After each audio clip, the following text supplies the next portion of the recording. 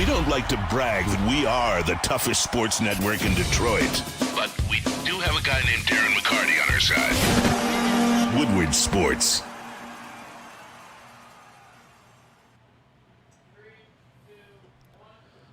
Hello, welcome in. We are here, the biggest game of the weekend, Michigan-Oklahoma pregame show. I will be joined in about 2 seconds by my co-host, Ryan Glinsky, who's getting his first shot up here on the desk, and this is what Woodward Sports is about, getting opportunities, and that's what Ryan is getting today, and that's the opportunity that Bryce Underwood will have today, and I can't lie, the closer we get to this game, the more hype I am and the more faith I have that Bryce Underwood's going to come out here and put on a show. Yeah, I've been messing around with my predictions all week long. There's some at the beginning of the week I was like, it's all Oklahoma. Give me John Mateer. They're going to run this game.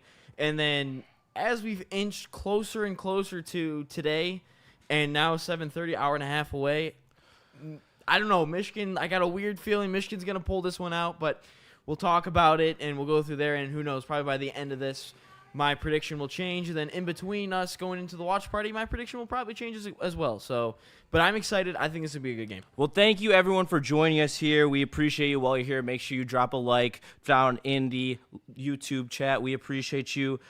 John F. and Lord, don't fuck it up, rookie. Already putting the pressure on. Shout out to you. I was really just going to respond to his comment here, but yeah, for real, that is a yeah, don't mess it up. Well, I thought I want to start in a very interesting place because I want to start in the game of hypotheticals. Before we really dive into the game and the minutia of it, I want to talk about what happens to Michigan if they win and what happens to Michigan if they lose.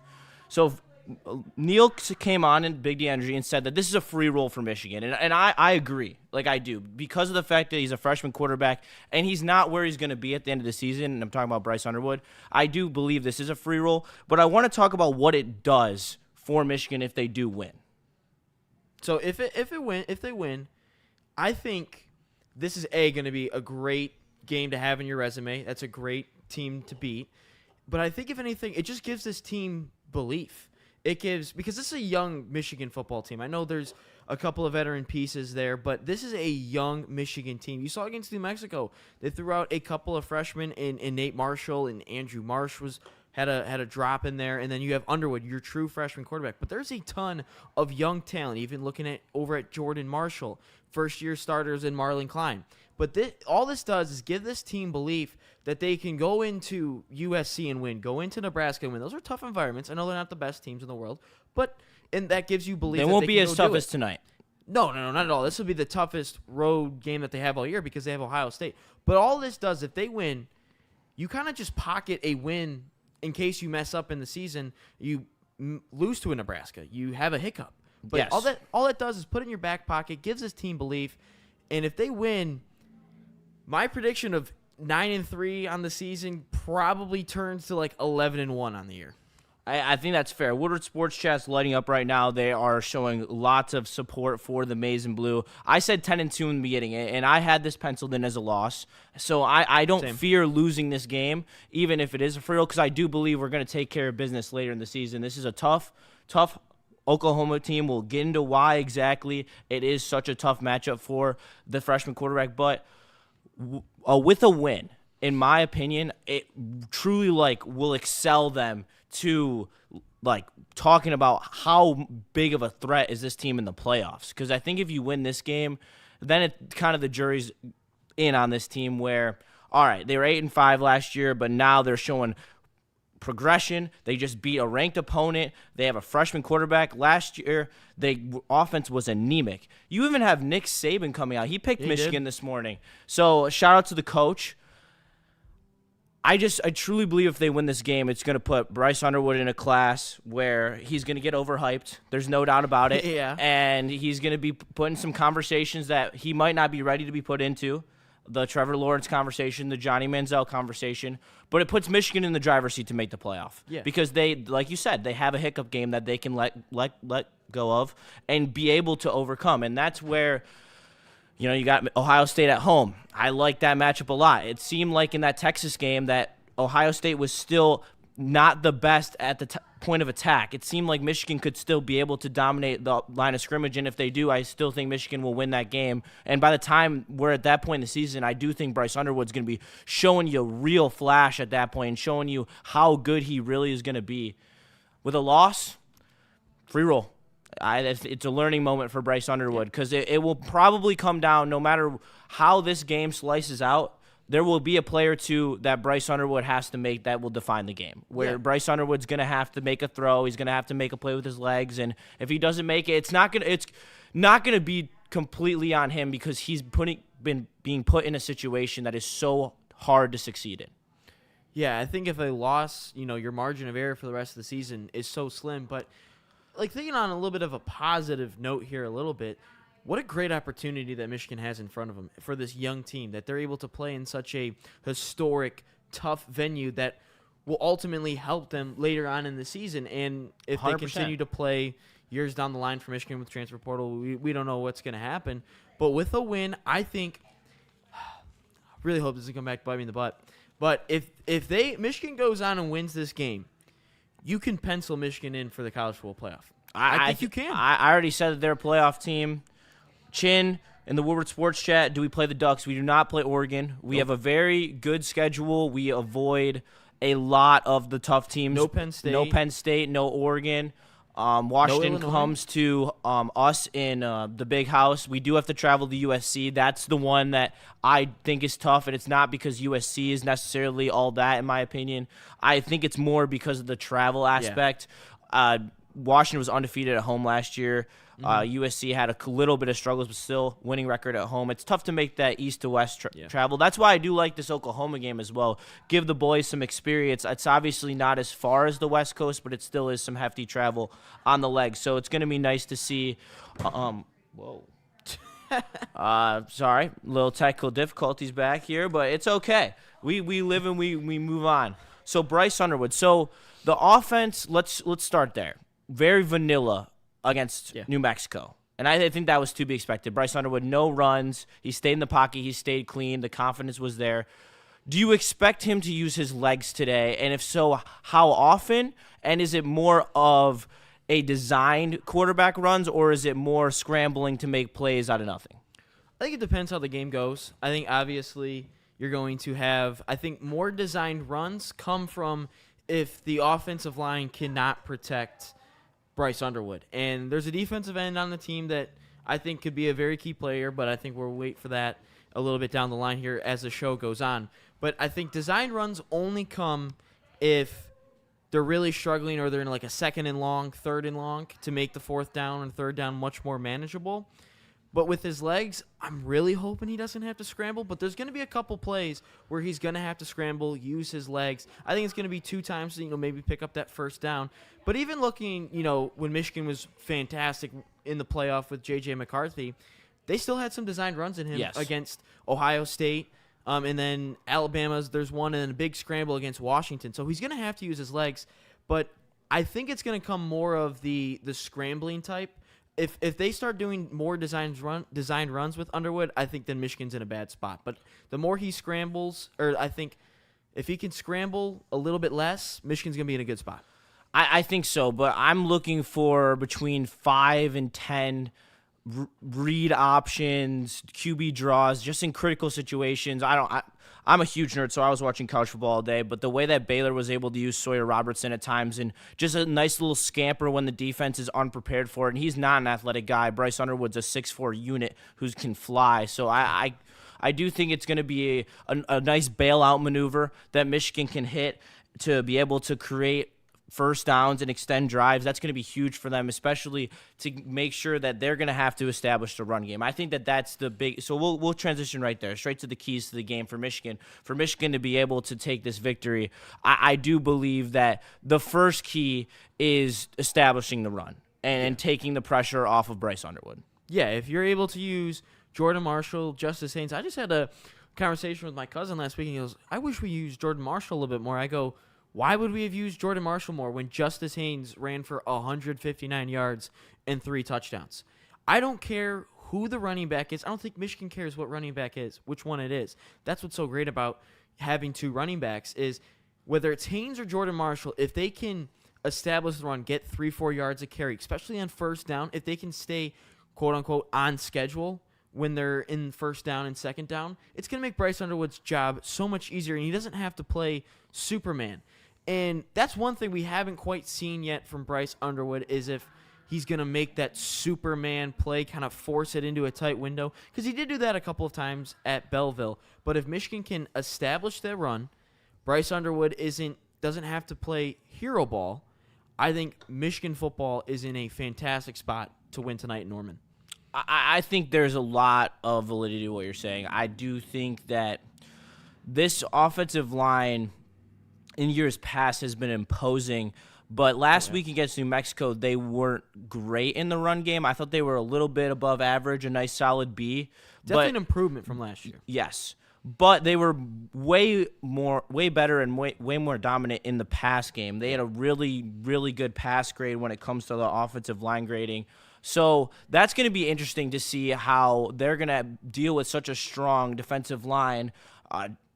Oklahoma is one of the best D-lines in the country. They have 3 defensive tackles who are all elite, and they have a rotation of 4 DNs that are all very good. So it's going to be really interesting. We're going to have to win the point of attack, and it's going to be interesting to see how that occurs, because one of the main storylines that's going into tonight's game is the fact that Klein, on Wednesday, he was in a boot. On Thursday, he was in a brace. Now he's questionable for the game. Still no real word on if he's going to play or not.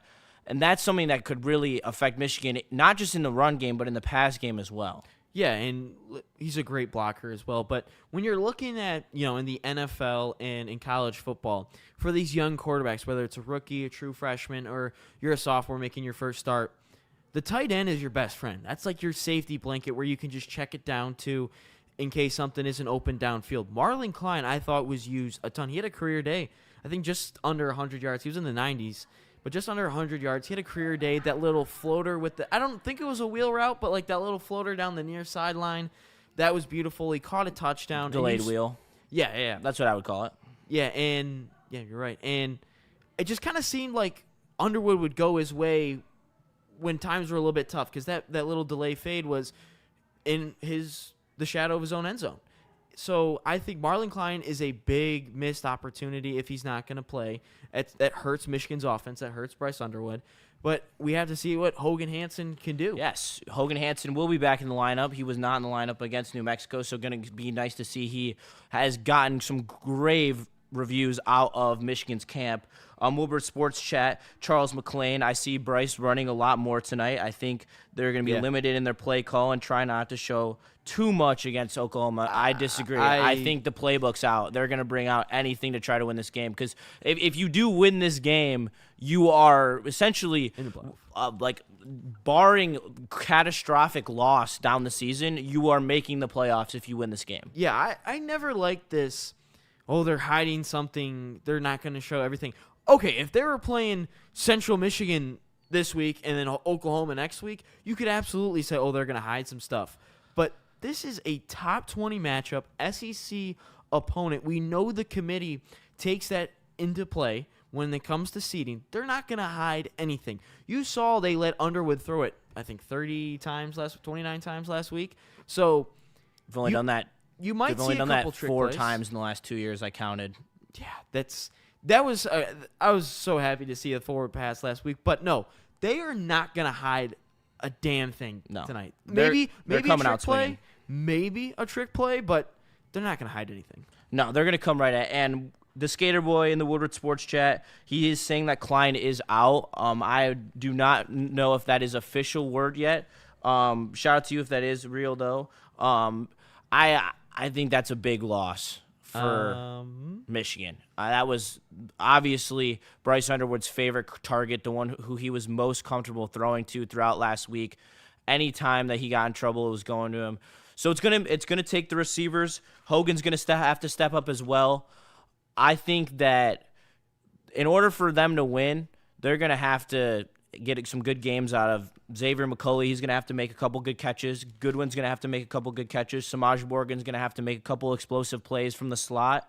And they're going to have to manufacture some plays outside of the run game. I think So what I am reading, I am seeing videos on Twitter where he has a significant wrap around his ankle, but he is going through warm-ups. He's warming up with all the tight ends. It looks like Hogan Hansen is kind of getting the majority of the little reps here, but Marlon Klein, I haven't seen any. So maybe a snap count?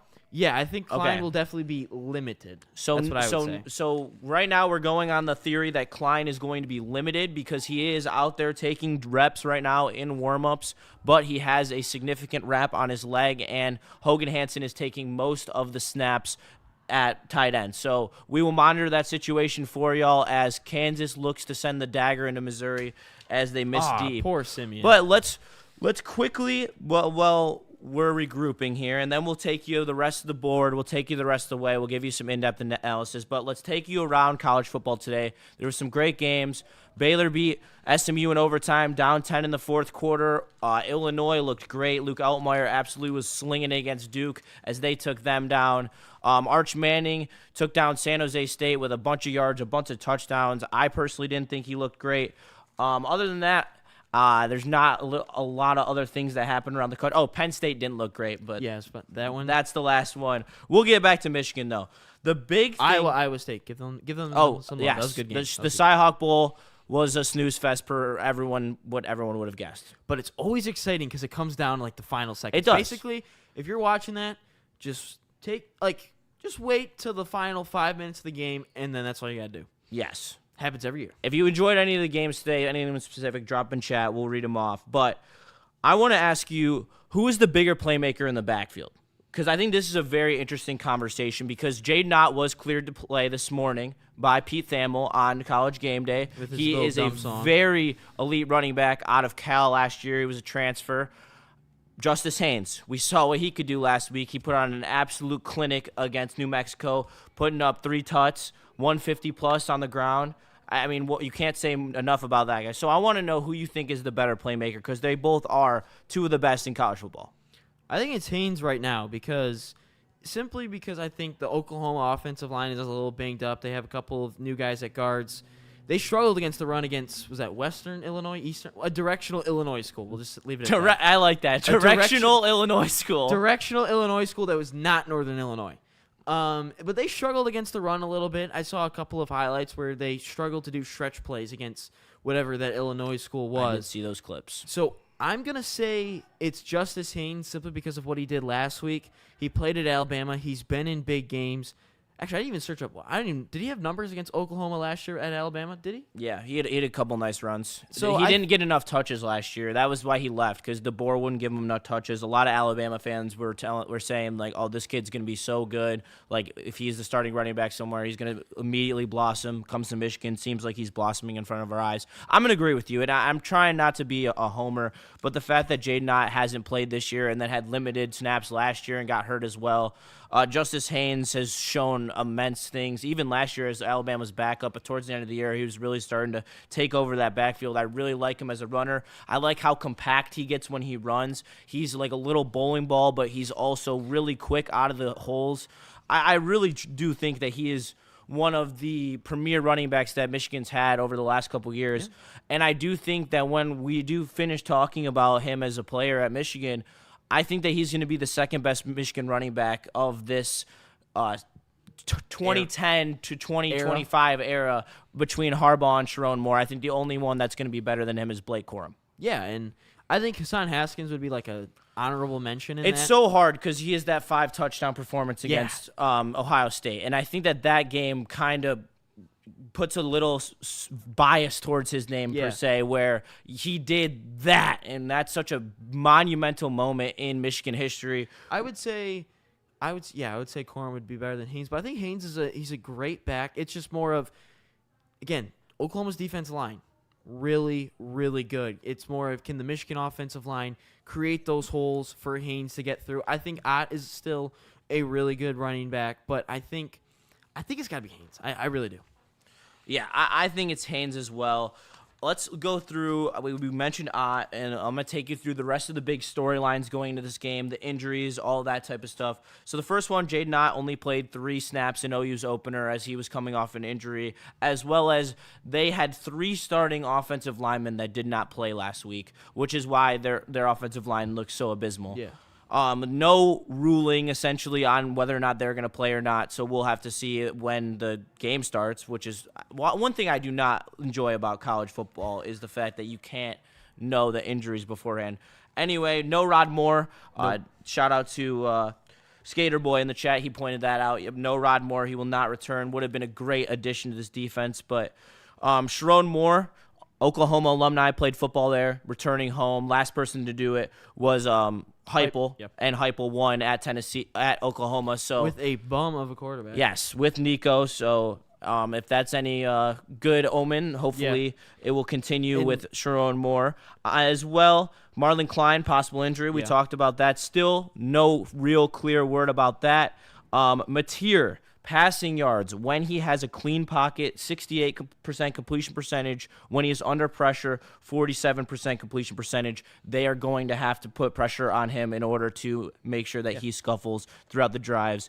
And then the last thing is that OU will blitz the shit out, and so will Wink Martindale. Both of these DCs and defensive schemes are both extremely blitz happy and get after the quarterback. So it's going to be interesting watching the pressure rates skyrocket when it comes to this game. Yeah, and I think to that last point you just had, I think that's where the tight end position becomes so much more important for Michigan, because you can have those little delay routes with the tight end, because Underwood, say, shoot, all these players coming at me, let me just dump it off real quick. And to Justice Haynes and Jordan Marshall, I think Haynes is probably the more receiving back than Jordan Marshall. But another storyline that I want to touch on, it's not really a storyline, but kind of as the season goes on, there's immense pressure on Brent Venables.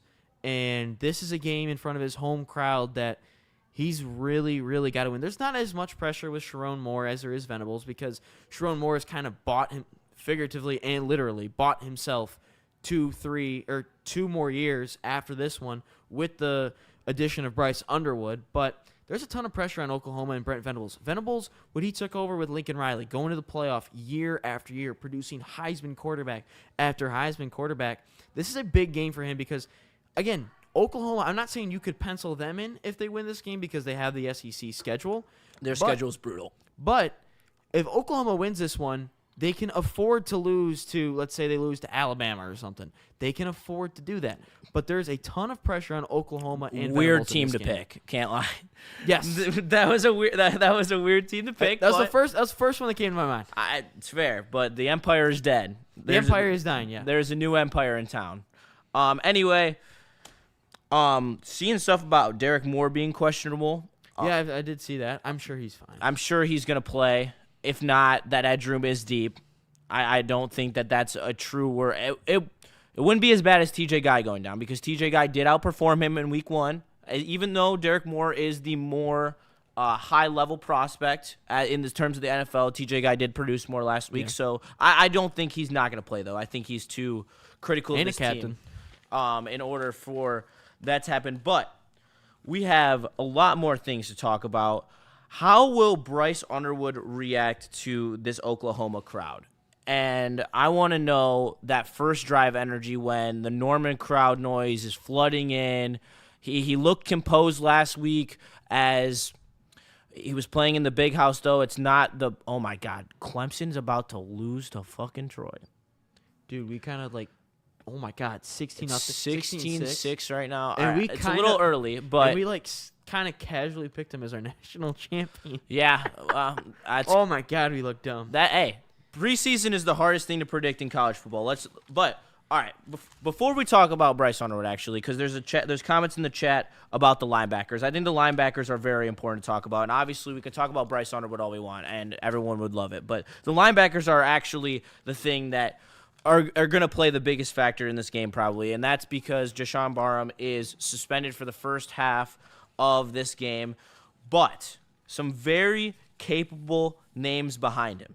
And I know you agree with me. Mm-hmm. We have a sleeper stud that we both believe in, but Did you see the piece on Hausman on his story from Nigeria? Mm-hmm. That's a great story. If you haven't read into that or went and watched the interview with him, Hausman's from Nigeria, one of 23 kids. Uganda. Thank you. Uganda. I apologize. That's on me. One of 23 kids, the youngest one, adopted to come to the United States, into Nebraska to his family. He went back there, built them a clean water well. A great story. I was almost in tears this morning watching it. I can't lie to you. But he seems like a very down-to-earth human being. And let me say, he's a absolute crusher when it comes onto the football field. He is a 3-level monster. He's great in the run game, great coming off the edge and pressuring quarterbacks, and then he's very good in coverage as well. So this linebacker core still has an elite linebacker. But losing Barham, obviously, he is the best coverage linebacker in the country. A lot of people would say. I would say it. If you want to call me biased, that's up to you. But Jimmy Roller behind him, and then our future stud, Cole Sullivan, as well. Going to have a nice rotation between the three of them. How do you expect them to counter the run in the first half? Counter the run? I mean, counter their offense in general. I mean, they're going to have a lot on their plate. They're going to have Jaden Knott coming out of the backfield. They're going to have John Mateer running the ball as well, because they're going to unlock that too. They didn't really run the ball with Mateer a lot last week. Mateer, I would not be surprised if he has 12 carries. I'm kind of thinking back to that Ohio State game against Michigan in 2024, so last year, and what Wink Martindale did. I mean, again, Ryan Day decided to run the football. I mean, that's kind of him. But Ohio State had so many weapons, and Jeremiah Smith, Carnell Tate, all those guys, and they were able to hold them in check.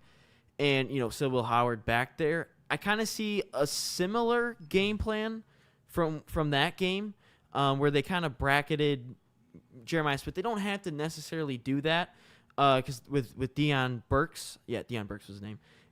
And you don't have a weapon like that. But I think I really hope he doesn't blitz the way he did against New Mexico, because screens, if Oklahoma's smart, they're going to throw a screen on the first drive and go for like 30 yards.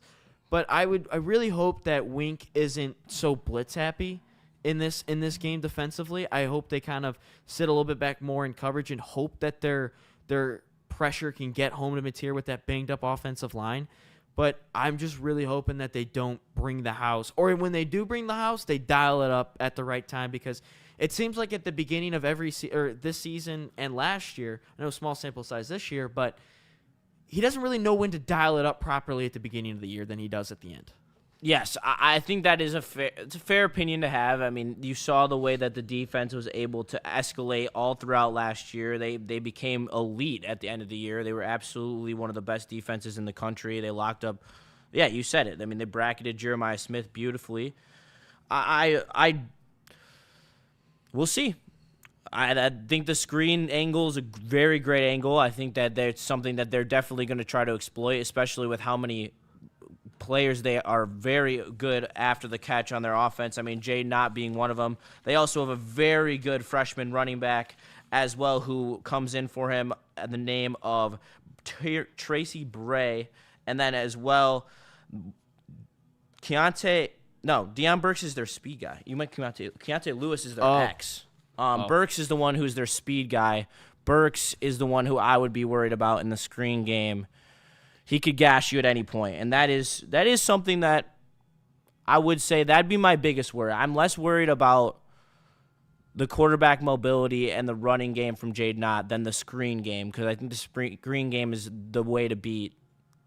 And I hope, though, they want to take us man-to-man and try to really bully us on the offensive line. I think that when teams try to do that to Michigan, they lose. And I think that's the easiest path to victory for Michigan. Yeah, if you play Michigan man-to-man, you're playing into Michigan's favor. And their corners, Jair Hill, Zeke Berry, and still questions I have on Jair Hill. But he's gotten a lot better as the season has gone on. But if Michigan just play man-to-man and just limit the big plays, because I always thought that was really good about the really good Michigan teams since 2021 to 2023 was they were a really good bend-don't-break defense. Like, they let up a couple big plays, but in the end, they kind of just held them to field goals or forced them to go for it on fourth down. So there was that. Which, by the way, I just searched up the Ohio State score, 56-0, and it's not even the fourth quarter. And for the people asking in the chat, MSU's on at 7:30. They haven't played yet. 75-3 in the Oregon-Oklahoma State game at the end of the third quarter. I turned that one on to I was like, oh, I'm a little excited for this one. And then the first play, zoom, Oregon 70-yard touchdown, and then Oklahoma State. It was 20-0 within the first 5 minutes. But to answer your question with Michigan, I hope that I hope they kind of go a little bit man to man, and Michigan. That's the Michigan's favor. And Woodward Sports chat from Charles McClain. Brett Venables is on the hot seat. I said it earlier in the chat. A coach coaching in the hot seat has the tendency to make mistakes and play scared and cost their team a victory. I know as a coach myself, and it's definitely going to be in the back of his head for sure. This is a must-win game for him because as the schedule goes on, as the season goes on for them, it's only going to get tougher to be able to get wins in the SEC. So this is a huge game for Oklahoma, a huge game for Brett Venables. We're going to have to – I'm so excited. I mean, we're getting so close. We're an hour away right now, and we're probably an hour 15 with all the commercials and what ESPN does. But it's a good point because you probably are correct. Before we continue, though, where you can catch us is every Tuesday at 7:30. Right. We have our college football show where we react to every single bit of Michigan State that you need in your life. And nipple piercings from Ryan Day. Yes, and Ryan Day nipple piercings as well. So make sure you tune in on Tuesday with us at 7:30, and we'll be joined by Haley, who is in California right now doing her mysterious shit. As Freddie Felt, what up, my guy? What up, Freddie? I know he's excited for this game, and why shouldn't he? I mean, let's talk about the hype train, okay? Let's get the Krispy Kreme out. Let's start glazing because I seriously do. Anthony Broom said Klein is out. I have not seen that tweet yet. The Skater Boy is coming back in for that. We will get confirmation on that for sure because we got to do our due diligence. We do trust you and we appreciate you letting us know, but we got to make sure that we're giving out accurate information. But let's talk about the hype train. Let's talk about Bryce Underwood, okay? How he's going to react when he walks into Norman. Hostile road environment, SEC game. And you saw it with Arch Manning. And he was a sophomore, and he was the universal hype train. And I can't lie. When I watch Arch Manning play, I watched a little bit of that San Jose State game today, and he put up great stats, but I was not impressed. When I was watching Bryce Underwood against New Mexico, I was seeing things that I was like, ooh, that's a tough throw. Like, I know the window is wide open, but the one, he's rolling to the right, he throws cross body, and Arch Manning isn't doing it. Arch Manning's spiral, it's not the way that it slings off the wrist the way that for Bryce Underwood. Like, Bryce Underwood's passes are so crisp. They're in such nice locations, and I don't see that when I watch Arch Manning, and that's why I do think he's going to look better than Arch Manning did at Ohio State. Obviously, I do think Ohio State's defense is better than Oklahoma's, but I do believe that the control, the pure talent that Bryce Underwood has exceeds Arch Manning, and he's really going to show you why he is the pure hype train that he is, regardless of how the end result does happen, because I think this is going to be a slugfest. I think this is going to be a defensive showdown. I don't think that they're going to put Bryce Underwood in a position where they're going to be like, oh, go win the game, kid. I think they're going to try to just have him be a game manager out there. So the first drive, I would assume the first 3 plays are run plays. And I would imagine maybe one is a read option just to switch it up, but I would almost guarantee that they're going to try to command the line of scrimmage right out the gate.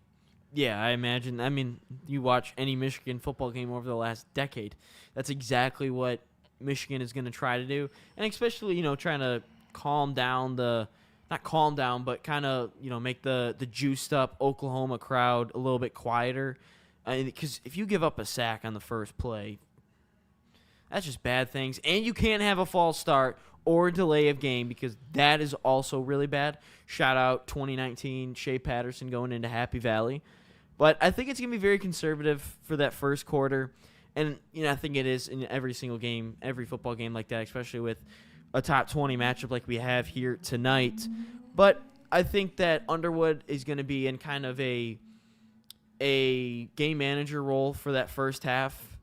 Maybe the first quarter, depends how the game goes, but I think they're going to unleash Underwood in that second half. I really – unless, again, depends on the game, depends on the score. Depends on the flow of the game.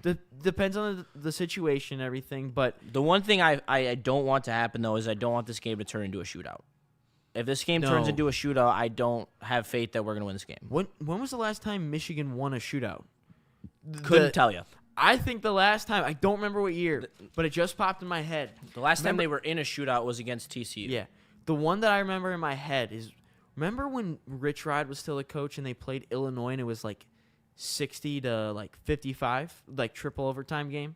God, yeah. And like that's Rich Rod to the T right there. 2010, 2011 time. Do you remember that one? Yes. That's the only one that I remember and I can think of. I don't think Harbaugh ever got into a shootout besides that TCU one. I think that's the only one. And another thing that I want to bring up about Bryce Underwood as well is we saw glimpses of J.J. McCarthy his freshman year. He played a little bit. He got a couple snaps.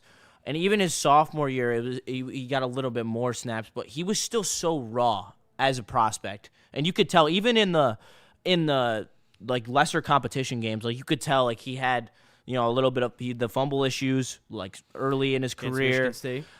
He had to learn how to really like be elite at reading a defense, which he did do. I mean, by the time he left Michigan, he was elite at reading defenses. I do truly believe that this version of freshman Bryce Underwood is already more developed as freshman J.J. McCarthy was, and I don't really think that's a hot take. I know maybe people are gonna be, oh well, J.J. McCarthy's one of the best quarterbacks in Michigan history, which yeah, he definitely is, but seriously, the talent that Bryce Underwood has already shown, it's just different. Like he looks like he is the next dude, like first overall pick in the NFL draft. Yeah, I mean the physical attributes is what sets Bryce Underwood apart than what a young J.J. McCarthy was, and McCarthy was just kind of like a gadget player when he was in his first year at Michigan. You kind of saw against Michigan State was the game he was most involved in, threw a touchdown pass and then fumbled twice. Ultimately, kind of cost Michigan the game was those situations. But like just looking at JJ and looking at Underwood, they're two different players. And Underwood is kind of like that. Not trying to say a Cam Newton build because Cam Newton was bigger. Like he was a thickly built guy. Pause. But I would say Underwood is definitely more developed as his freshman year. That's why his ceiling is so much higher. J.J. McCarthy is going to start his first NFL game on Monday, and we still don't know who he is as a football player. And he had the injury, but we don't even know what J.J. is now. Second year in the NFL. But freshman year Underwood, everyone kind of sees the ceiling, the potential that Underwood has, not only in college, but in the NFL. No doubt, and the Crimson Card, young Yogoi. Yeah, I was going to shout out this guy, too. Sports chat. He is a Ohio State fan, but he is rooting for the Wolverines tonight because he hates the SEC and ESPN, and I think it's fair. Paul Feinbaum is on a generational L run with the SEC. Like, literally just have a real opinion. Like, I do not respect anyone who just is like, oh, SEC team, like, let's roll, like just picking them on an automatic basis. I hate that shit. Like, there are plenty of good teams outside the SEC, especially in the Big Ten. I don't know. Like, honest question here. Could this been the game day spot?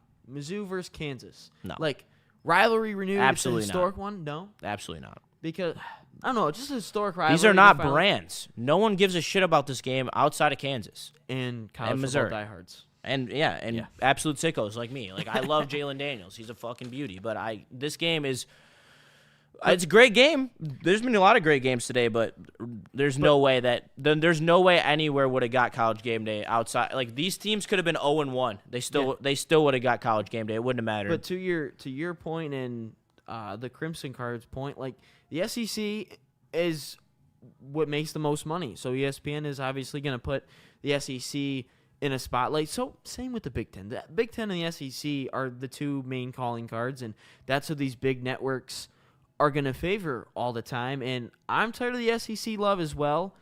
But I think also as a conference, as a Big Ten conference, at least the fan bases.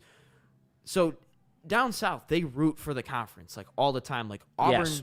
Alabama and Auburn will root for them in every single game.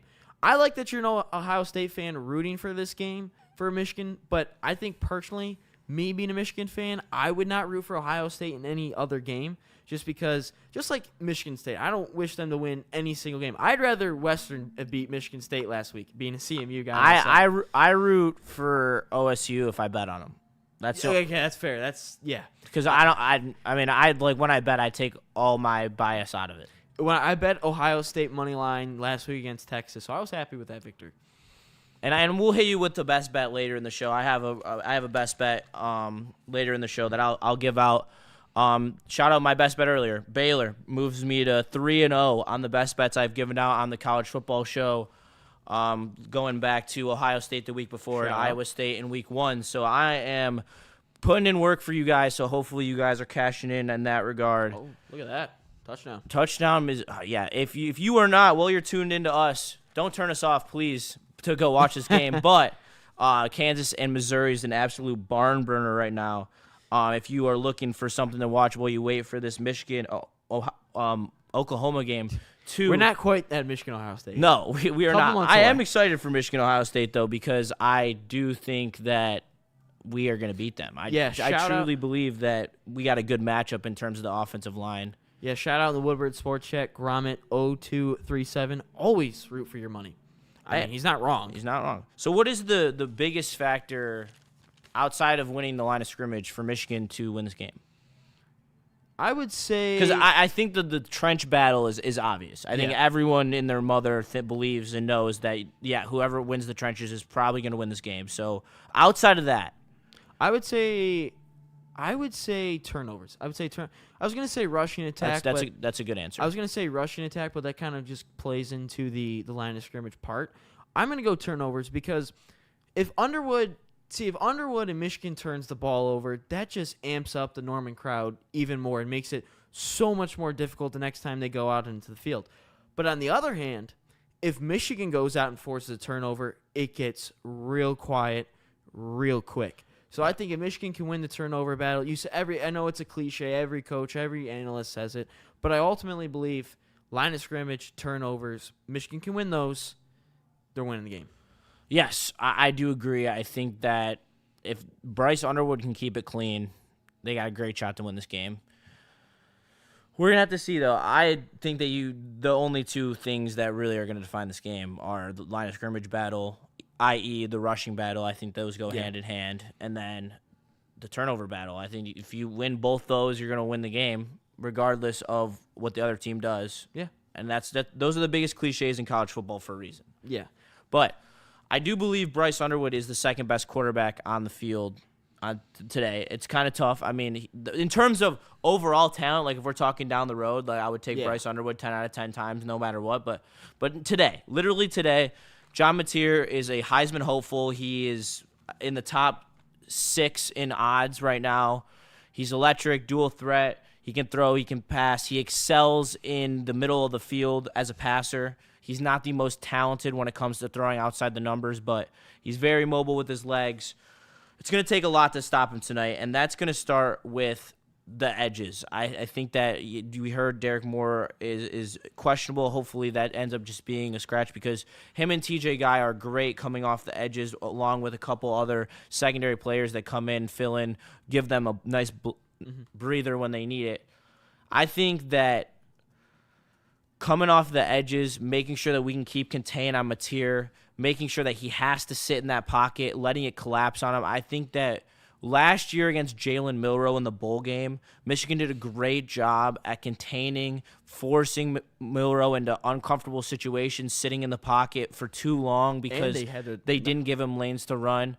If they are able to do that, it's going to be a money situation for Michigan today. Yeah, and they didn't even have their 3 best defensive linemen in that game and best edge rusher in Josiah Stewart. But I'm just looking, I want to go back to Mateer's Wazoo schedule last year. I think his biggest game last year was on the road at Boise.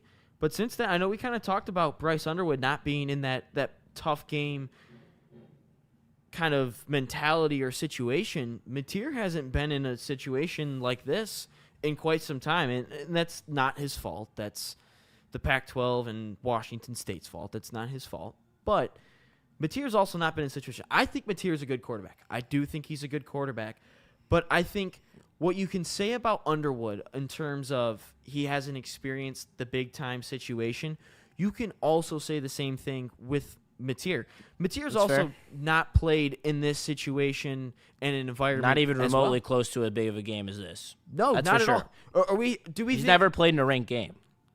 Yeah. Do we really think that Boise State is outside of their field being hideous? Is that really a tough environment compared to this? No. So I think, man, I really think I didn't this is even I really value think it's gonna last be- year's Boise State team, and they made the playoffs. So Yeah, I really think that this. The more we talk about it, I really think this is going to be a low scoring game because I think both of these quarterbacks, unproven in these situations, I would say I would agree. You with hit on it right there, and Tommy K is asking in the chat. So we're gonna give the bets real quick. I'm gonna tell you what the play is. He just hit on it. The play is the under. There is 75% of the money on the over. It's 43.5. That is a lot of points for a Michigan game. That is both teams scoring 21 plus, essentially. It's a lot of points. This is going to be a defensively ran game.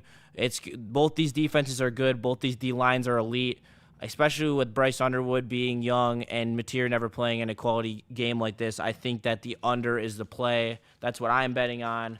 I originally liked Oklahoma. If you were to put a gun to my head, I would pick them to win the game. But if you were going to make me pick a side on the spread, I would probably take Michigan because I do think it's going to be a really tight game. At 2.5, I liked Oklahoma. At 3.5, I like Michigan. So those are the plays from me today. I'm going to add the under to my best bet counter for the show. So I'm going to put my big game bet counter on the line, and we're going to hope to improve to 4-0 on the season with the big game bets. Ryan, what do you think about the under? I think the more that we talk about it, I talk myself into taking the under. I really do. I think that these defenses are good as well. And Venables, defensive guy, Wink Martindale did in the NFL as well. So I really am. I'm talking myself into the under. You've hit every point that I was going to mention, so really no reason to talk. But I did see, I know we talked about Rod Moore being out. I did just watch a video of him warming up in the Oklahoma game, so he's getting close. We don't know about who's playing and who's not. We don't know. Rod Moore's not playing. Oh, I don't think he's going to play. That came out that was reported by Thamel or Narcos from On3. Yeah, he's definitely not going to play, but that's a good sign though to have Rod Moore warming up at least on game day now. So, but he's going to be a big piece down the line. Yeah, Tommy, I have a parlay as well. That's Michigan plus 7.5 and the under. If you want to have Michigan in there as well, but I'll say one thing about Michigan State, and then I'm moving on very quickly because this is a Michigan pregame show. But there was a couple people in chat. If Michigan State doesn't win this game, Jonathan Smith should be fired. Agreed. And seriously, this is put up or shut up time. And yes, he obviously could save his season by going on a huge run at the end of the year. Yes, that obviously could happen. But this is a game you have to win. It's a home game. It's against an inexperienced Boston College team who lost a ton last year, including NFL talent and their starting quarterback. You have to win this game. All right, back to Michigan because Michigan State there's not even a point in going through that game. They have to win that game. Seriously, Yeah, Aiden Childs needs to show that he's good, and Jonathan Smith needs to show that he is making progress. Yeah, I agree with everything. And Bandito in the sports chat, Oklahoma fan, he says, "Do you guys think Michigan is going to lose 5 games this year like they did last year?" No, I don't. I said 10-2 at the beginning of the season. I'm sticking to it. I think they either lose here or they lose to USC or Nebraska, and then they either drop one more or they go 11-1 and beat Ohio State. But I think this team's a playoff team. The lack of quarterback play last year was utterly ridiculous out of this Michigan team. And they still beat 3 top 15 teams? Yes, they did. USC, which wasn't great in the time, but 11th ranked. They beat the national champ, and they beat Alabama. So And that's the thing about all these stats about how teams don't travel well in the Big Ten. The thing is, Michigan's style does travel well though. It's because of how physically imposing they are, especially against USC and stuff. I think that I don't necessarily fear USC as much as I should just because of their play style. I just don't see how They're still old Oklahoma, or what Oklahoma was before Brent Venables, so they're still the same. But in Oklahoma, still didn't get it done in the massive moments in the playoff. But I don't think if they lose 5 games, just fire Sharon, just burn the whole program down. Just don't even have relax. it. Just don't even have it. Relax. End the season. No, I mean, I think the only thing that gets Sharon fired is if Bryce Underwood leaves. Yeah, I would I say think that's until there is, which I don't know, we shouldn't even be giving this like any sort of thought because there's like he's not Sharon is not on the hot seat. Like he's not. No, he's not even close. He bought himself literally and figuratively 2 years, 2 more years, 100%. Impact player on offense outside of Bryce Underwood. Impact player on defense, who you need to have a good game in order for Michigan to win. For Michigan, Haynes, 100% Justice Haynes. Okay. Or actually, Haynes or Marshall, one of the two, because you looked at Michigan over the years when they have 2 backs, whether it's Hassan Haskins or whether it was Corum, whichever one pops off. I don't care which one. If it's Marshall, sweet. If it's Haynes, sweet. I do not care. As long as one of them pops off. Defensively, I'm going to go either Ernest Hausman or I'm going to go TJ Guy. One of the two. I think those are all great answers. I think that with no Klein, because I'm assuming there's going to be no Klein, I think you know what you're going to get out of Justice Haynes. I don't think that he's going to be that X factor. I think your X factor is going to be who's going to extend those tough third downs, who's going to get open in those tough situations. I'm going to say it's going to be Xavier McCulley, but there is a piece of me that thinks it's going to be Channing Goodwin. I really thought I thought you were gonna throw out Samaj. I don't think. And shout out to Haley, but Samaj Morgan I think is extremely limited as a player. I think that he's very good in his role, but he's not gonna go much outside of just being a gadget slot guy. And I don't think that you can rely on that type of player in type of role. You gotta have. Also, shout out to my fucking school, Western Michigan, hanging in there with North Texas right now, 27-27 in the fourth quarter. We were 14-point dogs in that game. Young Gravy came to campus today. Wow. Yeah, no, my friend said it was awful. C. Harper, probably. I don't even like Young Gravy, but C. Harper 7-1-1. Is Rodmore playing? No, he's not playing. He did warm up, but he's not going to touch the field. And then Greg in the chat, Michigan has a very good tight end. He is questionable to play at the moment. That is Klein. We are awaiting to hear whether or not he is going to be in or not. We are hoping that he does get the nod in some capacity because he was Bryce Underwood's favorite target last week. But I would say for the Samaj Morgan point, in order for him to get the ball, it's got to be designed situations for him, whether it's a kick return, a punt return, or just his little bubble screens or a slant. Like, everything's got – Samaj cannot stand out on his own. He's got to have a design play. They have to call his number. But I don't think Samaj Morgan is like this game-changing wide receiver. And Missouri just scored a late touchdown to end the Shout out hearts Simeon. of Kansas. That's so tough. That just – gave me the loss in our pick'em because I had the spread +6. That's brutal. Shout out Simeon. Man, Arch looked terrible again today. That's what I was trying to say earlier. I said before the season started, I think Texas is going to go 9-3, and I'm sticking by that. They have a tough schedule, tough road games. I don't think Arch Manning is him. I think that everyone got suckered with the preseason narrative, the preseason hype. It's tough out here, man. It's tough. Also, just looking at some other scores. There's some interesting scores out Florida, there, for sure. I was about to say Florida is a little interesting to me. Down to USF 13-9 as we enter. It's a little bit. Quarter. They have this is a look-ahead spot for them. They play a ranked opponent next week. I think they play LSU next week. Yeah, absolutely. If I'm not mistaken. Double 69 out of Oregon and Ohio State. They're up 69-0 and 69-3 in their own respective regards. Ole Miss in another dogfight with Kentucky. I don't know what the hell is up with that rivalry where those always produce great games. But who do you, after we've seen, obviously it's tough because you haven't seen every team against quality opponents. You've only really seen the select few that have played quality opponents. But out of the Big Ten teams, is there anyone who you actually think that you're kind of like, I don't want to say scared because I don't think that's the right word, but Scared to play them? Not excited to play against. Not excited to play like on the Michigan schedule? No, just in general. If you were to be matched up Oh. with a Big Ten team, like down the road, like is there any matchup that you just don't necessarily like? Because I think there's one. There's one for me that is not.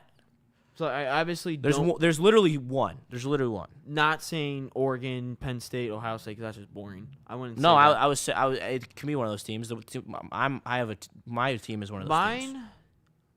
And if you know me, you could probably guess who it is out of those three teams. I would say because I don't want to. I don't want to say those three teams. That's just boring. I'm gonna say Illinois. I'm gonna say Illinois because just dominate the line of scrimmage. They have good quarterback play. They're Luke well Allmeyer looked disciplined. great today. He did. Yeah, You gotta give him credit. And you have a veteran quarterback. I mean, Bielema doesn't win like ever, like the big things. He doesn't win it. But just saying from like if we're just playing a regular season game, I don't want to play Illinois. Look at 2022 where Michigan and Illinois went down to the wire. Granted, there was a quorum It's a injury. good thing we in avoid there. them as well. But We yeah, didn't play them either. I'm just saying I wouldn't want to play Illinois because I'm trying to be a little bit different here. Obviously, I want to avoid if out of the three teams that you listed, Oregon, Penn State, Ohio State, I would not want to play Ohio State out of those three if I could choose. I think Oregon Oregon? is the team that I feel very confident against Ohio State and the looks that we can give just out toughing them because they try to do the same thing. They try to establish the line of scrimmage against us and they just can't. And they try and fail and they don't change. So I do think that I think Oregon's really good. I think Dante Moore's really good. I think he is the best Oregon quarterback that they've had in the Lanning era. Better than Dylan Gabriel and Bo Nix? I think he will be. Okay. I think he will be. There's one thing that Bo Nix is challenged to do is he is not the greatest outside the number passer. He's good, but he's not the greatest outside the number passer. I do believe Dante Moore is a very skilled passer, so that would be the one. But we don't play them, so that's nice. Yeah. The sneaky game that I have, though, that I think a team that might sneak up on Michigan is Washington. Right after they come back from playing USC, USC will probably be pretty highly ranked. They don't really play anyone up to that point, and I think Washington's really good. They got DeMond Williams, a really solid quarterback. He's a sophomore. He played at the end of the year. He's a dual threat. He's mobile. He can make plays. They got really good running back in Coleman. They got a Big Ten, all Big Ten wide receiver in Denzel Boston. So they got a really nice group of offensive skill players. I don't think that Michigan will necessarily lose that game, but I don't like them coming home from USC and then playing another team that's really scrappy, really good. I think Michigan will pull that one out, but that's the team on the schedule that I think could sneak up on Michigan on this schedule. Other than that, I think this schedule is kind of cake, to be honest. I think Nebraska could be a sneaky one. Nebraska is a sneaky one because it's third year Matt Rule, and I think that they're showing vast improvement. I think that the way that Dylan Raiola was able to it's the control thing. It's looking comfortable, reading defenses. I think he was doing a very nice job of that versus Cincinnati. That's a solid Cincinnati team, and it was a pretty solid test for him. So that game, I'm more worried about the Nebraska game as well because Sharon Moore is not there. Yeah, and that's going to be a big factor for Bryce Underwood. And it's on the road. You have second year of Dylan Raiola, and as you mentioned with Matt Rule, third year he always gets it done. And I even look back to that. I don't believe it's a night game. I think it's a 3:30 game. But it is a 3:30 game. I might be there too. So, that would be hype. That'd be awesome if you're there. Yes, I may be there because I'm gonna be in Omaha for a hockey tournament, and I believe my game is in the morning, so I'm gonna be able to go. Hopefully, you can get there. So that would be absolutely electric if that's able to happen. Woodward Sports Chat, the Crimson Card. Julian Singh can carve up any defense. Good God, that kid is accurate. Yes, he's very accurate. He's very good, and someone tried to tell you that preseason. A lot of people were talking down on Sane, talking up Arch Manning, and I told you that Sane was going to outplay him. He showed it. I mean, I think that kid is special. I think that there's going to be some great quarterback battles over the next 2-3 years between Sane and Bryce Underwood. I'm very excited to see it. Honestly, it's going to be pure cinema. We're probably going to see some shootouts in the Michigan Ohio State game over the next couple of years. It'll be very fun to watch. that would be a change of pace from the last couple of years. A shootout in the game. When was the last time that's happened? I mean, Michigan put up 42 in 2023, or was that maybe that was 2020? 21. 21. That was 21 with Haskins. And that was just ground. They put up 31 too. Yeah. So I mean, they've put up some points against Ohio State, but usually it's not like that. I mean, the Penn State Michigan games have been lower scoring than the Ohio State Michigan games. Yeah, I mean, I would say. I'm just think back to the Breaking Bad meme of they just can't keep getting away with this. Yeah. And Ohio State just gets quarterback after quarterback after quarterback. Like thinking back to, from what I can remember, it was like J.T. Barrett, then you had Justin Fields in there, or Dwayne Haskins was in there for a second, and then they went to Stroud, and then I thought Kyle McCord got a ton of hate for. He was just the scapegoat. I always thought with Kyle McCord, I thought he was a good quarterback for Ohio State. But he left. Will Howard was probably the worst out of the bunch of them. And then if Julian Sain, who doesn't look like he should be an athlete, is really good, I'm going to be ticked. Because Ohio State, could you please just be bad one time? They're not a bad quarterback. That's not their thing. It's not? No, they're a very elite program, and it's the nature of how college football is, because that's why they're a blue blood. They hired the right coach. Brian Day, I mean, he won a national title. He justified the hiring right there. And regardless of what happens with Michigan, let's bring up that question, because I love this question. Would you rather beat Ohio State or win the Natty? Because I'm a win the Natty all the way type of guy. I would absolutely just win the Natty. The only people that will let you know that there's an asterisk on it is the opposing fan base. Yes. But a national championship is a national championship. Like in 10, 15 years, if you're looking at the list of national champions, the only people that will point that out, that the 2024 Ohio State team lost to Michigan, is going to be the Ohio State fans themselves and the Michigan fans. Someone from Clemson's going to look at that and be like, I don't know if they lost to Michigan. Like, that doesn't get brought up. They're a national champion. I would much rather just win the national championship every year. Yes. Only seeing national championship in the chat. So shout out to you guys for actually being real modest fans who realize that we've had beating your rival is important, but nothing's more important than winning a championship. We've had a very, very active chat today. So shout out to all you guys getting in all your questions, letting us know about everything. But yeah, let us know if you guys see anything about Klein or anyone being out. Yes. Because I still haven't seen anything. There's officially been nothing popping up on Twitter. I've been monitoring it, trying to make sure that we can get you all the updated information that is coming out.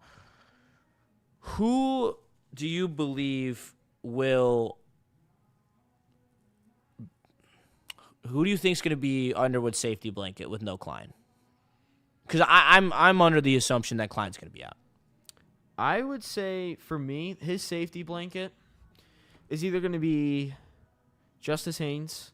We haven't really seen him as a receiving back. He's a very skilled receiving back. But I'm saying that, and I'm hoping it's Hogan Hansen. That's what I'm... Or can we throw into the equation here, his safety blanket is his legs? Can that be a part of the conversation? That can definitely be a part of the conversation. Because I think honestly, they're gonna have to utilize his legs tonight.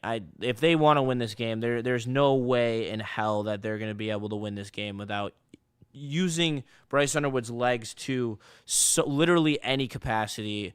The way that Michigan's offense changed when J.J. McCarthy took over and was able to bring you that element of the read options after Cade McNamara. And even before that, even when Shea Patterson was running the read option, you saw how much pressure it puts on opposing defenses. It makes it where you can't just stuff the middle. You have to protect the edges as well, and that creates the creases for the running backs. That is where Bryce Underwood can really help Justice Haynes and this offensive line. Because the offensive line, we agreed earlier in the show, they did not have the best game run blocking. Mm-hmm. They were probably a solid B, maybe a B plus if you want to be a little bit of a slappy, but that's up to you. I would say a B. The run lanes get even bigger when your quarterback is a threat because every single person has to make that second and take that time to hesitate and make sure that Bryce Underwood doesn't have the ball when he's handing it off to Haynes. And I think that is going to be a ripple that is going to be key for Michigan being able to take home this victory in Norman. Yeah, sorry, I just saw Julian Saint's stat line, 18 of 19 for 304 touchdowns. I know it's scrambling, but, man, is that impressive with how accurate it is. But, yeah, to your point, I think the legs are going to be important because of the offensive line. They're a little bit shaky. I'm not as confident as I was in, say, when they were winning the Joe Moorhead Award for 2 straight years or in 2023. But the legs are definitely going to have to play a factor. But I think if you see that there's designed runs for him, Michigan's in trouble. I wouldn't say that, because I think that there's going to be a time, like the first time they pull out a design run for him, it's going to be so calculated and in a situation where it's so unexpected, where it's going to look genius. And then from there, that's when the second thought hesitation is going to start coming in and start dealing with the change that could happen in the defensive's brain chemistry, that now they have to make sure that they are accounting for Bryce Underwood's legs throughout the entire game. That's where I think the ripple is truly so important. Make sure you answer that question from Freddie Felton chat. I'm putting together a Michigan touchdown parlay. I'm thinking Michigan will be able to run it at will, rushing touchdown for Bryce and 2 for Haynes. I don't think there's going to be that many touchdowns scored in this game. I think that there's going to be 2 touchdowns max on each side. Bryce Underwood coming from Coach Isaac, who is asking for the bets for tonight. The bets for tonight are the under. The under 43.5. It is going on my big bet card. I'm 3-0 on the season so far. And so he also said that the over-under for rushing yards for Bryce is 10.5. Yeah, I think that they expect him to take a couple sacks. I think it's going to be that's a tough. I forget that. I hate betting on rushing lines in college because it's so hard to hit those lines. But I think that Bryce could get in there. I would take Bryce for 1 and Haynes for 1, if anything. I think that the second time they get down to the goal line, everyone's going to be keyed on Haynes, and it's going to be Bryce Underwood. Yeah, I would.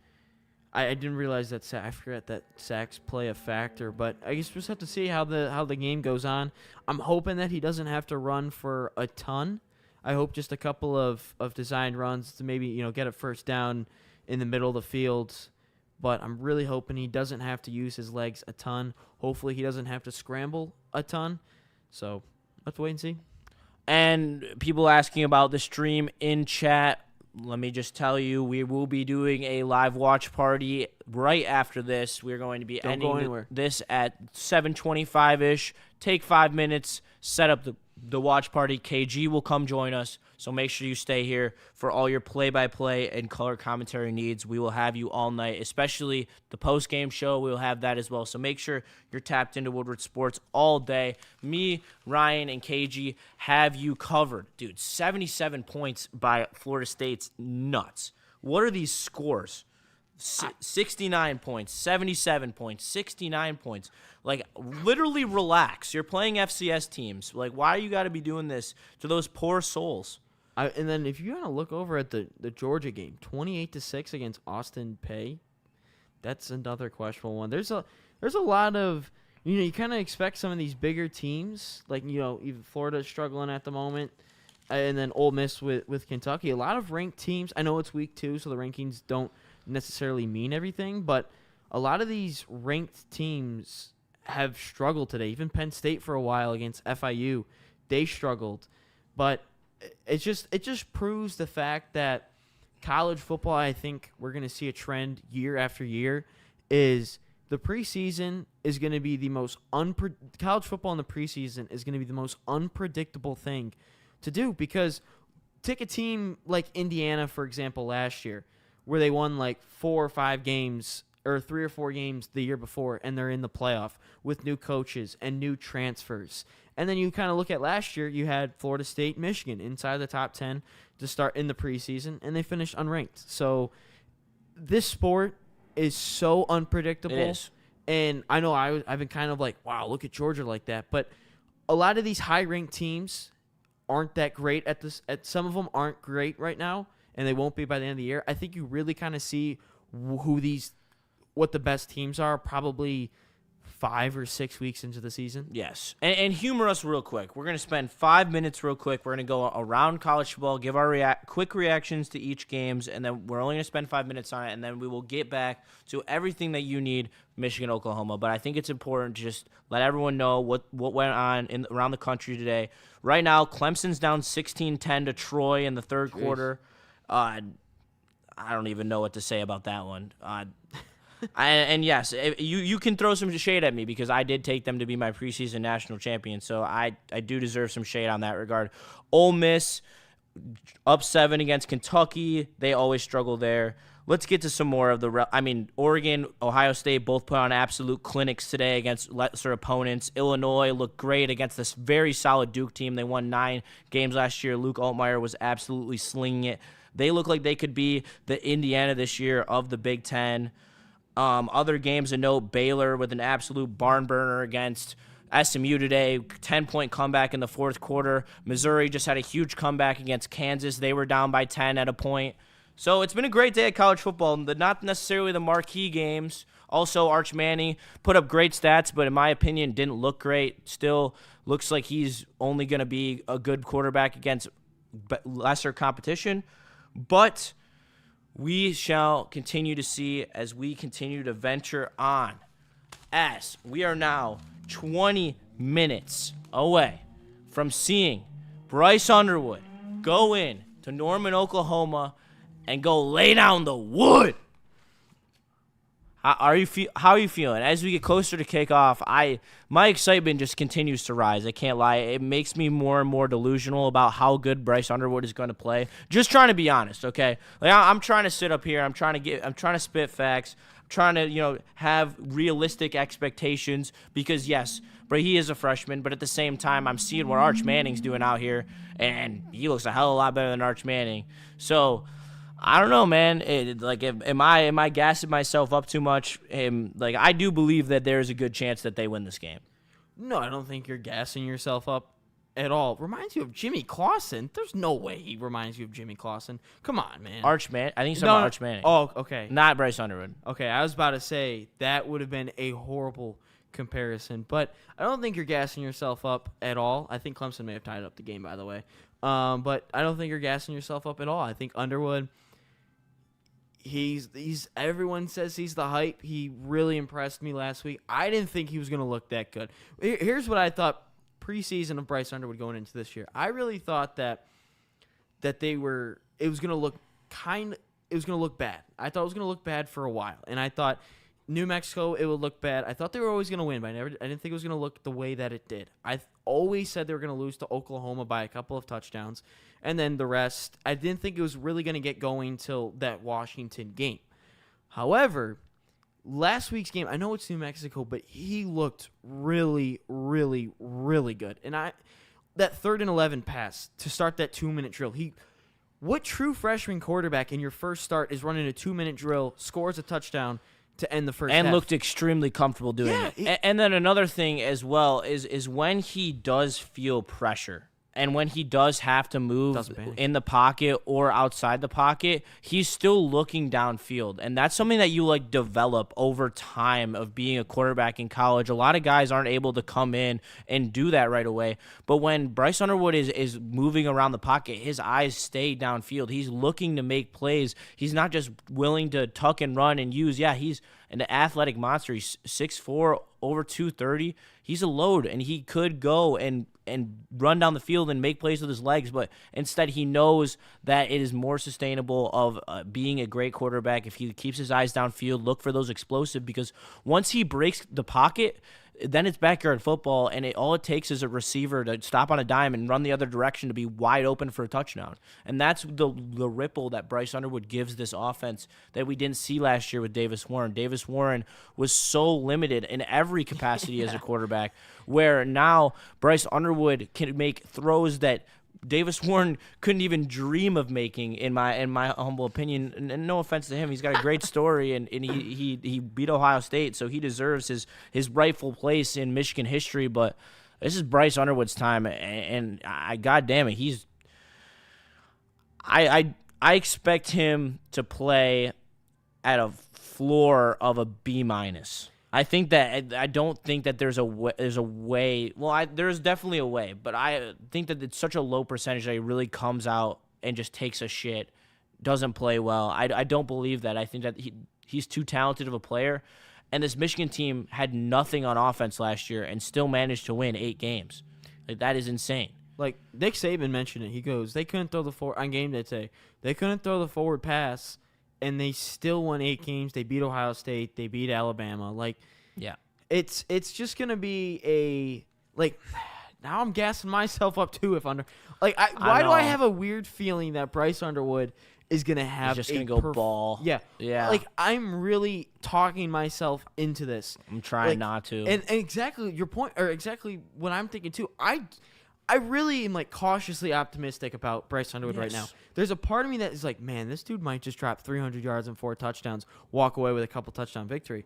And then, like, there's still a slim part of me that's like, no, dude, this is a true freshman going into Norman.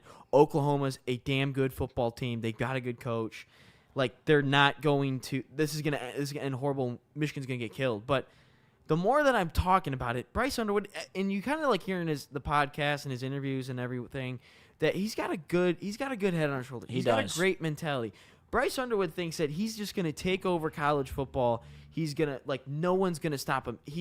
College football is going to, bow down to him. That's what Bryce Underwood is basically thinking. And that's a great mentality to have, especially as a true freshman. But for him to actually go out there and do that, I think he is. Like, that's just, like, the crazy part. And I don't even want to think of it. I don't want to be a homer like that.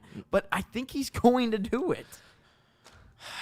All right. I got all right. We'll continue the slabbyism at the end of the show. I got to make sure that I'm not losing my mind, because I do. It's in there. I mean, you've seen it. He has the potential, and honestly, I just can't. I can't wait to see the Chip Lindsey offense truly blossom and come out. Like, it was so vanilla last week. They really didn't show a lot. Yes, Bryce Underwood had absurd flashes, but that's nothing to the schemes that Chip Lindsey can create. I mean, with Drake May, he made Drake May one of the best dual-threat quarterbacks in the country, and Drake May has nowhere near the prowess as Bryce Underwood as a runner. That's where I can't wait to see what Chip Lindsey has cooked up for this Oklahoma defense. I'm really excited about this game. This game is gonna be epic. It really is, because it is a free roll for Michigan, and that's the beauty of it. Because at the end of the day, this game means so much more for Oklahoma than it does for Michigan. Michigan has a freshman quarterback. Their coach is not on the hot seat, and you can't say the same for Oklahoma. Oklahoma is coming down on Venables lately, and they don't even have faith in them winning this game. A lot of Oklahoma fans have been saying that they don't have faith in this team to win this game, and that's pretty fucking sad, to be honest. Yeah, Oklahoma needs this game much more than Michigan does. As they were saying, like, no chance. Like, they were talking like they have no chance to win this game, and I was like, that's kind of crazy. Yeah. Like, even I, like, if you put a gun to my head, I'd pick Oklahoma to win this game. But there's a very big possibility of a path that Michigan will win this game, and that's why I took the under, because I don't want to be pissed if, I win both ways, because I have a coffee bet with Neil if Oklahoma wins. So I win either way. Michigan wins, or I win because I beat Neil. So I have money on Oklahoma. So if Oklahoma wins, get a little bit of money on the side. But if Michigan wins, I'm obviously happy. Lose $10, whatever. But reading a couple tweets from Anthony Broom, who's at the game, he said Klein warmed up, did not go through pass catching drills. So he thinks that's the only doubt of the questionable guys there. Rod Moore actually did full warm-ups with everyone, so that's great to see. He'll be back at some point then this year. But I would bet the Nebraska game. But maybe the Central game if they want to give him reps, but I would assume that it's going to be he'll be back for Nebraska. But Derek Moore, Andrew Sprague was a question. They're all out there. So, wow, Tigers, I think, are 6-0. Quick Tigers update, 6-0. Glaber just hit a home run. Also, shout out to my sister in the chat. I appreciate you, Megan. Shout out. Ben Scrivens, shout out to you. I appreciate you. My family supports. They're amazing. Make sure you support as well. Drop a like. We love doing this for you. We'll have a couple more of these throughout the season. Michigan State. We'll have pregame, postgame, watch party as well as the Ohio State game. And you can catch us every Tuesday at 7:30 talking college football with our great friend Haley, who currently is not here. But let's get back to the game. Oh, also, they plan on the game starting at 7:49, by the way. Okay, well, you are going to get an extended pregame show then. Congratulations, because we're not just going to sit here and twiddle our thumbs for waiting for the watch party. It's going to take us very, very short time to reset that up for the watch party. So you get a little bit of overtime. Florida is not looking well in the Woodward Sports Chat. They are currently up by 1, I believe, on South Florida. I believe it is 17-16. 16-15, actually. Florida is up at the moment. South Florida's starting quarterback went to a frat party the night before the game and got suspended for the first half. Bowen, who put up great numbers in the first week against Boise State. So a little bit of a wild story there. It's an interesting one for sure, though. That is definitely an interesting one. You would not see that at I don't think you'd see that at Michigan. I would hope not. No. I really don't want to see Bryce Underwood going to a fraternity party the day before Ohio State or the day before a Michigan State game. Come on, I don't think that would happen. So obviously Jahan Barham is suspended for the first half. That is the big storyline out there. How confident are you in this Michigan defense? Last week against New Mexico, there were a few times where I definitely felt like the defense got fooled. They were a little over-aggressive. How are you feeling about the defense as a whole, especially with Barham being out? I think that I have more questions about the defense than the offense right now. I would say with Barham, if you're going to lose a player, let it be Barham in the line. Not saying Barham specifically, but a player in the linebacking core. The linebacking core is the deepest room that you have in your defense. Yeah, but I would say, again, I feel like Wink doesn't know when to exactly bring the house. He doesn't know exactly when to dial it up. And that's something that really, really concerns me about that. But then I also think back to the big game against Ohio State and Alabama, where he really did well. I don't want a repeat of what Texas did, and obviously I don't think Oklahoma is as good of a team as what Texas was a year ago, but I would say defensively, a couple bit of concerns there. I don't know how well the interior is going to do against an SEC opponent, and I still have questions about Trey Williams and Damon Payne, but I think the edges are going to be fine. Secondary questions again with Jair Hill. That's a young secondary too, by the way. It is a very young secondary. But I would say just defensively, it just comes to the play calling because, as you mentioned, New Mexico, a couple times where they were really fooled. By the way, that was an amazing trick play to score that first touchdown. To skip it off the turf like that and have the balls to do that, impressive. But the screens is something that really concerns me in dialing up the blitzes at the right time. Yeah, I definitely agree. Wink is going to have to pick his spots well, especially against a Cedar quarterback like Mateer, who is pretty good at dialing it up and reading what blitzes are coming. I would love to see some disguised coverages as well, where they back out of some pressure looks and really just try to make it tough on Mateer to be able to make those reads. I do believe that this Michigan defense is very good. I think that the edge room is an A-. I really like the edges. I think that agree. Derek Moore and TJ Guy are both as good as it gets in terms of the edges. I do believe that they did obviously take a step back in the defensive tackle room. I mean, you lost Mason Graham, you lost Kenneth Grant, two top 20 top 25 NFL draft picks. But they did replace him with Damian Payne, who has been a two-way stud so far. He was easily the best-looking, honestly, defensive lineman. I think he played better than TJ Guy, who would be the pick on the edge if I was picking the best edge. He made a lot of great plays in the run game. He also had a couple pressures as well from the interior, and that's the hardest place to get pressure from is the interior. So that's going to be big to get on Mateer today. Like you mentioned, the linebacking room is an A+ with Barham. Without Barham, they're probably somewhere between a B+ and an A- just because they are so deep as a room.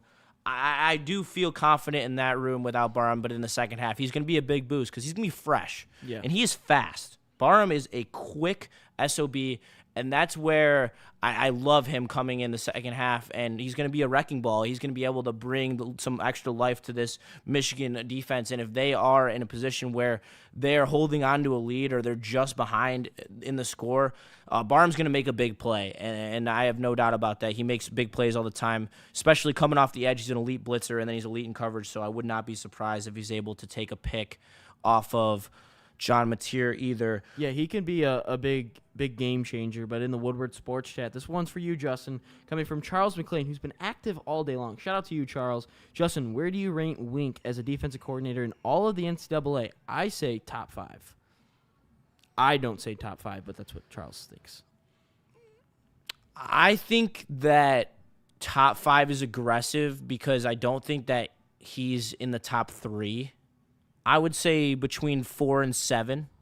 I think there's a couple guys I'd take over him, Jim Knowles, some others as well. I think that there's another level to DC's, and I think that he was a step down from Jesse Minter, and that's kind of where this is coming from. Like, Jesse Minter proved that he was like an elite college DC. And Mike McDonald. And it's the same with Mike McDonald. Both would have been top 3 in any conversation during those years. I do think Wink is very good, though. I think he's an upper echelon defensive coordinator. I think he gets a little over-aggressive sometimes, but when he has built this linebacking core to be over-aggressive. This linebacking core is built to run a Wink Martindale defense, the way that they're able to be quick on the ball, run sideline to sideline, blitz from anywhere, all 3 guys, all 3 linebackers. They can give you 3 down linemen. They can give you 4 down linemen. They can give you 5 down linemen if they really want. It doesn't matter. They're so versatile. They go 5-man deep in the edge room. They go 5-man deep in the D-tackle room. They go 5-man deep in the linebacking core. They are a deep defense, and that's where I love how versatile they are, because even losing one of your best linebackers in Barham, you still have so many great linebackers in the room to be able to counteract the fact that you have your best linebackers suspended, which I don't know. Houseman might be the best linebacker on the team. I got a little question for you. Would you take well, actually, before I ask you your question, I think that looking back at that Indiana game, I mean, outside of the Texas and Oregon game, if Michigan had a competent quarterback, they have an absolute shot of winning those games because the defense kept them in those games. But a question for you, would you take Matt Patricia or Wink Martindale as the DC? Matt Patricia. Matt Patricia. Yeah, no doubt.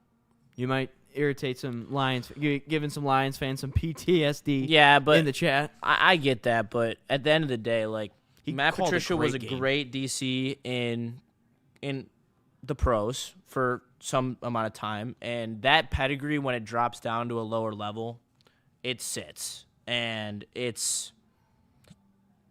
He called a great game against Texas. Yeah, he completely. Arch Manning looked pedestrian. He looked like he was seeing ghosts. It looked like the prime Bill Belichick defense that won them all those Super Bowls, and that's Wink Martindale doesn't have that pedigree. No, he's done some great things in his career. He shut down Ohio State last year. So I would say I think he's in the realm. I think there's a. I don't know. That's a tough conversation. That's definitely a tough conversation. I would probably edge Patricia, though. Yeah, we mentioned we pissed off some Lions fans as V-Sky. Oh, there's no doubt I did. Voicing his opinion. Screw Matt Patricia, signed all Lions fans. I mean, that's fair, but I would take Patricia over Wink Martindale. Would you take Chad Henne or JJ? I would take JJ, and that's because he won a national championship. I would take if we're just going straight off a quarterback, I would probably say Chad Henne. I would take JJ. Better passer. I don't believe that. He has like all the records there. Yeah, he played more. He started as a true freshman. Did it 4 years. I think he got hurt in one of the years. Yeah, he started as a true freshman though. JJ didn't start till he was a sophomore. Yeah, but I would take Chad over. Are we talking about them for like their entire career in college or for 1 year? If it's 1 year, I'd take JJ. If it's the entire, obviously I'd take Chad Henne because he started the entire time. But I think JJ's ceiling is higher than Chad Henne's ceiling. But the floor of Chad Henne is higher than JJ's floor. Yeah, I'd still take Chad Henne in college. I would take him over JJ. I would. Yes, Noah Messi, they are very close on the same level as defensive coordinators. That's why after I said it, I was kind of that's really close. I don't necessarily want to attach myself to one or the other. Will you throw me the remote so that we can put the game on the TV? Shout out to you guys in the chat, though. Make sure you stick around. After this, we have the Michigan watch party with me, Ryan. KG will be in the building watching with you, giving you all the updates that you need, vibing out. Shout out to Sun Cruiser, our sponsor, hooking it up. They had a bunch of drinks for us, making sure that we are nice and refreshed for this venture as Michigan will be taking on Oklahoma. God, I'm getting amped. You said the kick got moved to 7:45. 49. 49. Jeez. What Anthony the fuck? Anthony Broom tweeted it out, and he said according to how the clock on the in the stadium says 7:49. Right. But again, that could have. He was just guessing. If anyone has confirmation that is 7:49, please drop it in the chat. I would definitely like to know that because. Why did they do that? He said, so this is the exact tweet that came out from 41 minutes ago. He said, if you're planning on this being at 7:30 Eastern, don't. According to the clock at the stadium, kickoff will be at 7:49. Again, that was 41 minutes ago. I don't know how true that seems to be. Also, I'm just continuing to scroll through Twitter. Who's the ABC game that is going over? That's why. Whatever ABC game's going over right now. That's so Would that annoying. be, that might be Ole Miss, Kentucky? I think. Could be wrong on that. Yes. I think that game just wrapped up, though. So we should. Yeah, but they got to do all their BS and got to, show up. And ABC announced 7:49. Thank you, Megan, my sister, coming in clutch with the confirmation. Shout out to you. She's up north right now, enjoying life with my dad, as they should. Are we concerned? This is a stupid question, okay, but I'm just asking it just for the vibes. And we're just filling some. Is it a factor that it's starting so late? Do you think that the 2-hour time difference in time zones plays any type of a factor in Michigan? Are they going to come out a little sleepy, or do you think that they're just going to come out hyped up, ready to go? I don't think that plays a factor. If this was out west, like I'm talking like Oregon. Yeah. I think, that plays a little bit of a factor. But, no, I think that, these kids are young. They're ready to go. Like, this team was so pissed off about last year being 8-5. You heard Max Bredesen say it himself. He goes, I came back because I don't want to be the captain that led a 7-5 football team. I want to come back, and we want to go there. We want to win everything. And I think that's exactly what Michigan is going to do.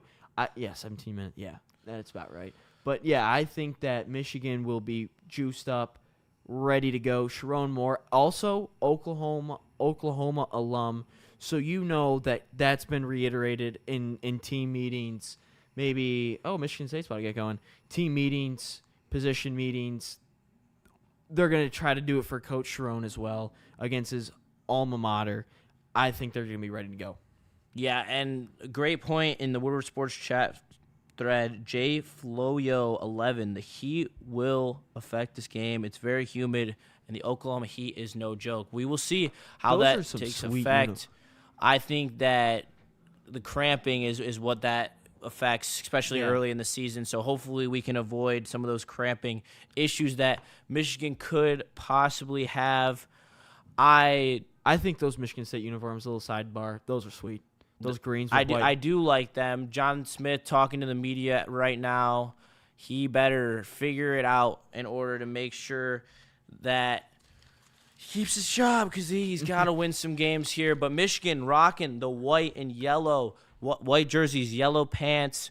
I love that combo. I think it looks clean. I do like the all whites as well. I'm kind of in the minority of that one. My dad is a big yellow and white guy in terms of the jersey combo.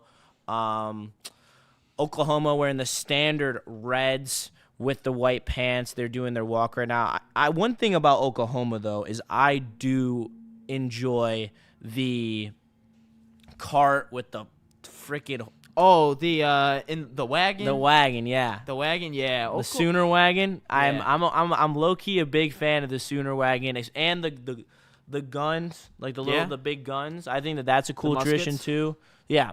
The Oklahoma muskets. think they got some good traditions down there.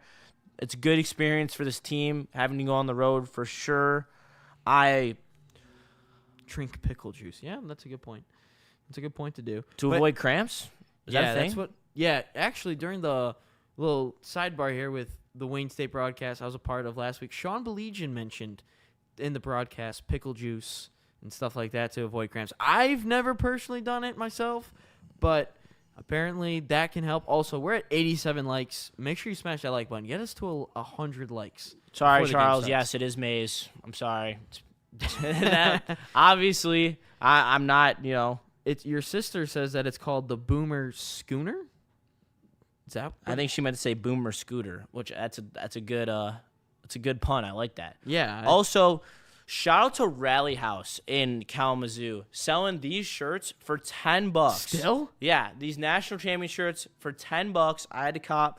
Great deal. Shout out to them. Obviously, I can't have enough of that because I was there with my dad in 2023. I went down to Houston, one of the coolest sporting events that I've ever been to in my entire life, and just being able to cruise to that victory like that. Michigan never felt like they were going to lose it. The edges were playing great. JJ looked great. Donovan Edwards obviously broke a couple of runs off. Blake Corum. Man, that team was so special. So because I personally think I have my answer, but in that 2023 season, what is the most significant win out of all 15 of those? Actually, let me rephrase that. What is your favorite win from the 2023 season? From the 2023 season, it's got to be the national championship game because I was there, and that's fine. And it's just there's no comparing to. I was at the Ohio State game too, and that was a super fun game. I got to go on the field. I actually drank a Coors Light in the middle of Michigan Stadium that day. Badass. I snuck one in, and I literally kept it in my pocket the whole time because I was afraid to pop it in the stands. But then once we got on the field, I was like, cracked that thing open, drank it with my dad in the middle of the field. Oh, what a great memory that was. Mine would be the Alabama game, and simply because of the fact that for my entire life, it's always been Alabama. I've always wanted to see Michigan beat Alabama. It's always been Nick Saban, and I've also never seen Michigan in the Rose Bowl. And that's if you're not back then in the 4-team playoff, if you weren't in the playoff, you wanted to be in the Rose Bowl. That's just what I always thought because the scene, the aura, the cinema, it was amazing. For sure. And to have that all mixed in to one game, the Rose Bowl, Alabama, Michigan stops them. That's my favorite one. Obviously. No, completely fair. And my dad, who obviously is older than me, and actually realizes the true glory of the Rose Bowl. I don't think us as the younger generation can truly fathom the true meaning of the Rose Bowl. That is the golden era for the people who were in college before the 2000s. That was the golden era was between the 80s, 90s, and the early 2000s. That was the prime Rose Bowl era, and My dad was trying to convince me. We were talking about it when Michigan drew Alabama in the playoff and that they were going to go to the Rose Bowl in 2023, that we should go. That is the coup de grace of college stadiums. We have to go. And I literally told him, Dad, imagine if we don't go see them win a national championship, though. And I had to convince him out of going to the Rose Bowl. So me and my dad will make it out to the Rose Bowl one day.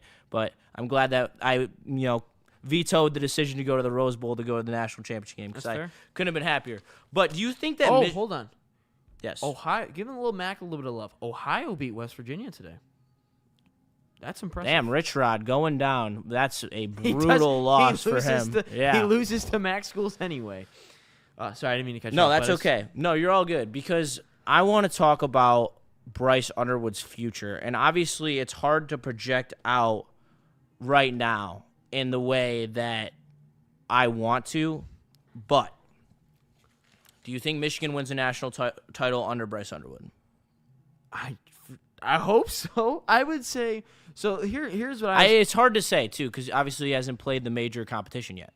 Your dad thinks that hat looks sweet, by the way, Justin. Thanks for cleaning it, Dad. Appreciate you. But what I would say is I had the same conversation with my cousin this past weekend. I think that this year what they're trying to do is get everyone tuned, get them experience, let them know what college football is like, And after this year, you're going to get a year of them in the weight room, a year of them in the system. You're going to, again, new offense coordinator as well. Get him a year under Wink Martindale, a year under Chip. Sharon, have some learning curves. And then I really think they're going to take off in next year in terms of the national stage. I think they're still a playoff team, especially if they win this game, pencil Michigan in as a playoff team. But I'm saying after this year and the year after, I think you're going to see Michigan really take that step in terms of the national stage. And kind of looking back from 2021, 2022, 2023, you kind of kept seeing Michigan take that step, that next step, and then ultimately going undefeated, winning it all. And I kind of think this team can be on that same trajectory and winning it all. I absolutely can see it. But again, it's still early to tell. We've only had one game under Bryce Underwood. This is his second one. We're just a couple of minutes away. But I could see it. I can definitely see it. I will guarantee that in the next 3 years, Michigan or Ohio State will win another national championship. That's not a bad take. I really believe it because looking at, I kind of want to call it like the arms race. I think it's money. I think it's hard though to predict truly Michigan's gonna win the national title. I think that there was only one true year in that whole Jim Harbaugh era that I felt like a team could win the national title, and it was the year that they won it. Yeah. And so it takes another level to get there, but I do believe that just the Big Ten is at the top is better than the SEC. I do believe that at this point, and I think the bottom of the SEC is better than the bottom of the Big Ten. I think that's how the debate goes between the Big Ten and the SEC. Mm-hmm. But two best teams in the Big Ten over the next 3 years will be Michigan and Ohio State, and I think one of them will get it done. Yeah, I think so. You kind of look at the arms race, if you want to call it, in terms of all these teams trying to outspend each other. And you see Michigan, their recruiting classes, last year they had such a horrible season, and they still ended up with a top, I don't know where the class ended up, top 15, I know at least. And then you bring in other 5 stars like Ty Haywood and Andrew Babaloa as offensive tackles, and then you look to this upcoming class. You have Savion Hyder in there. He's going to be a true freshman running back. He had a phenomenal game yesterday. I know it's in high school, but he looks promising. I think both of these programs are just continually trying to outspend each other, outspend in coaching, outspend in facilities, outspend in recruiting. And we could really see a 10-year war again, but instead of it being just against each other, you could see it on the national stage. I'm not saying it's going to happen, but you could see it. It's definitely there's a high possibility of it. You saw Oregon and Ohio State do it last year. Yeah, rematch. It would be cinema. Don't even get me excited could you imagine about an Ohio State Michigan playoff game? Could you imagine a Michigan Ohio State national championship game? Oh my God, that'd be electric, and almost happened. Yeah. If almost happened. You're right. It almost happened. 2022. Wow. Yeah, I didn't even think of that. Yeah. I mean, I know both teams would love for it because especially the team that lost to get an opportunity again. But we've never seen it happen. That'd be the ultimate trump card for real. Yeah. It would be. And again, it just proves the point that if you were to lose to your rival, if Michigan like Ohio State lost last year, won the national championship, it doesn't truly matter except between the fan bases. And if Michigan were to lose to Ohio State, win the national championship, I'm taking the national championship over anyone. I know we discussed it, but the Crimson Card thinks he'd love to see an Ohio State versus Michigan rivalry. Oh, man. Or Michigan-Ohio State natty, I should say. Could you imagine both of these fans? I think the world would just explode because of how much it'd be built up, how much the fans would go after. Man, that would be something. That would be absolutely epic. But let's refresh the storylines going into this game because we've been doing this pregame show for a while. New people have come in, filtered in. We appreciate all you guys being here. So make sure because you're here, you just drop a like. It's not that hard. It's right down there. We'd appreciate all the support that you guys are giving us. But the storylines of the game are Brett Venables, 21-5 against freshman quarterbacks in his career. Jade Knott, star running back for Oklahoma, only played 3 snaps last week, will be a full go in this game. 3 starting offensive linemen for Oklahoma did not play last week. We have no update on whether or not they will be back or not. We will see as soon as the game starts. To our knowledge as of right now, there will be no Rod Moore. It was reported earlier today by Pete Nakos of On3. He did go through all of warm-ups, though, in full gear with no limited ability. Definitely a good sign as the season goes on. Yes, I expect him to be back by Nebraska. Marlon Klein went through warm-ups, did not take any receiving work, though. Not a great sign. He's questionable. He was in a boot on Wednesday. He was in a brace on Thursday.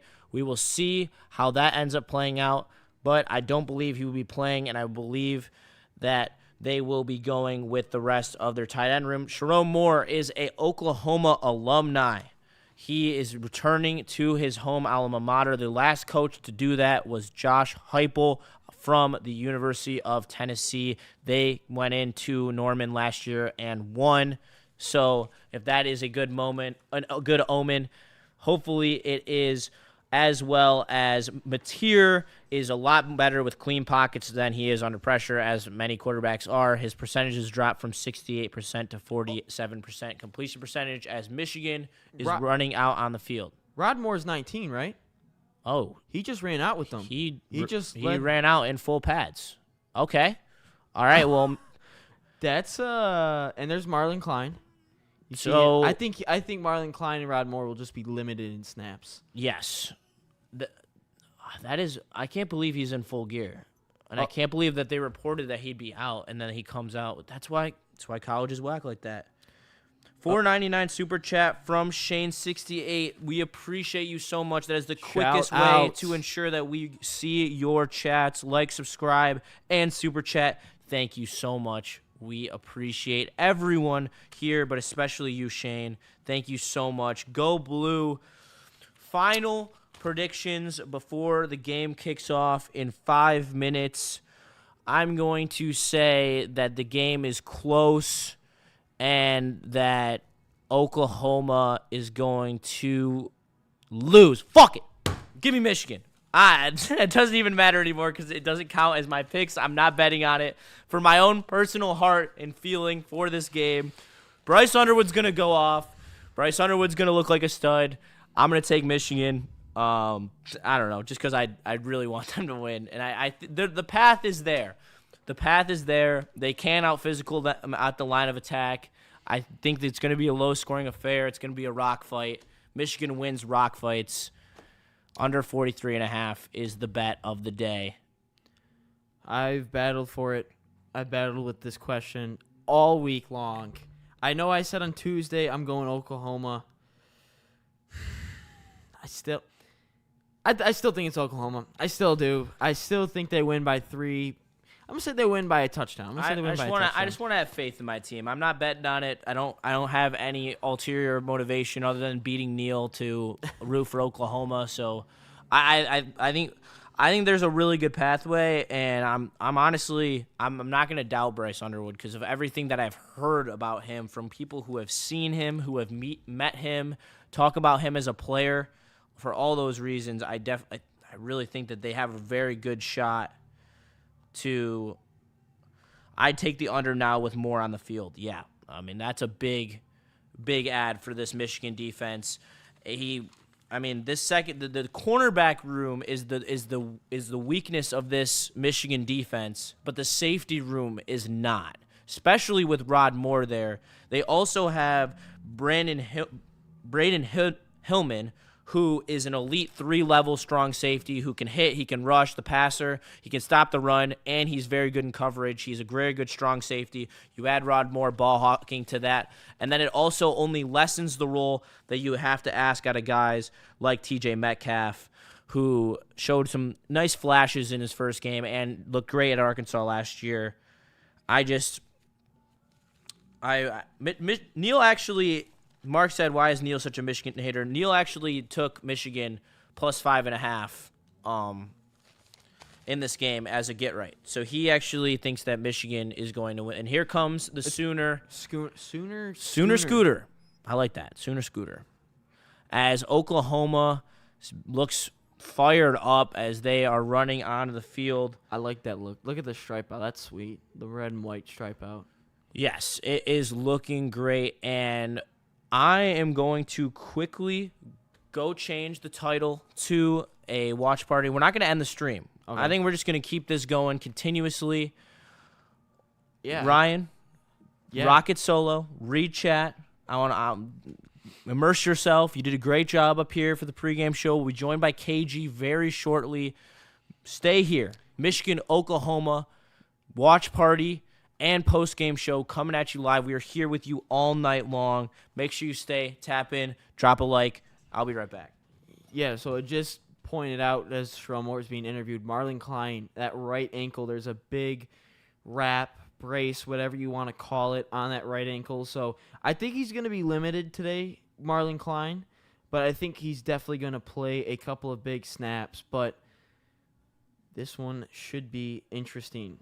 Yeah, shout out to the chat as well. Over 100 likes on this one, 102 likes. You guys have been awesome all night long. We've had about 200 views concurrent the whole time. So shout out to you guys. But yeah, kickoff getting underway.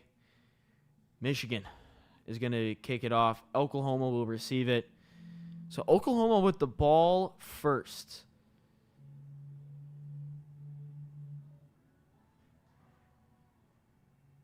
Man, this venue looks sweet. I'm not going to lie. As that one, it's going to be a touchback, but now we get our first look at John Mateer and this Michigan defense. Yeah, last week against that was Illinois State. It wasn't even a directional school, Justin. Oh, he's not even in here. But 3 of 37, 392, 3 touchdowns, 1 pick. That's impressive.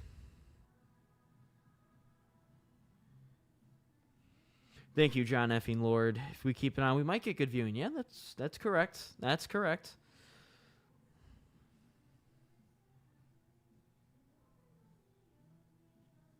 Man, I'm nervous. I can't lie for this. I am very nervous for this game. First snap, keeper Mateer goes down. Derek Moore, he was listed as questionable. Stops him for a 1-yard gain. We'll take that. Impact players, Jaden Ott, Keontez Lewis, Derek Moore, Ernest Hausman for Michigan.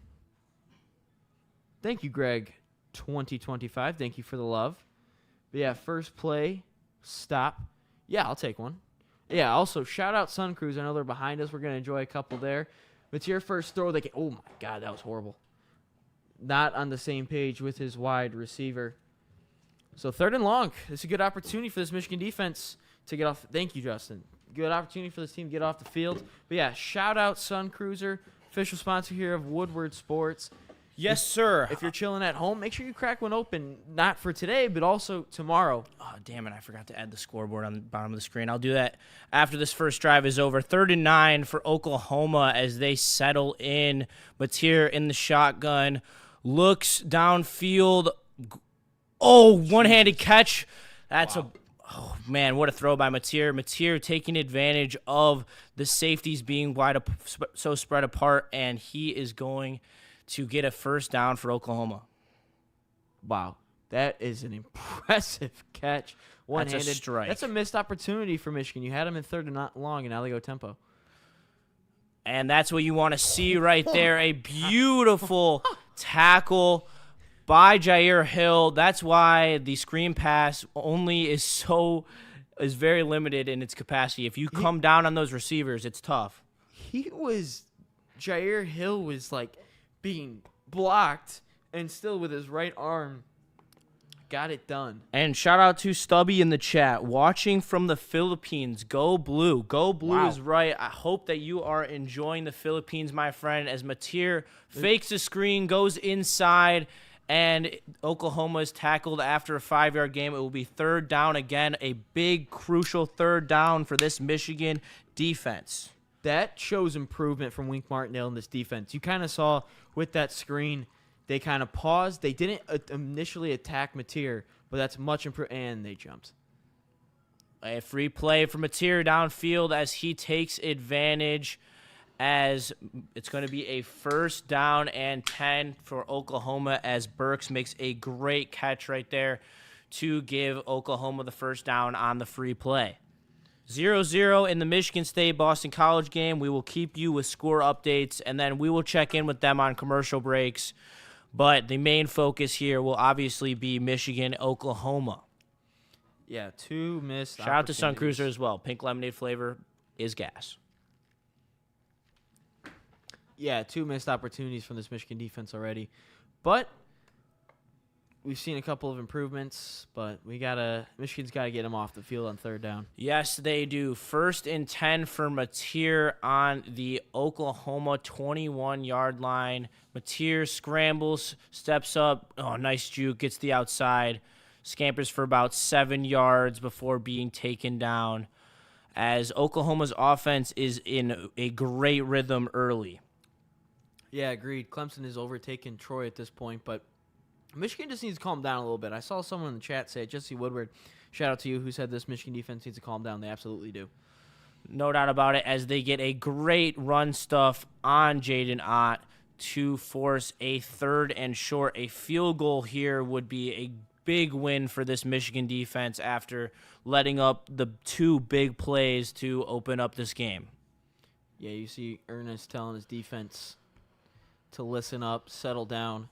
And big opportunity. Yeah, winning Martindale's defense last year, 91st in the country on 3rd down. Gonna need some big stops here. Gonna have to dial it up. This would be the time to bring pressure. Does not appear like it in a very classic nickel look here, as Mateer will run the QB draw, and he might have gotten it. It looks like the ref is on the line. We'll see. Hausman with a nice tackle, but Mateer with the second effort extended the football, giving him a shot for the 1st down. I think he got it. Oh. 4th and 1. This is a huge opportunity for this Michigan offense or defense to take advantage of how good they are short yardage. No Jaden Ott in the game. Makes me question whether or not he's fully healthy if they're not using him in this short yardage situation. Probably not, but if you're Michigan, do not jump off sides.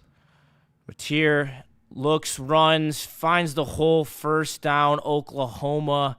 QB power works to perfection there as he goes off the right tackle. Yeah, smart play for Oklahoma, keeping it simple. Just do what you know best. Put the ball in your quarterback's hands, make a play. He did just that. Chat, how are we feeling about Michigan's defense so far? This is not giving me a lot of confidence. It looks like Oklahoma is having their way with the defensive line right now.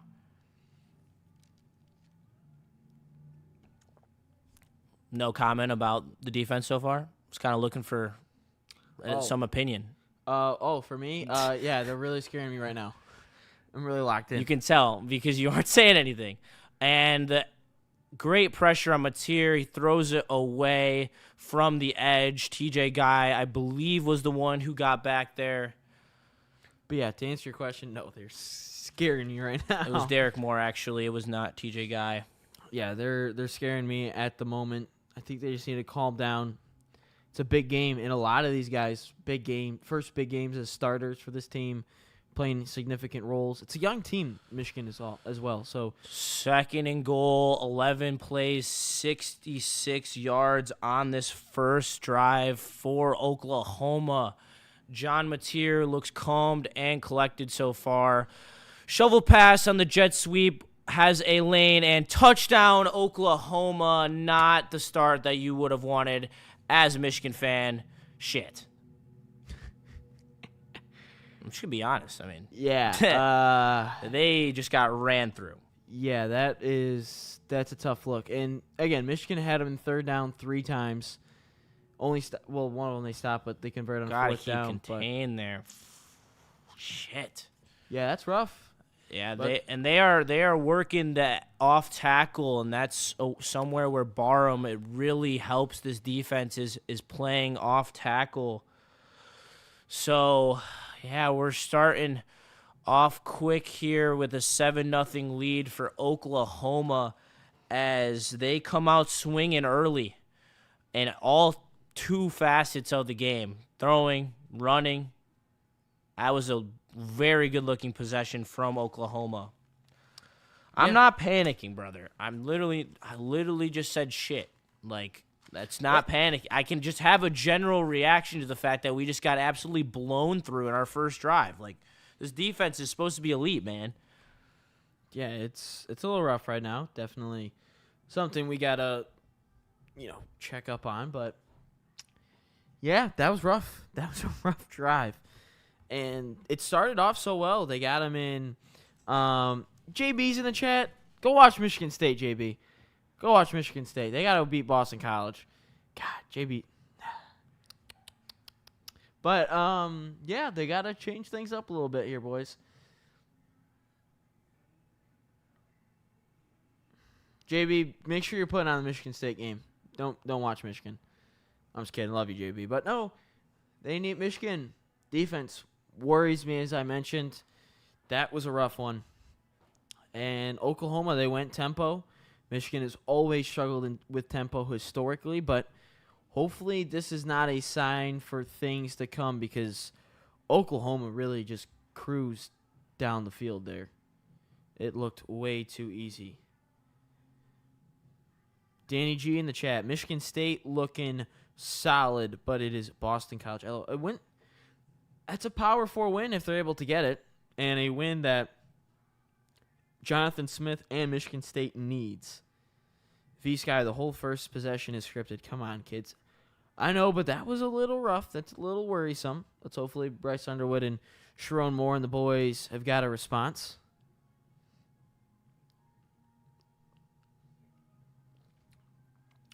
You're right, Byrne. It's over. Sell the team. Sell the team. It's over. Get rid of them all.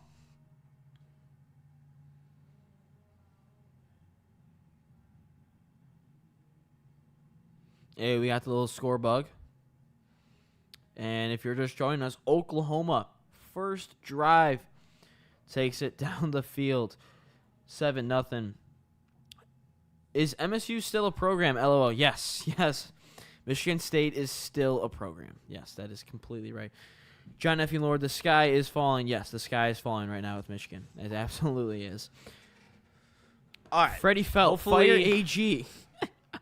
Fire AG. Yes, Aaron Glenn is the defensive coordinator for Michigan. You're 100% right. We need an edge rusher. Freddie Felt's just turning this into a Lions segment. Really. Shout out to Freddie Felt. He's a G. Let's see how Bryce Underwood responds. I mean, I think that this is either this is a free roll. Everyone, don't forget that. Okay, this is not this. Like, he's still a freshman, so if he shows something here, this is gonna be a great game. Okay, let's just say it like that. If he comes out and he makes a couple good throws, this is gonna be a great game, possibly a great quarterback battle. But for my under, that was not the start I needed. No. Wow. Florida lost 18-16 to USF. Wow. That's a shocker. Wow. That's a shocker. That is so tough. Wow, that really is a. They didn't even have their starting quarterback. What are you doing, Florida? God damn. All right, Sooners about to kick off. Bryce Underwood set to take the field. They say he laces him up like everyone else, but he doesn't look like it. And it will be a touchback as they will let it bounce right behind him. Justice Haynes looks to be the running back to start. They look like they're going to go with a heavy set with Bredson in there. It looks like there is no Klein off rip. No, and there is no Klein. No Klein on the field in this first snap for the Michigan offense. 10 minutes to go in the first half. 7-0 Oklahoma as 15 and 18 have come to play here in Norman. Bryce Underwood sets to take his first snap on the road. I would almost assume it's a handoff. It is. Haynes up the middle for 4.5 yards. Exactly what you want to see out of this Michigan offense. Yeah, you want to make sure you stay on schedule, quote unquote. Haynes and McCulley are their key players. That was, if we had the key players for Oklahoma, our Mason Thomas would have been my key player for Oklahoma. I think he's really good. The only reason he's not in the NFL is he's a little bit smaller height-wise. But our Mason Thomas is really, really good.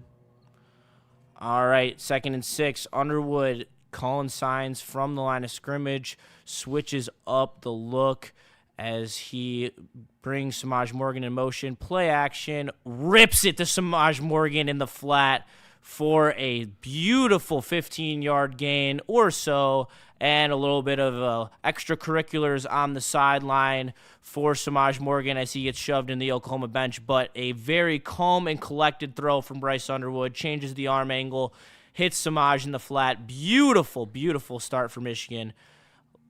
Yeah, we just shit-talked Samaj Morgan a little bit, and he's making it work. Hey, right. as long as he's making an impact, man, I could not give less of a shit. But again, design play for Samaj Morgan. Yes, and a beautiful first throw from Bryce Underwood brings Samaj in motion again. Hands off to Haynes. Haynes stuffed at the line of scrimmage by that powerful Oklahoma defensive line, and it is getting chippy down there already.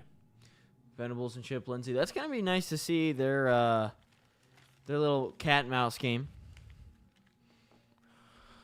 And here we go. 2nd and 9, most likely will be a run to set up 3rd and short.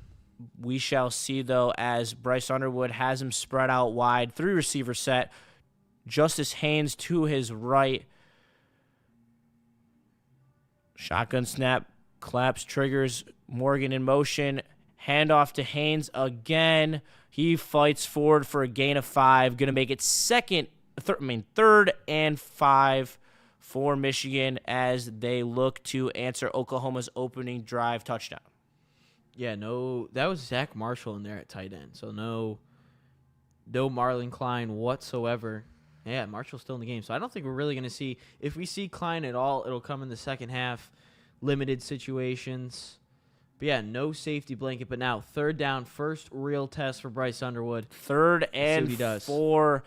Haynes in the backfield, shotgun snap, more shotgun we normally see out of Michigan. Haynes motioned out of the backfield, screen pass as Haynes will get swallowed up behind the line. 3rd and 4. I personally hate that play call, but it is what it is. That's baby in your freshman quarterback right there. I don't want to be that guy, but. Yeah, I think it's just a soft play call, or not soft play call, a safe play call. Very safe. That's a lot. It's 3rd and 4. That's just a lot to happen. I would have rather run the ball. Seriously. I would have rather taken my chances running up the middle than try to throw a side to side. Oh, come on, get that ball. That's a good punt. Good punt. Inside the 6-yard line for Michigan's punt team as Oklahoma will take over. John Mateer, dominant first drive for the Sooners, made a couple big throws, couple big plays on the run as well. The dual threat machine is coming at you. 7-0 Oklahoma. Lock it down for a second, Justin. I got you. I got to talk more about that play call because I think that in order to win this game, you're going to have to take the training wheels off. And the Woodward Sports Chat, Xavier D, let the kid play. Take the training wheels off. I couldn't say it better myself.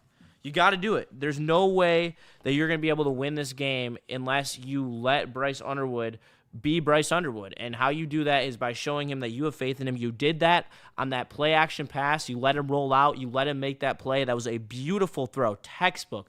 Put it right on the money for a receiver. Drop the arm slot to get it through the defensive end. That is good stuff. And I would have rather seen a rolled out there. I would have rather seen a design quarterback run, a read option. I think there's a lot of plays that would have been a better option right there than running a screen pass.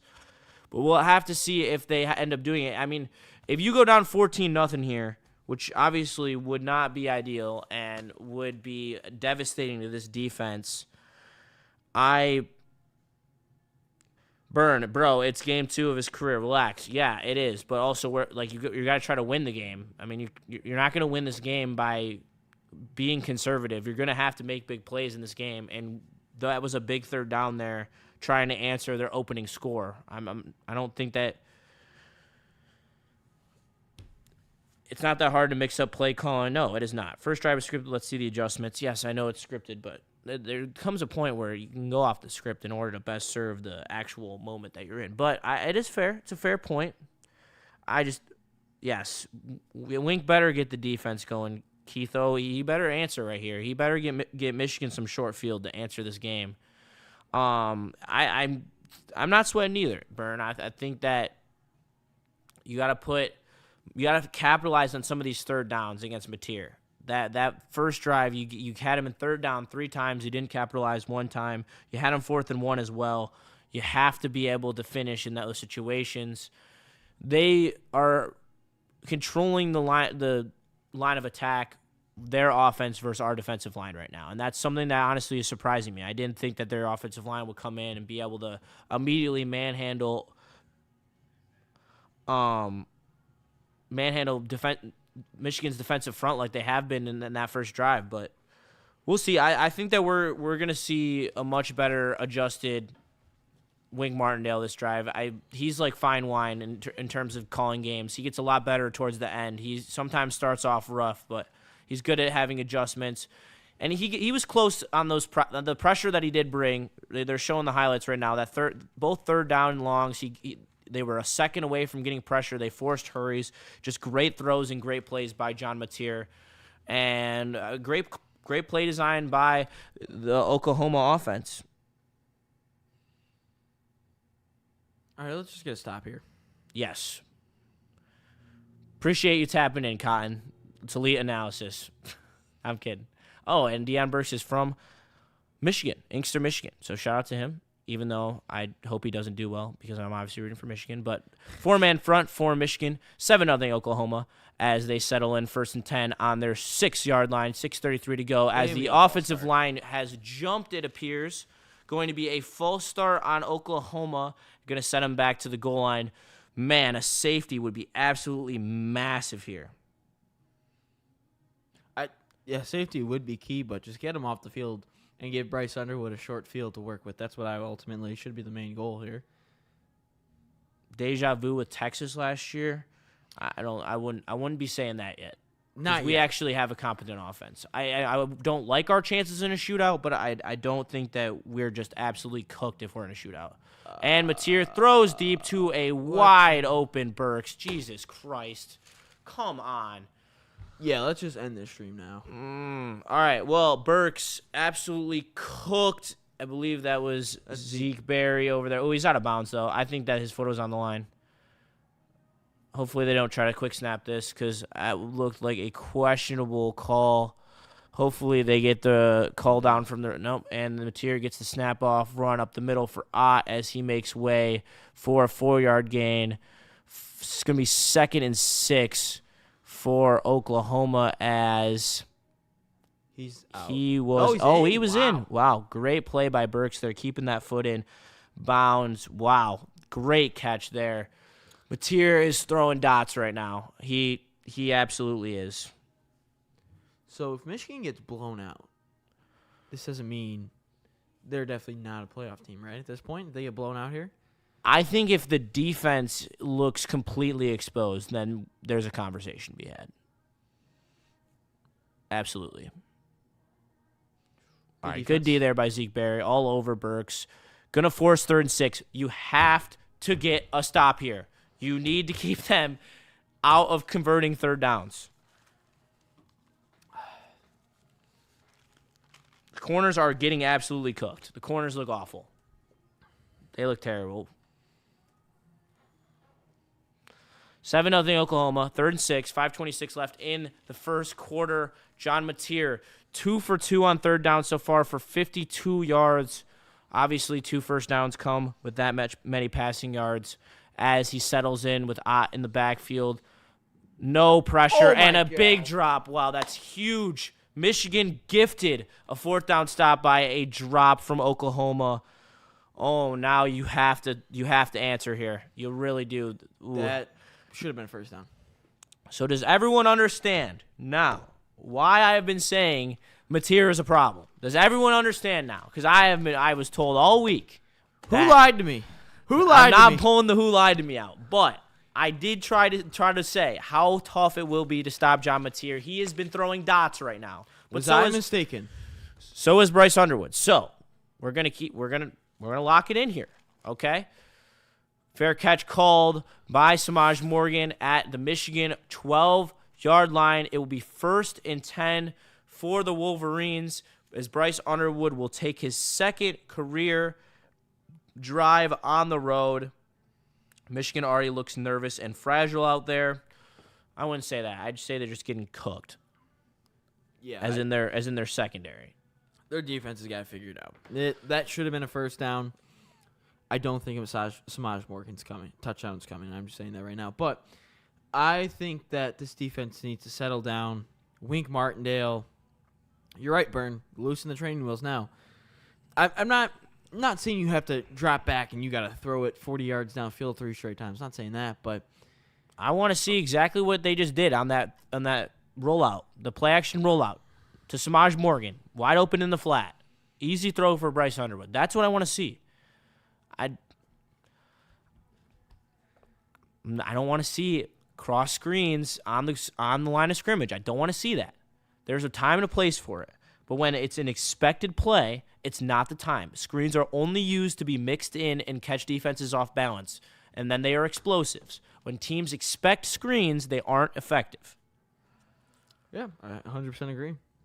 But okay, of course, I wanted to check in on the Michigan State game for any Michigan State folks in here, but it's on commercial as well. So, do we think they're winning? You want to make a guess real quick before I do believe they're winning, and they are. They're up 7-0.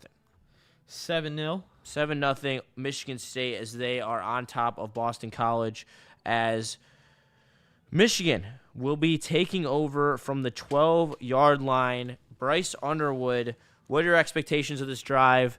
Do you think that they come out swinging, maybe a little bit more aggressive, maybe a quarterback run mixed in here? How do you think this second drive goes? I really hope that they just run the ball. They get comfortable with it. Pick up a first down just using the ground game. I really think that's a strong possibility to not only control the clock but establish a little bit of a rhythm. But just move the football. Just move the football. JB, make sure you keep the Michigan State chat out of here. We don't want to hear it. No, we do. I want the No, updates. JB, no. We get it. Your team's winning. Don't listen to Ryan. I want the updates to make sure that our audience is aware because there's probably some Michigan State fans in here. So just trying to make sure we show love to everyone. But obviously Michigan will stay the main focus. We got to talk about John Mateer. He's a problem so far. He looks phenomenal. 6 for 10 for 96 yards, 4 carries, 14 rushing yards. Clinic so far. Yeah, he looks comfortable. He looks composed. I also don't know if it has to be with Michigan's defense, but they're giving him a ton of time. They're not really getting pressure. Not getting any pressure. He's getting the ball out relatively quick, but getting no pressure on the football whatsoever. Absolutely, they're getting no pressure at all, and that is a big issue. That's not something that any of us are used to watching a Michigan defense that is struggling to put pressure on the quarterback. I can't say that I've experienced that in, 4 years, 5 years, yeah. 6, 7 years? I'm kidding. Yeah. Easy put in the chat earlier, like during the pregame show, he was like, I think that they could win by 6 or 7, and I just went like this. No, I did it as well. I caught the vibe. Bryce Underwood's family in attendance. Glad that they are supporting the young man as he looks to conquer the Sooners, taking over.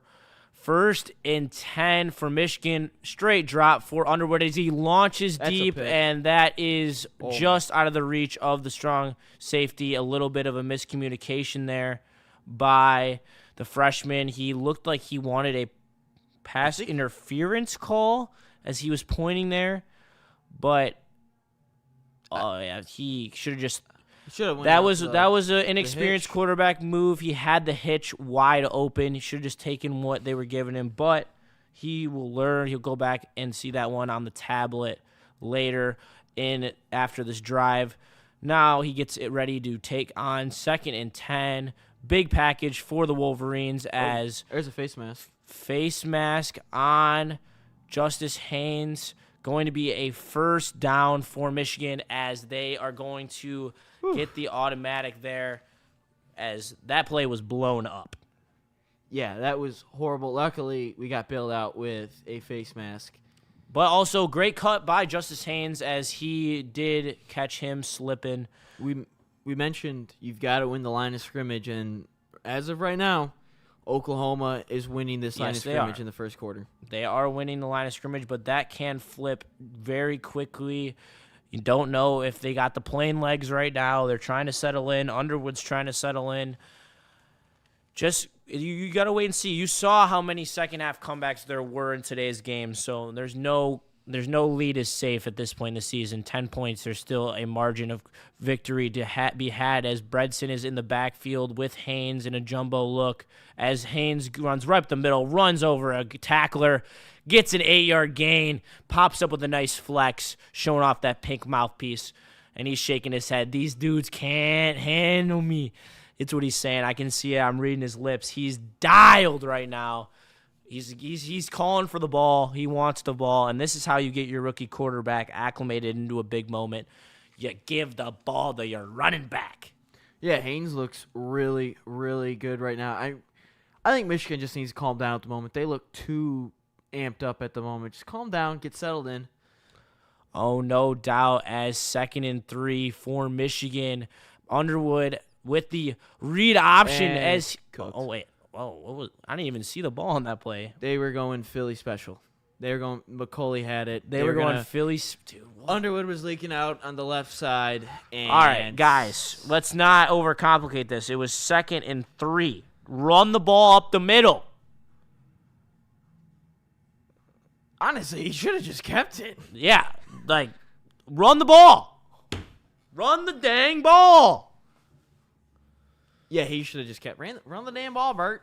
Yeah, they are behind the not behind shit. The And now they're 3rd and 9, and they're gonna bring pressure. So we're gonna see Bryce Underwood have to step in and make a play here. Short drop, surveys the field, rolls right, looks. Oh, beautiful throw by Underwood. Come on! Sorry, dude. That was nice. Are you ready for this? Fine. Found McCauley on the rollout. That's what I'm talking about. When he rolls the pocket, his eyes are downfield, making plays, finding McCauley as he escapes to the right. He has the lane to run, brings the linebacker corner up, and makes a beautiful throw over his head.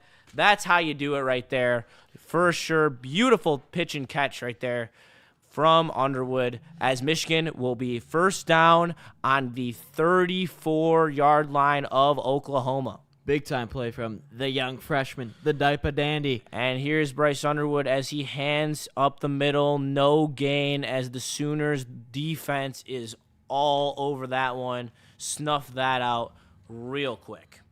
Yeah, Oklahoma, we mentioned their defensive line. They have been killing Michigan here in the opening first quarter.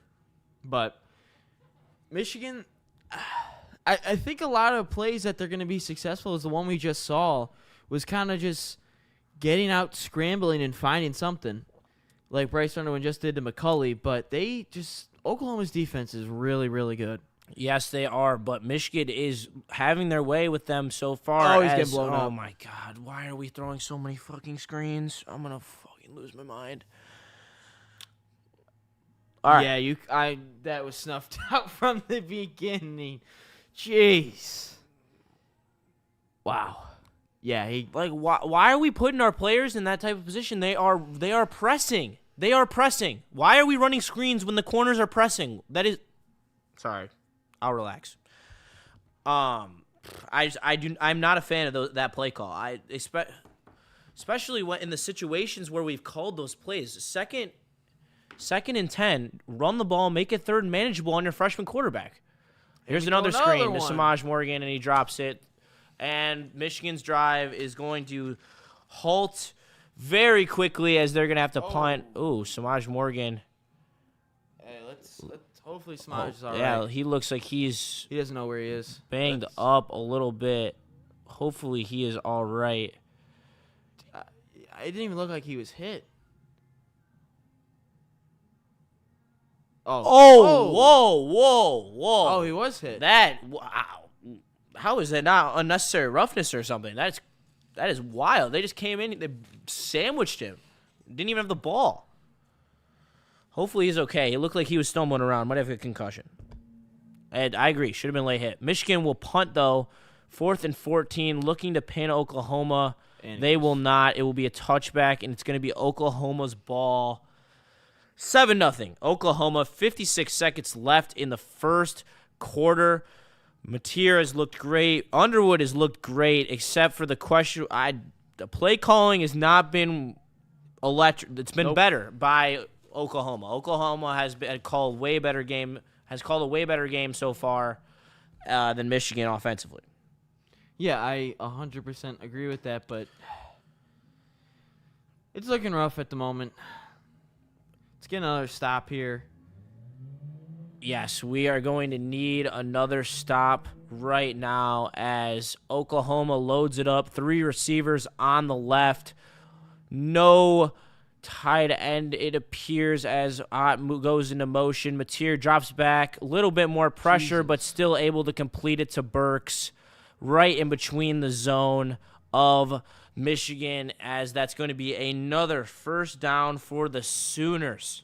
This defense is not getting any pressure right now and are just letting these receivers run free in the secondary as Mateer drops a pass. Another deep ball. Intercepted! Let's go as Michigan with a much-needed turnover as Mateer overthrows his receiver, and Michigan will take over with a chance to tie the game. A huge play by my boy, T.J. Metcalf. I said him from the beginning. Big playmaker in the secondary, pick artist. I said, you remember, you can quote me on this. He is the college version of Kirby Joseph. Shown it right there, right place, right time, interception. You did. Let's go. It sailed over the pass from Mateer right into Metcalf, but this defense, man, it's again the tight end was open. I know they got a pick there. We got to be happy with it. Take what we can, but defense, they're leaving the wide receivers open. This game still worries me a little bit. And here's Bryce Underwood looking to settle in here as he has the ball on Michigan's 38-yard line. Jordan Marshall's first carry of the ball game. Give him 2, maybe 3, as this will most likely conclude the first quarter of play as time is winding down. Bryce Underwood and Michigan down 7-0 at the end of the first quarter as they are rolling up to the line. Doesn't appear like they're going to even try to snap it, though, as the first quarter will be concluded there. 7-0 Oklahoma. Mateer's looked great. Underwood's looked great. I'm not going to lie. I'm not going to halt the shitty play call that they've given him on some of those screens, but he's played well. I've liked what I've seen. He looks comfortable. Made that was a great throw on the rollout. Davis Warren wasn't doing that. Michigan had 3 different starting quarterbacks last year. None of them were doing that. No. No. So we're here, end of the first quarter. Let's go one-word answer. Reaction to the offense and reaction to the defense. One-word answers, and drop yours in the chat as well. For me, I would say offensively. Actually, let me go defensively. Ass. Let's go ass on defense okay. So far. Defensively, right. Ass. Offensively, safe. I would say safe so far for offensively. Defensively, they look like shit. They really look bad. Offensively, I think they're just not allowing Bryce Underwood to take over. And I think that he absolutely can. Defensively, I'm going to say 7-7. And BC just got to stop on 4th down on Michigan State. For offense, I'm going to say potential. I like what I've seen. The play calling has just been shit. Defensively, I'm going to say Tigers do win. Short-handed. You can tell Barham's not playing. Yeah, especially in the pass game. Those interior those interior middle breaking routes that are like the linebacking core in the zone, I feel like Barham would be helping out there, and Burks wouldn't be getting open so much in that in between level between the safeties, corners, and linebackers. Super chat though, Jesse Woodward. Did you see the final score to the FSU game? Yeah, 77 points for FSU. Absolutely insanity putting up that many points. Yes, stop the bubble screen BS, Bimpy, from the Woodward Sports Chat. Abso-fucking-lutely.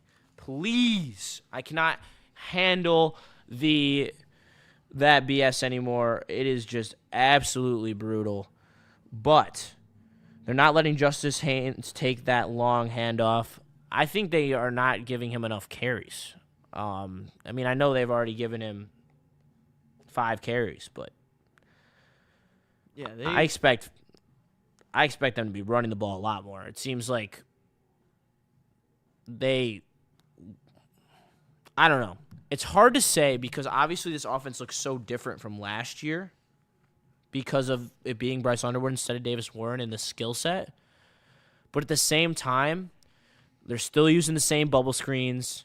They're still using yes, there have been elements of downfield shots, but you've seen it in the New Mexico game and the explosive that Bryce Underwood created by rolling out of the pocket doesn't count.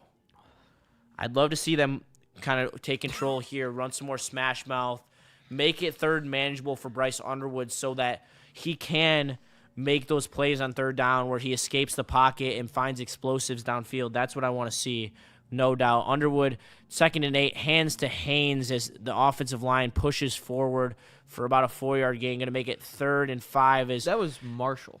That was Marshall, as they are going with a change of pace here for Michigan as those Sooners, man, they're getting chippy, they're getting scrappy, they are fired up.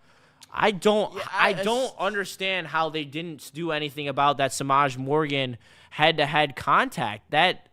Is he out there? He does appear. He is out there, so it appears he does not have a concussion, thankfully. But I cannot believe. And Klein showing him right now on the sideline. Looks like he's ready for a big possession if he's needed. But 3rd and 5 for Underwood, shotgun. Gonna most likely be a pass. It is. Looks right side, overthrows Samaj Morgan. Gonna be a 3 and out for Michigan as they are going to have to punt it back to Oklahoma and John Mateer. As I do like the attempt to go to the outside, let Underwood throw outside the numbers. It's better than the screens, in my opinion. 313 Rays, though. Shout out to you, 490 Super Chat. The quickest way for you to reach us is through that Super Chat. So tell Chip Lindsey, stop calling fucking screens when OU is constantly jumping them. Yes, I agree, because one of these is going to be taken to the house, and then we're going to be sitting there holding our freaking ding-dings. As the punt is away, I believe it was blocked or tipped in some capacity. Very, very crappy kick. As Michigan will have to stop John Mateer and this Oklahoma offense. We're lucky enough to benefit from the overthrow last possession, hoping to get this game. Honestly, I think Michigan would be happy going into the break 7-0. Is that a crazy take? No, because they look horrible right now. They don't look horrible. I think that's a little bit of overreaction. The defense is getting picked apart. They're missing Barham. You can tell. I mean, you can tell. I don't think is Barham really this integral piece to everything. I think Barham is definitely a factor, but I don't think Barham is if you implemented Barham in this first half, I don't think he makes that massive of a difference. He's not like this generational player that I think some of us are making it out to be, but he definitely would play a factor, but I don't think it's a ton. Offensively, let the kid make some throws downfield. Like, enough with these little short passes. Like, let Underwood drop back. Let him throw some. I think play action would play a factor in this game. I think they're being too predictable right now.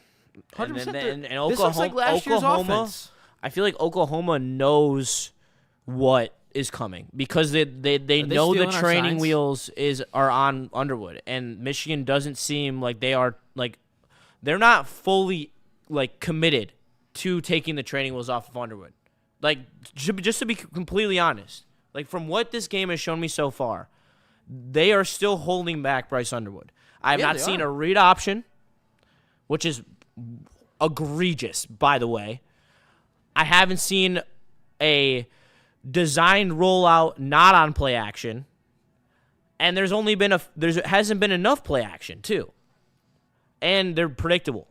The screens are predictable, the runs are predictable, the throws are predictable because they're getting into 3rd and long. This is Chip Lindsey. Figure it out. Yeah, this looks like a Kurt Campbell offense right now. That's what it looks like. It looks like they're scared. We're running bubble screens. We're running all these dumb little screens, and they're just running the ball right at the middle. There's no, I mean, it doesn't have to be this super creative play call to work, but it's just too, it's just too. A Green in the Woodward Sports Chat, let Bryce cook. Yes. Like I said, it's the only way that they're going to win this game is by Bryce making plays, and they can't be afraid of Bryce making plays. And the one time he made a play, he went 30. It was a 30-yard It was their biggest play of the day. And that was all from Bryce Underwood. Our O-line is also struggling. I wouldn't say struggling. I don't think they've been great, but I don't think they've been bad. I mean, we really haven't. I mean, the throws are quick, so we really haven't seen how great the pass pro has been. They've been making their way offensively. They've been able to run the football, but they just look scared. They just look like the moment's too big. I don't think that they think moments too big in that regard, but I do believe that they're not letting Bryce cook. And delayed handoff, beautiful, contained by that Michigan defensive line as they pile on in there. All 5 of them are able to sniff that one out. It's going to be 2nd and long from Mateer, and this Sooners offense, this is where you got to keep them. You got to keep him in these long situations. You got to make Mateer make those tough throws that he had to make where he threw the pick. He is a very good quarterback, but he's not, in my opinion, like a true NFL caliber quarterback where he's really like slinging with absolute accuracy. He makes mistakes, and you saw it in the last drive. 2nd and 10, Oklahoma, 22-yard line. Mateer drops back, finds a receiver over the middle for a gain of 7. It's going to be 3rd and 3 for Oklahoma. Michigan has been horrible on 3rd down all night long. Just get them off the field, Wink. Wink is struggling thus far without Barham, I swear to God, if they just jumped. All right, I don't think they did. There's no flags on the field right now. 3rd and 3, though. He didn't get into the neutral zone at all. It was close. Ott is not in the backfield. I question his health at this point in the way that they're not using him. As that's first down. That's going to be a first down for Oklahoma. Nice hit right there by, I believe that was TJ Metcalf on that tackle. It was Hillman. Oh, it was Hillman? My bad. With Hillman, he likes this. I'm far from the TV. It's hard to see numbers. I'm trying, people. No, you're good. Trying my best. What I was about to say about Hillman is he never wraps up. He always just tries to bring the boom. And Mateer pulls the read option out and is able to stumble for 5 yards. That's what I'm talking about, man. It's just like we had a guy in the backfield right there, and it just gets blown by because he's not taking the right guy. And that's why the read option is so dangerous. And if they do not call a read option in this game, I'm actually going to flip the fuck out. I'm not kidding. I'm dead serious. It is the best play in college football, I swear. There's no better play than the read option in college football. Except maybe the QB power. With Underwood, the QB power would work as well. And Oklahoma, 2nd and 5. Speed option to the outside. It looks like Michigan has it well sniffed out, but isn't able to keep them behind the first down marker as they're able to extend this drive. They had 2 defenders bearing down on that runner and were unable to get him to the ground. That was Troy Braylock on the carry. Someone down? I can't quite tell what happened, but it just seems like in this game so far, Oklahoma right when you think that they're going to get a 1, maybe they don't get any gain at all, they still somehow sniff it out for 3 to 4 yards extra as we got, I believe that's Hill. Yeah, it should be Hillman. Brandon Hillman on the ground. But shit. Dude, that is, no. No. Oh, boy, that's not good. If he's Rod hurt. Moore suited up, so Rod Moore. But no, I don't know if they'll put him out there in this situation. It just seems like the plays that should go wrong for Oklahoma offensively, they just make it. They just somehow create positive gains out of it, and it's just super frustrating at this moment as a Michigan fan. With Barham on the field, this defense looks fast, okay? They don't look fast right now. They you know how a defense, when they're playing well and they're playing good football, they are vicious. They're flying around, they're getting hits. They're not getting split like they did by Braylock on that last carry. That doesn't happen. And that's where Michigan's got to lock the fuck in right now. And if Hillman is out, that is a huge loss. That is the lifeblood of their safety room and honestly their entire secondary. Mm-hmm. And Mateer's already having a day. So yeah, Mateer looks great right now. There's not many incomplete passes. I think. Also, KG will be here soon. He's gonna be here at halftime. He'll be here at half. KG will be good. But no, Michigan. Also, shout out to Ryan. First time on the desk. He's doing a great job. And also, Easy said you're also doing a great job. I don't know if you. I think he texted us both in that group chat. Yeah. So good job. Oh, heading to the bar for the game. You guys were great. Wasn't familiar with Ryan's game. Appreciate it, Easy. I appreciate it. I mean, Michigan football is kind of like right in the wheelhouse for me. So no, for sure. But it's just for Michigan right now. It's I don't know. It just doesn't look good at the moment. They just seem like out of whack. Maybe Barham on the field is this leader that gets everyone situated and puts them in the right spots. But also, thank you, Freddie Felt. Thank you, appreciate that message. But it's really frustrating right now. I'm pissed off at the moment. Let me just say that because this should not be going this way at the moment that it is. I absolutely agree with you. This is brutal. How upset will you be if we lose? Not that upset. If the game continues going this way, where it's low scoring, and the defense lets up less than 21 points, and Underwood looks good, but maybe the points aren't there. I'm gonna feel pretty confident about this game. Bryce Underwood is going to be significantly better at the end of the season than he is right now. And right now, he's showing me that I shouldn't be worried about teams like USC, Nebraska. That's what he's showing me right now. Against an SEC defense, he looks comfortable, he looks calm. On the road, this is going to be the most hostile environment he plays in all year, other than Michigan State probably.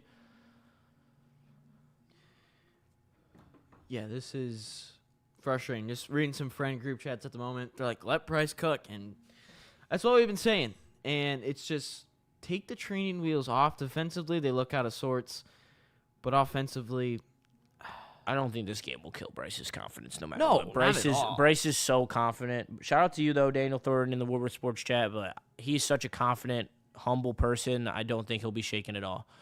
And a run by Oklahoma to the right side. Michigan all over it. There we go. That's the swarm tackling that we need as they go right after Torrey Braylock, as he seems to be the option at running back for the Sooners, as J. Knott got 2 carries but has not seen one since, as Mateer drops back, slings it to the right. Beautiful closing speed right there. But what does this bring up? Third down. Yep, this is where we're going to have to be able to make some money tonight. We're going to have to see some more third down stops from Wink here. So let's see it, Wink. Answer the bell. Their offense is kind of humming on third down. 3 for 5 on the day so far. They got a 3rd and 6 here. They can run, they can pass. I would honestly expect a QB option here. Read option. Nope, but he's going to drop back to pass. Michigan does get pressure this time, though, and they drop him in the backfield. A big sack for Michigan, a big stop on third down. Houseman gets in there, makes the play for this Michigan defense. Needed it. Not gonna Needed it like fucking water in the desert. Not going to lie, where is it? Right here is where I almost lost it because they had Derek him Moore wrapped up. Or no, that was Houseman. That was Etta. Etta, you got to make that play. In the first tackle, yeah. Yeah. Houseman cleans it up, though. Huge. Going to force a punt out of Oklahoma. And make sure, if you're at the bar, check out Sun Cruiser, man. It's elite. Me and Ryan are drinking them right now, having a great time. They're our sponsor here. KG's going to come in. He's going to rip a couple. So make sure you enjoy as Samaj Morgan fair catches it on the Michigan 12-yard line as Bryce Underwood will come out. Jeez, and another commercial? Yeah, these commercials are killing. Oh, wait, maybe this isn't it's a segment. Whew. Watch, right, they're showing the downhill attack that Oklahoma has had on these screens, and it's been tremendous. They've really come out, and they have not let Michigan do what they want to do on screens, and then that Philly special was utter malpractice. That killed that drive. That was malpractice. That was ridiculous. That was absolutely ridiculous. This looks like this right now with Michigan. It looks like the Texas offense against Ohio State. Just not letting their five-star. They're not letting their five-star quarterback be a five-star quarterback. They're just letting them be a game manager. And I guess it's fine, but at some point, let the kid go. Yeah, I couldn't agree more, as an inside handoff is absolutely swallowed by Oklahoma's defense, as there is no room there for Jordan Marshall, as he's getting the carries right now for Michigan. He currently, before that carry, he was 3 for 6 yards. Haynes, 5 for 18. So Michigan not necessarily as dominant on the ground as we would have liked. Chat is a little ahead of us. Yeah, we know. YouTube has a delay, and we're trying our best here. TV's got a delay. We're trying our best here as Jordan Marshall up the middle again. Third down. Short gain. Going to be 3rd and long again.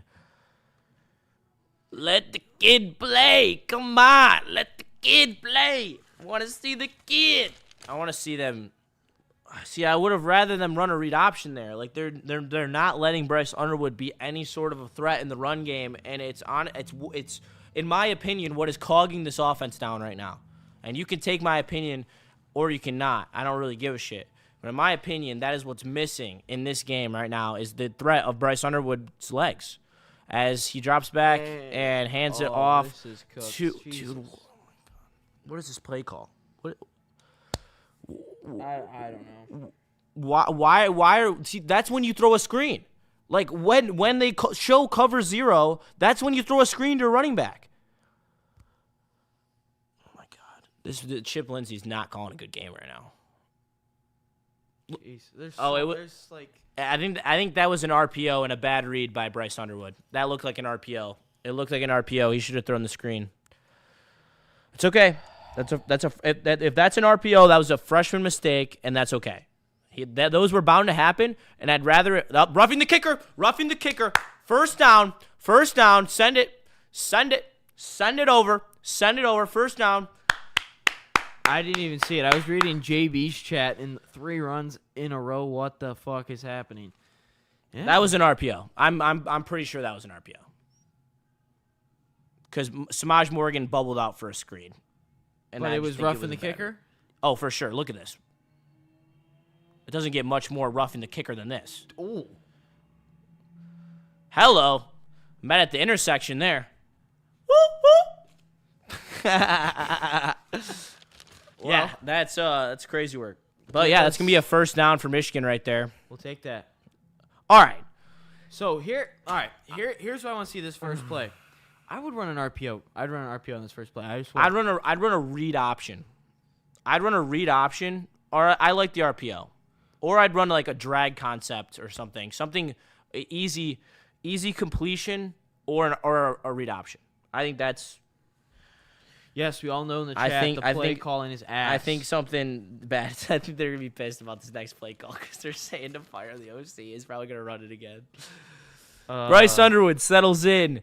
1st and 10 after the penalty, 31-yard line of Michigan as motion man sets in, back out to the right side. Oh. Play action for Underwood, pressured immediately, hit as soon as he is set to deliver. Oh, God. That's too long to develop for that many people on the line of scrimmage. They've 6 guys on. Was a guy open? There was a guy wide open, but he didn't have time to throw. No, I'm not. If they're going to do that, they need to roll that out. They need to roll that out. If they're going to run that play, they need to roll that out and let Underwood be on the move so he can run away from that guy. All right, coming off the edge. Underwood. Underwood, 4 for 8 for 51 yards tonight.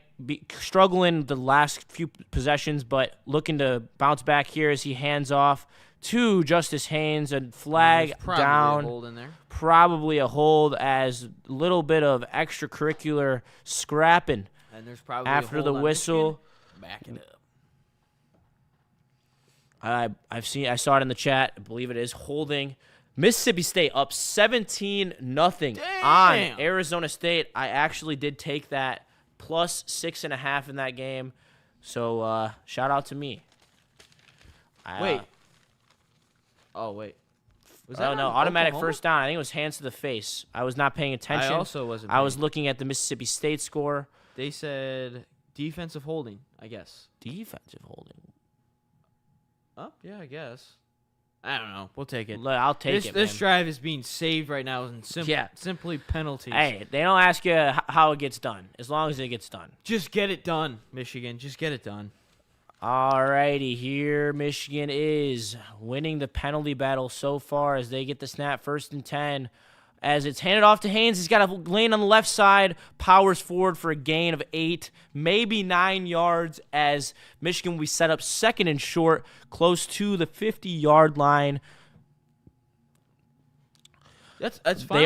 They are showing rollouts and deception off Bryce Underwood with these handoffs, so I do wonder if they're going to pull it eventually. I just think that they're waiting. I think they're waiting for the moment that they absolutely have to. And I respect that because they don't want to get him in the mindset that he's Lamar Jackson. They want him to be a pocket passer that can move at an elite level. I do respect that, but I do believe it is an important element of this offense.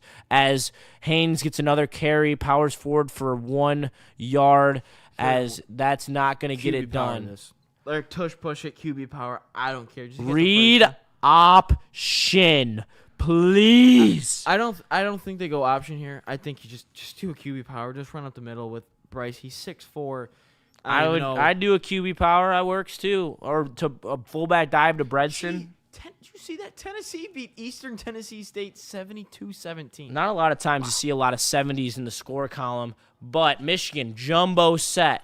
Bredson in the backfield, hand off to Haynes. Ooh, that's close.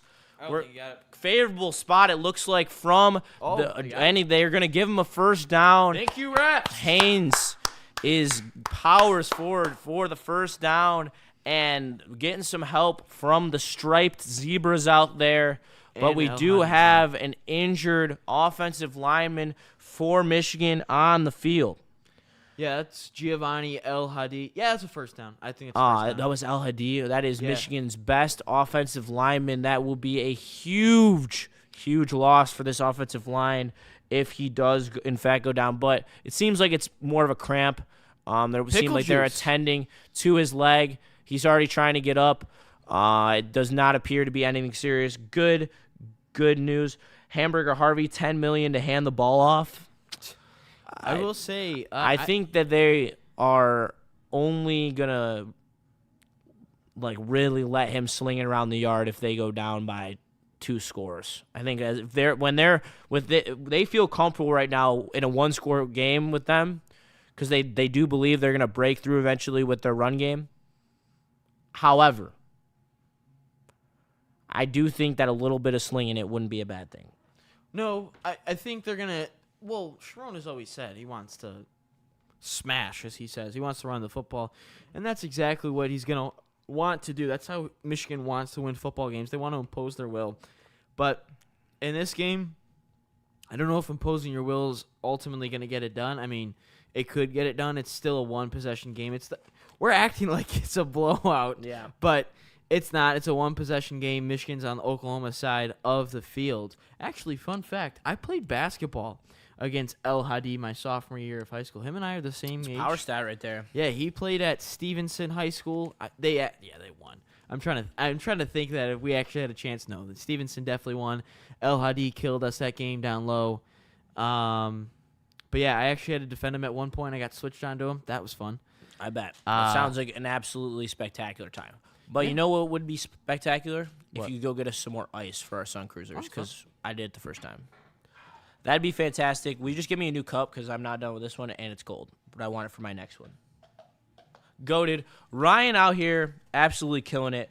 One thing that I would like to see defensively is exactly what we saw in the last drive. Pressure, good contain, stopping the QB runs. That is going to be the key to stopping this Oklahoma offense, and they did a pretty good job of that last drive. Offensively, I really want to see them punch the ball through and keep churning, finding ways to play smash mouth football and allow Underwood to make some plays down the stretch here. Mitten made. Juice is pulling rank. You love to see it. I mean, it is nice, I will say, but I did grab the first cup of ice for us, so I'm a fair rank puller. Hadi getting help off the field. That does not look good. That looks very bad. As now fresh legs come in the Michigan offensive line. 14 all for Michigan State and Boston College as they are duking it out as well right now. As Underwood looks to bring Michigan to a tie game, he drops back, rolls right, throws downfield, a strike to Goodwin as he will take it over the right side for a first down, and that's exactly what we have been pounding the drum for. That is an absolutely beautiful from the kid right over the defensive backs into the window. Absolutely spectacular. That's what I'm talking about.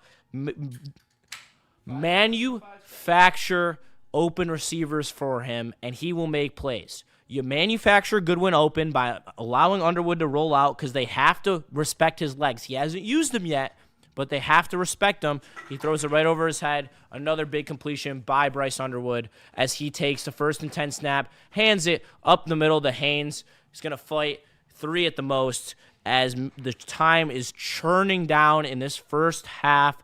4:30 remaining as Michigan down by 7 points, but driving, looking good. Saved early in this drive by the refs for a couple first downs. But now, the Pink Lemonade is the best. Shout out to Sun Cruiser, our sponsor. This is my first time having Pink Lemonade. This is, if you need this for the game tonight, tomorrow, any other game, this one's sweet. Oh, that's a good block, and we're cooked. Oh, nice juke by Haynes, and then blows through 2 defenders to get an extra 2 yards out of that one. It's going to be 3rd and short for this Michigan offense as they are starting to find a nice rhythm here at the end of this first half. It's going to be 3rd and 2 just outside of Oklahoma's red zone. Is this 4 down? If it's 4th and 2, 4th and 1, is it 4 down? I think it's 4 down if it's 4th and 2 or 4th and 1. I think it's time to pull out the read option or the QB power. I think that's when you pull it out if you haven't already. Underwood looks to throw, guns it over the head of he's getting murked. McCulley absolutely clamped up, looked to be pass interference. He was getting grabbed all over. He was getting grabbed like, that's not going to be offensive, is it? I would doubt it. Let's see here. Makes the break. Jeez. And then he just pulls him. Yeah, I don't know. That's a tough call. It could go either way, I think. Could also be unnecessary roughness. The refs have already given us this whole drive. Just continue it. Just continue it. We'll take it. Where's your change cup, Justin? Change cup. What's my change cup? I don't know. I don't know what you're talking about. But shout out to you, Ski Mask. You're the boy. I generally don't know what's going on. So they didn't end up calling it. It's just, or no, it must have been offsetting. Sorry, we don't have the sound on. Yeah, we can't even really. Oh my God. We can't even really. All right. Well, they're lining up for the field goal. I personally don't love it, especially the way they started running the ball at the end of that drive. But when you ultimately, when you do pass on third down, most of the time you aren't planning on going for it on fourth down. And Zavada is essentially automatic from this range. And he missed. And I just fucking jinxed us. Fuck. I'm sorry. Even though that kick already happened like 2 minutes ago, still, I'm sorry. That's why you go for it. That's why you go for it, especially in this big of a game. All right. I think we got some arguments. Oh, great. This is just awesome. And now we got arguments on the sideline. Underwood's pissed. Underwood, you're good, man. That was a good drive. Justice Haynes. Oh, yapping at Justice Haynes. Oh, boy. All right. Not what we want to see here. This is just going from bad to worse. I would have ran the ball twice. I agree with Vernon Shell in the chat, for sure. Mateer, design QB run on the option. Absolutely popped. Oh, yeah. I don't think I've ever seen... Felt that one. Woo! I don't think I've ever seen Hillman wrap up. I don't think I've ever seen him wrap up once. He just... Jeez, God. This is just... The hell's Zavada? You got to understand, Tom Bagman in the chat, Bryce is a little too arrogant to be a freshman. He's making $12 million. There is an element of cocky, ignorant that you have to be when you play quarterback. Because you have to have a short mindset. You have to think that you're the best. And that's the edge you have to have when you're trying to be as elite as Bryce Underwood. So I disagree. He's also making $12 million, so... Yes, he is. Third down. Going to be a big stop here for Michigan if they could get it on Oklahoma as we are ticking down towards the 2-minute warning here, 2:14. Oklahoma could elect to not snap the ball if they choose to, but Michigan looked to jump on that play. Free play for Mateer downfield as he's going to overthrow it. No PI there. Going to be a first down for Oklahoma, though. I don't think he went into the neutral zone, though. That's the thing. He moved. I believe it was Payne, but no, it was actually 95. I don't even know who that is. I don't think he made it into the neutral zone, though. It looked like he still kept himself. We shall see. Oh, it is. Neutral zone infraction, defense. 2 fouls on the play. Both. Oh, what? Holding? Hands to the face. Jeez. This is just... Come on. What are we doing? Keep it clean. No hands to the face. God damn it. Be more worried about the freaking penalties than Bryce Underwood's arrogance. What the fuck are we doing? And then he's this... Oh, is that Hillman who hit him in the face? No, it was Pierre, number 95. There we go. That's how you crash on a screen. Nice. Take that. Should have had him in the backfield, but we'll take that. Way to swarm. Michigan is going to force them to second and long. 2-minute warning time in Norman, Oklahoma. Michigan down 7-0 to the 18th ranked Oklahoma Sooners. Offense has absolutely cooled down for our Oklahoma since the opening possession as they came out and they scored early. However, 7-0, what we did expect, an absolute rock fight of a game. I feel very confident of where I'm sitting currently with the under 43.5. Yeah. But it was a little scary out the gate, I will say. It was kind of like, shit, Oklahoma came play here. Offense is firing, but Michigan has countered well. Got to give Wink some credit. No matter what you think about him, he has come and made some very nice adjustments. Hopefully KG gets here before halftime because it will be nice to have some fresh energy in here. Yeah, it's just not to say that we're not enjoying holding it down, but we've been going on for 3 hours. We're going on 3 hours now, and we got 2 more hours to go. It's been the same shot. There's been no change at all. Which that's not a big deal. We're drinking though. We're having a good time. Shout out to Sun Cruiser, making sure that we are taken care of. But oh my God, like this game is really frustrating. I don't know. It's just really frustrating me. The defense, Wink Martindale. he's gotten better as the game has gone on, but there's just like stupid penalties. The offense is really the most frustrating part, and I said that there was more questions on the defense than the offense before this game started, but KG slacking. I will say, and we'll talk more about this at halftime, but if they can get out of this 7-0, okay, with Barham coming back in the second half, I like where Michigan is, at least to keep the game close, because I question how successful Oklahoma's offense is going to be once Barham is in the game. Oh, I'm sorry to hear that, JB. BC up 21-14 on Michigan State. If you guys lose this game, end the season. It's going to be a rough season. If you lose to BC, I don't know how you're going to beat some of these teams in the Big Ten. Barham got to come out and get a strip. Because I'm assuming they're getting dominated in the line of scrimmage. Because we haven't watched. That's the only way that they're losing this game. So please confirm if that's happening or not. Yeah, we need to read some chat. Freddie Felt, the boy. Do y'all want some food? I'll send some to the studio. Freddie, that would be absolutely fantastic if you were willing to do that. We are down bad here. We had no food plan. I was actually about to rip DoorDash in a couple seconds. Whenever KG got here, I was actually about to rip DoorDash. So if you feel so inclined, you are the GOAT, and I'd love you forever, man. I already do. Yeah, so I can't even lie about that. You are the man, Freddie. We love you, Freddie. But man, hey, at least I got a Sun Cruiser, man. At least I got that. What's your like go-to food or snack during a football game? Like you're sitting down with your boys or your fam. Yeah, we'll sit with your boys. You're sitting watching a game with your boys. What are you guys ordering?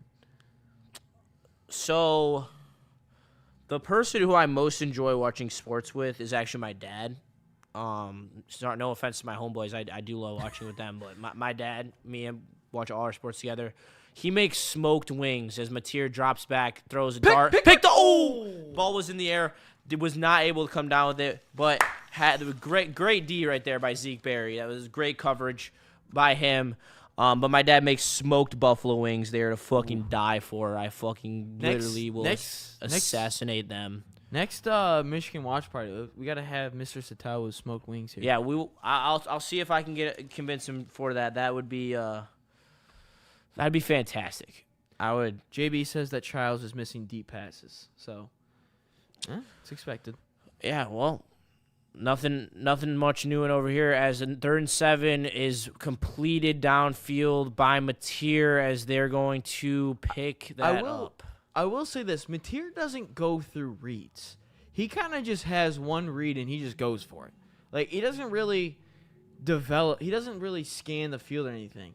As Mateer hands up the middle, bounces off a defender, bounces off a second one as he is able to pick up 9, maybe 10 yards, 2nd and inches for Oklahoma as Ben Arbuckle is scheming it up for Oklahoma at the moment. I miss Jesse Minter too, Uper. I miss him. Yeah. I miss Mason Graham, Kenneth Grant, and Mikey Sanger still, even though he pissed me off in the playoffs. And Will Johnson. I mean, miss them all. Mateer looks up the middle, squeezes right through, but then held up in the middle of that Michigan defense. Don't know where he fell forward to. Looks to be 8 or 9 for the quarterback. As they go high tempo, clock ticking down. They do have all 3 timeouts. Yeah, they're just working the clock here, so Michigan doesn't trying get the to ball ensure back. that, Michigan does not get the ball back. Michigan needs a sack to make this field goal tough on Oklahoma's kicker. As Mateer drops back, rolls right, looks downfield, wide open receiver as Burks is streaking towards the 4-yard line as it will be 1st and goal with 34 seconds to go. This is just rough. Yeah, man, shit. They've had their way, absolutely. As Mateer hands up the middle for a gain of 2. It's going to be down at the 2-yard line. 2nd and goal. Timeout, Oklahoma. 26 seconds left. Look, put up or shut up time. Michigan, got to force a field goal here. Got to force a field goal. Seriously. Yeah, that's the ultimate goal is bend, don't break. But at this current moment in time, it's just – this game is just rough. This is just a brutal, brutal game. I'm not having fun watching this game. I'm having fun everything outside of the game. Oh, just wait till the post game when all the trolls come in here after we lose.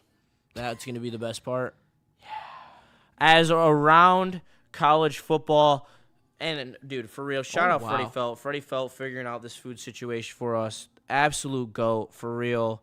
As let's rip it around, tell you about the scores happening Mississippi State's up 17 around college football. Yes, Mississippi State up 17-0 on Arizona State as the Big 12 looks to be absolutely ass. Vanderbilt down 10-20 to Virginia Tech. Boston College up 21-14 over Michigan State. UNLV leading UCLA 10-0. God, their ass. Enjoy that pay cut, Nico, you fucking dumbass. Anyway, Mateer sets up. 2nd and goal. 26 seconds left. Oklahoma holds a 7-0 lead. Michigan needs a huge stop here to take it in comfortably into halftime. Mateer up the middle. Touchdown. 14-0 Oklahoma. Man, they really did that right before half as well. Oklahoma started with the ball, though, so Michigan will have the chance to script the drive out the gate. I'm not having fun. No, it's dog. I had to sit up at the watch party for Lions Commanders. This is nothing. This is nothing, man. This is a regular season game. This sucks, but everything that can go wrong is going wrong right now. Like Oklahoma, Mateer's having all the time in the world.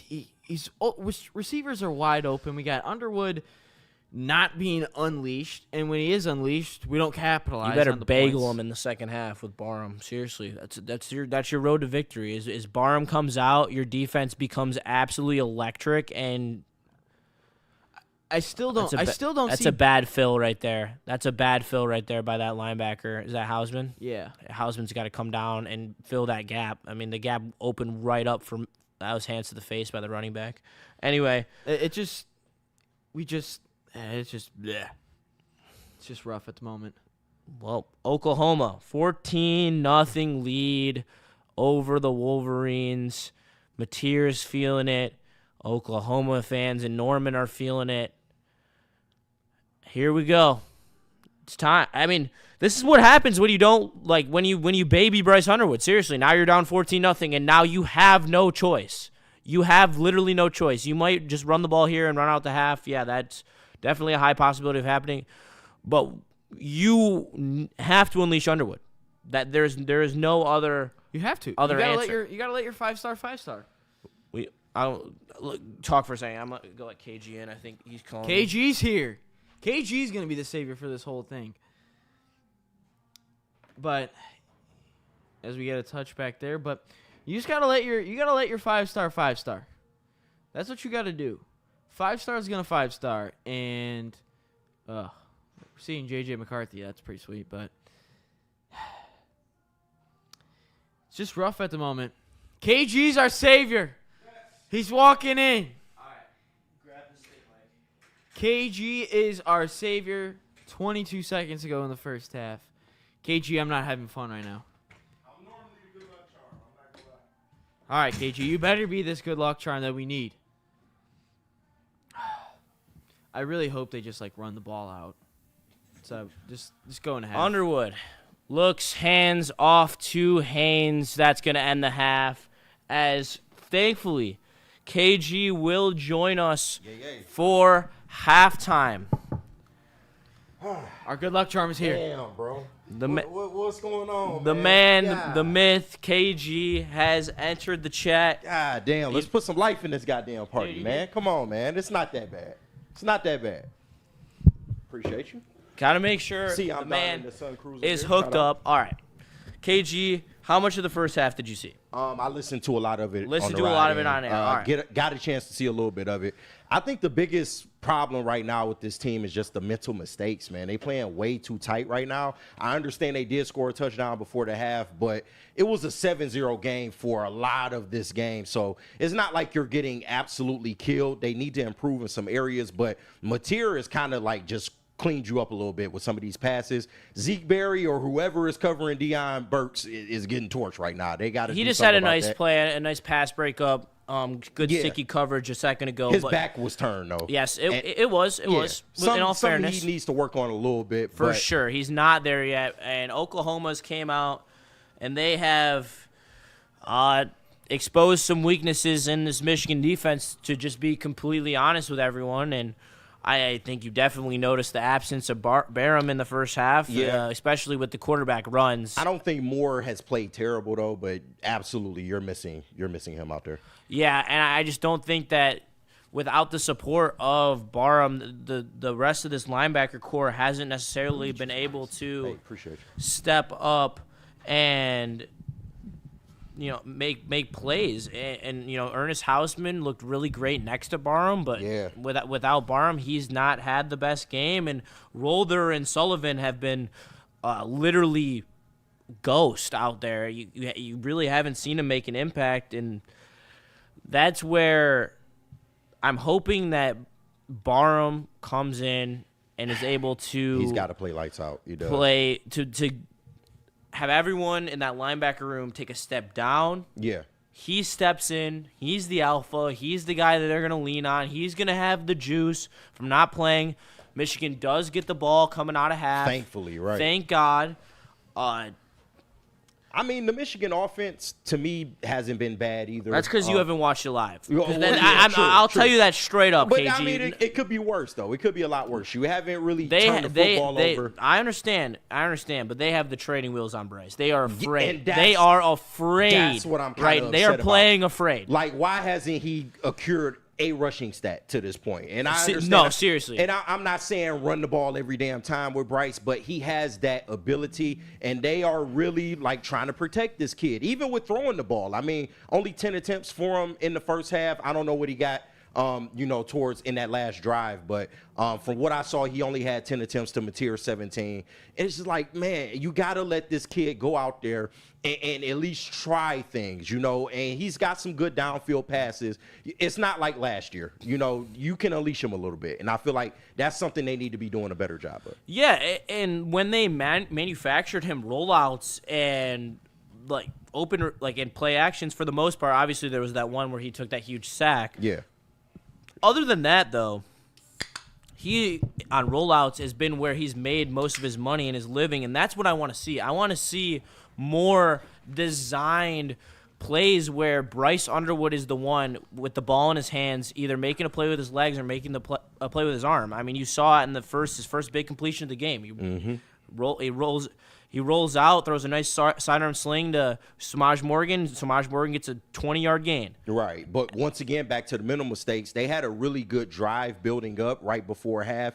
And then McCulley, I don't know what happened to miscommunication there. You cannot have that in a game of this magnitude. Yeah, that was wild as hell. Yeah, I couldn't believe that that he did that, especially being a senior. I understand that you're new to the receiver position. In some regard, he has played the position for a couple of years now. That's unexcusable. You can't have it. Like Michigan, that's the first time a penalty has hurt them. They are playing a cleaner game than Oklahoma in terms of the penalties. Oklahoma has been more penalized. A lot more sloppy than we're used to at the same no time. Doubt. Like, this was one of the least penalized teams in all of college football, and then you look at what they're doing today, and just a lot of sloppiness, bro. They got to clean it up in that department because, once again, it's only 14 points. You're not completely out of this game. Mateer has gotten used sometimes, but overall I feel like they've done a good job of limiting his legs to a degree, and you just got to play better in coverage as well because you are letting him get away with some of these passes. You can't have it. Deion Burks can't just be running all over you all over the field. Yeah. Ryan is defeated over y'all there. In here like it's fucking. I mean, I'm not. It's He that is. bad. No, he's sitting over here crashing out. God. No, we've repeated ourselves for like the last hour. I so understand. It's all the same It's only thing. so much you can do. I Yeah. understand. So, but no, it's score. frustrating right now. And we got the trolls coming in the chat. Shout out to the trolls. Appreciate you. I actually peeped the amount of viewers we got on the live stream. We're over 18,000 now, so shout out to all you people. Okay. Shout out to all you people We doing a little tuning something. in for the watch party, but hopefully Michigan comes out with a victory. But I asked Justin this earlier. You're watching a game with your boys.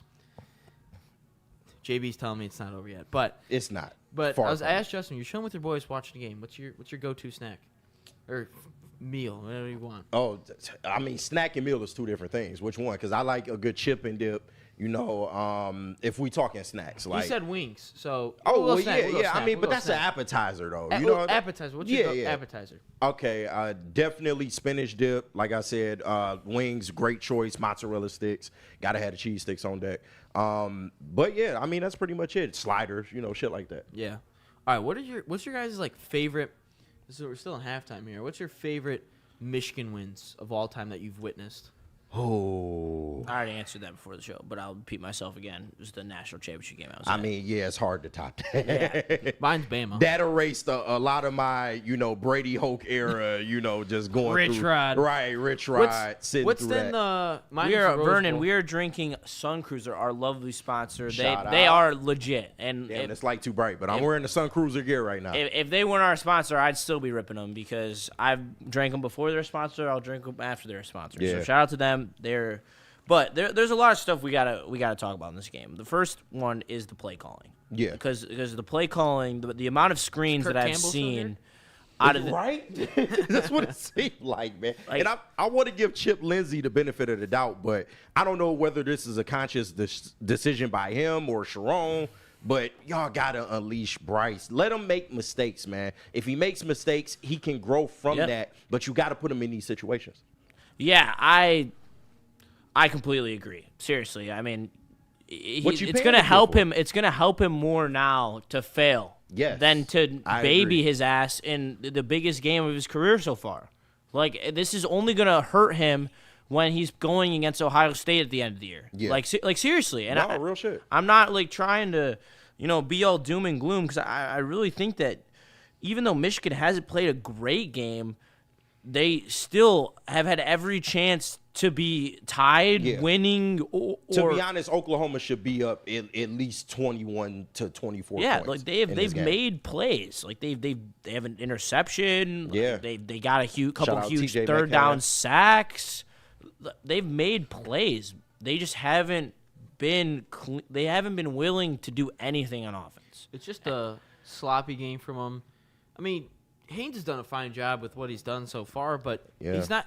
Oklahoma's not going to allow him to run a 60-yard touchdown But run. that's because you're not giving them that extra element. I just realized something. I remember the 4th and 2 where they kicked the field goal. Yeah. What the fuck are we doing? Yeah. We are in a road environment, and all right. I didn't agree with it either. Since when is it not Michigan football to run it on 3rd and 2 in the red zone? If you don't get it, you run it again. Yeah. Like, what the fuck are we doing? Yeah, no, I totally agree. I didn't agree with the field goal choice there, although you do rely on your kicker. You are the He's a really good underdog. kicker, but once again, you in Norman. The crowd is behind this team. You got to find a way to silence them. That would have been big if you could have converted there. And conversely, like with Oklahoma, that's where you're getting killed at is 3rd and 4th down. The 3rd down efficiency by Oklahoma has been really, really good in this game. Yeah, and get off the field. you just haven't Their come up in big D-line has moments. shown you how elite they are. Yeah, their you just D-line haven't has come been up in big moments. legit. Yeah, 3rd down. That's been pissing me off the most days. Yeah. How many times on 3rd and medium, 3rd and long, that Mateer just sits back there, clean pocket? That's another thing. We can't get pressure on Mateer. Mateer just drops back, sits there, Yeah. drops it in, and the receiver's wide open by like 5-7 yards. And I do want to. Bro, I'm sorry. Mitten They out here makes a good cooking point. Zeke Berry. Run it with Bryce.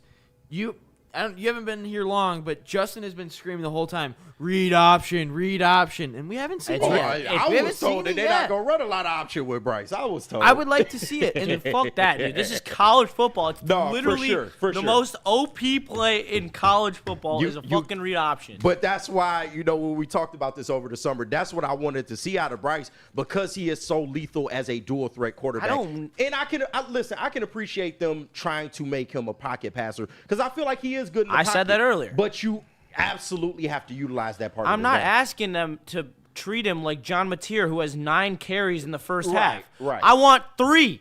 Yeah. That's in high leverage situations, that's what I want. That's not too much to ask. Like I'm not asking for the fucking moon here. I'm asking for 3 design quarterback runs in a half during third short. Absolutely. 4th down. Like being high leverage downs. You had an excuse last week. Okay, we're playing fucking New Mexico. You're not really going to give up your sauce like that. But this week, it makes no sense as to why you're not doing this in this environment, especially when it was only a 1-score game for a majority of this half. Mid-major, 100% right. LSU would have been running and gunning with Bryce Underwood. He would be playing like Jaden Daniels. Yeah, he would literally be playing like Jaden Daniels. That's 100%. Same scheme, same type of player, even though he's even bigger than Jaden Daniels as a freshman in college. In terms of muscle and everything. Yeah. He's skinny, dude. They would. You're getting better receiver play this week, too, so it just doesn't make sense. And shout out Dominique Davis, $5 super chat. Moore and Lindsey calling a scared game. This isn't the O-line from the past where we can get 5+ yards against stacked boxes. Unleash 19. Yes. Yeah. They have to adjust. To your point, Dominique, I forgot who said in the chat earlier while you guys were talking, but they were right. Grant Newsome should be on the hot seat as an O-line coach. Yeah. He absolutely should. And I've been saying that for year or two last year because I get they lost a ton, but you had a lot of inexperienced kids too. But if it still looks rough, and I think Newsome doesn't know how to coach an offensive line. Maybe Hank Fraley can come down on Saturdays. He can have 2 jobs, but no, Newsome needs to be on the hot seat, possibly fired after this year because the offensive line play. The way that Michigan wants to play, the offensive line's got to be better. Yeah, absolutely. We can't just run the ball every 30 straight times like they did against Penn State a couple years ago. You can't do it anymore because offensive line isn't the same it is. I know it's inexperienced. I know there's 5 stars going to be filtered in as we go on, but man, it's just rough watching the offensive line. No, it has been at times for sure. A little bit more in pass blocking. But one thing that I am kind of scared of in the second half, seeing that they called the game this way, if Hadi is not going to be able to return to this game, then I feel like they might go into safe mode even more. So, because you don't want Bryce to get hurt. I do understand that. But you just lost maybe your best offensive lineman on this team, and that's a blow. They got to find a way to combat that in the second half, but that's a huge loss, for sure. Yeah, he's their best offensive lineman. But at this point, honestly, fuck the talk, fuck the noise. They're down 14 points. Unleash 19. You have nothing to lose now. You have nothing to lose and everything to gain. If you sit here and you baby Bryce and you don't let him get ready to play in your Big Ten schedule, which, by the way, you open on the road against Nebraska without your fucking coach. Yep. So you better get him ready for it now instead of trying later, and then you're down at Nebraska and you need Bryce Underwood to sling the bean a little bit to make you come back in the game, and he can't do it because he's never done it before. That's inexcusable. This is the time. The worst thing that happens, he throws a couple picks.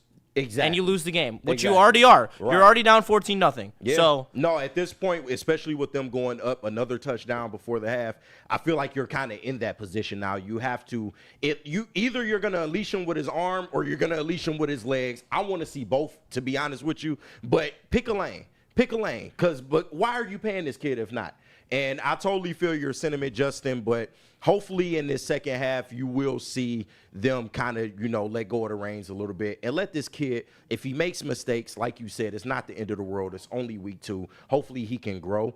I can stomach this game plan a lot more next week against a Nebraska team where you're not going to have your coach. This is a big game. This is your first, benchmark game. Yes. You need to let Bryce – see what you have in Bryce Underwood. Yes, and – 313 Rays with a $9.99 super chat. Shout out to you. Shout out. Sharon needs to go. Bryce has been responsible for our biggest plays, and we refuse to use him because Moore wants to be scared. Let the kid show his skills. I question if that's more about Chip Lindsey, to be honest. I don't think Sharon should go. I mean, he's a young dude. This is his first head coaching gig. And last year, let's be real. Harbaugh left the cupboards bare. Thank you. You can say, oh, we had 4 top 40, 50 picks, whatever I it hate is. that You can argument say that so much. You can. That's what 2 everyone's- defensive tackles, that's what- 1 corner that didn't play a lot of the year, mind you, and a tight end. Like- that was your 4. People will say that's the argument, but that's it. We don't. There's nothing else. There was nothing else. Donovan Edwards was trash. Yeah. And who else? I don't even know who else was there because the team just They was, had a linebacker playing running back. Exactly. You like, had 3 the quarterbacks, cupboards- and none of them was shit, really. Like, what Brady Hoke left was more than what Jim Harbaugh left. yeah, no. Brady Hoke left talent there. Jabril Peppers was still there when Jim Harbaugh walked through the door. But Moore is rebuilding this. I still believe this is Moore's true first year. I believe this is his first true year at the coach because when Moore was the head coach, when he officially got named the head coach, Yeah.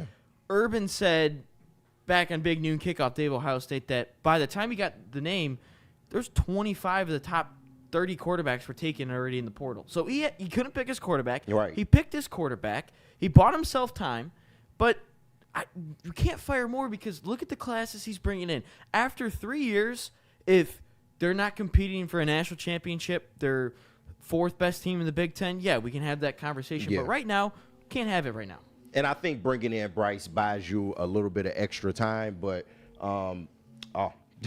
No, that's for you. That's okay, got it. But yeah, no, I get that, and you know, I think he bought himself extra time getting Bryce in the door. But you do need to start seeing some things from Sharon Moore, and I totally agree with everything that you said. Right?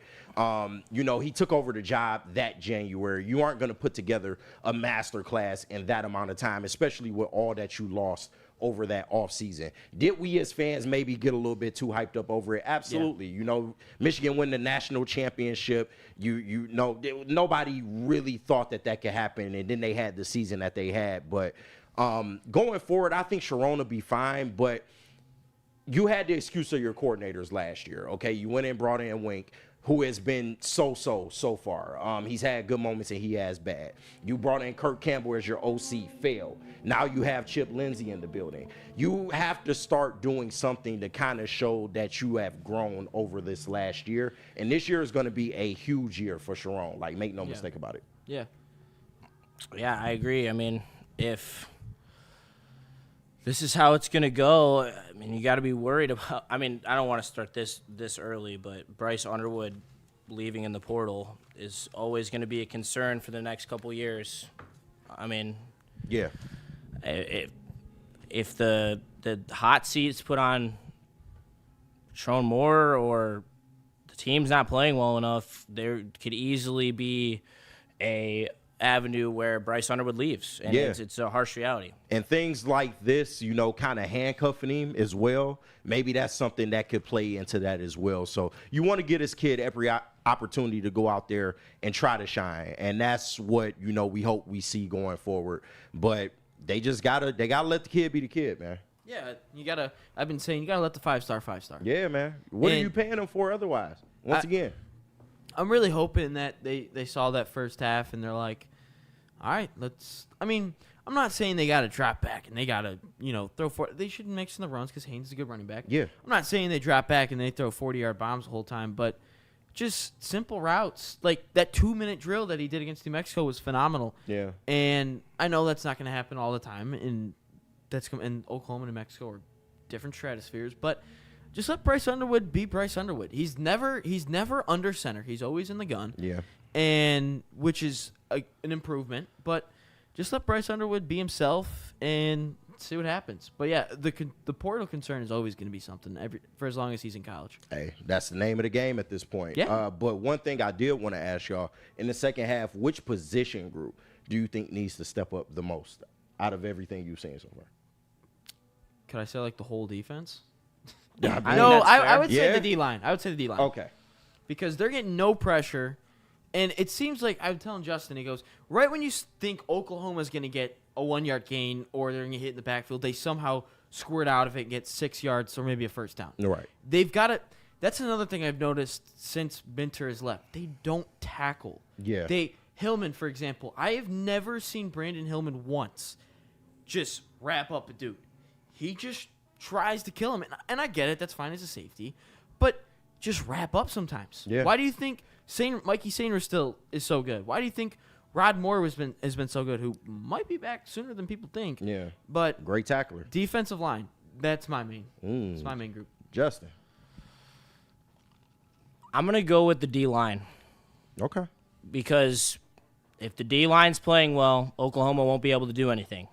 It's that simple. Yeah. Regardless of how bad the cornerbacks are playing, regardless of the safeties, regardless of Barham being back, I truly believe if the D-line comes and starts dominating, that they will have zero problems being in this game to the absolute end, as it looks like we're about to come back to the game. Yeah. I would say, I mean, the D-line, it kind of plays into this as well, but I would say the secondary.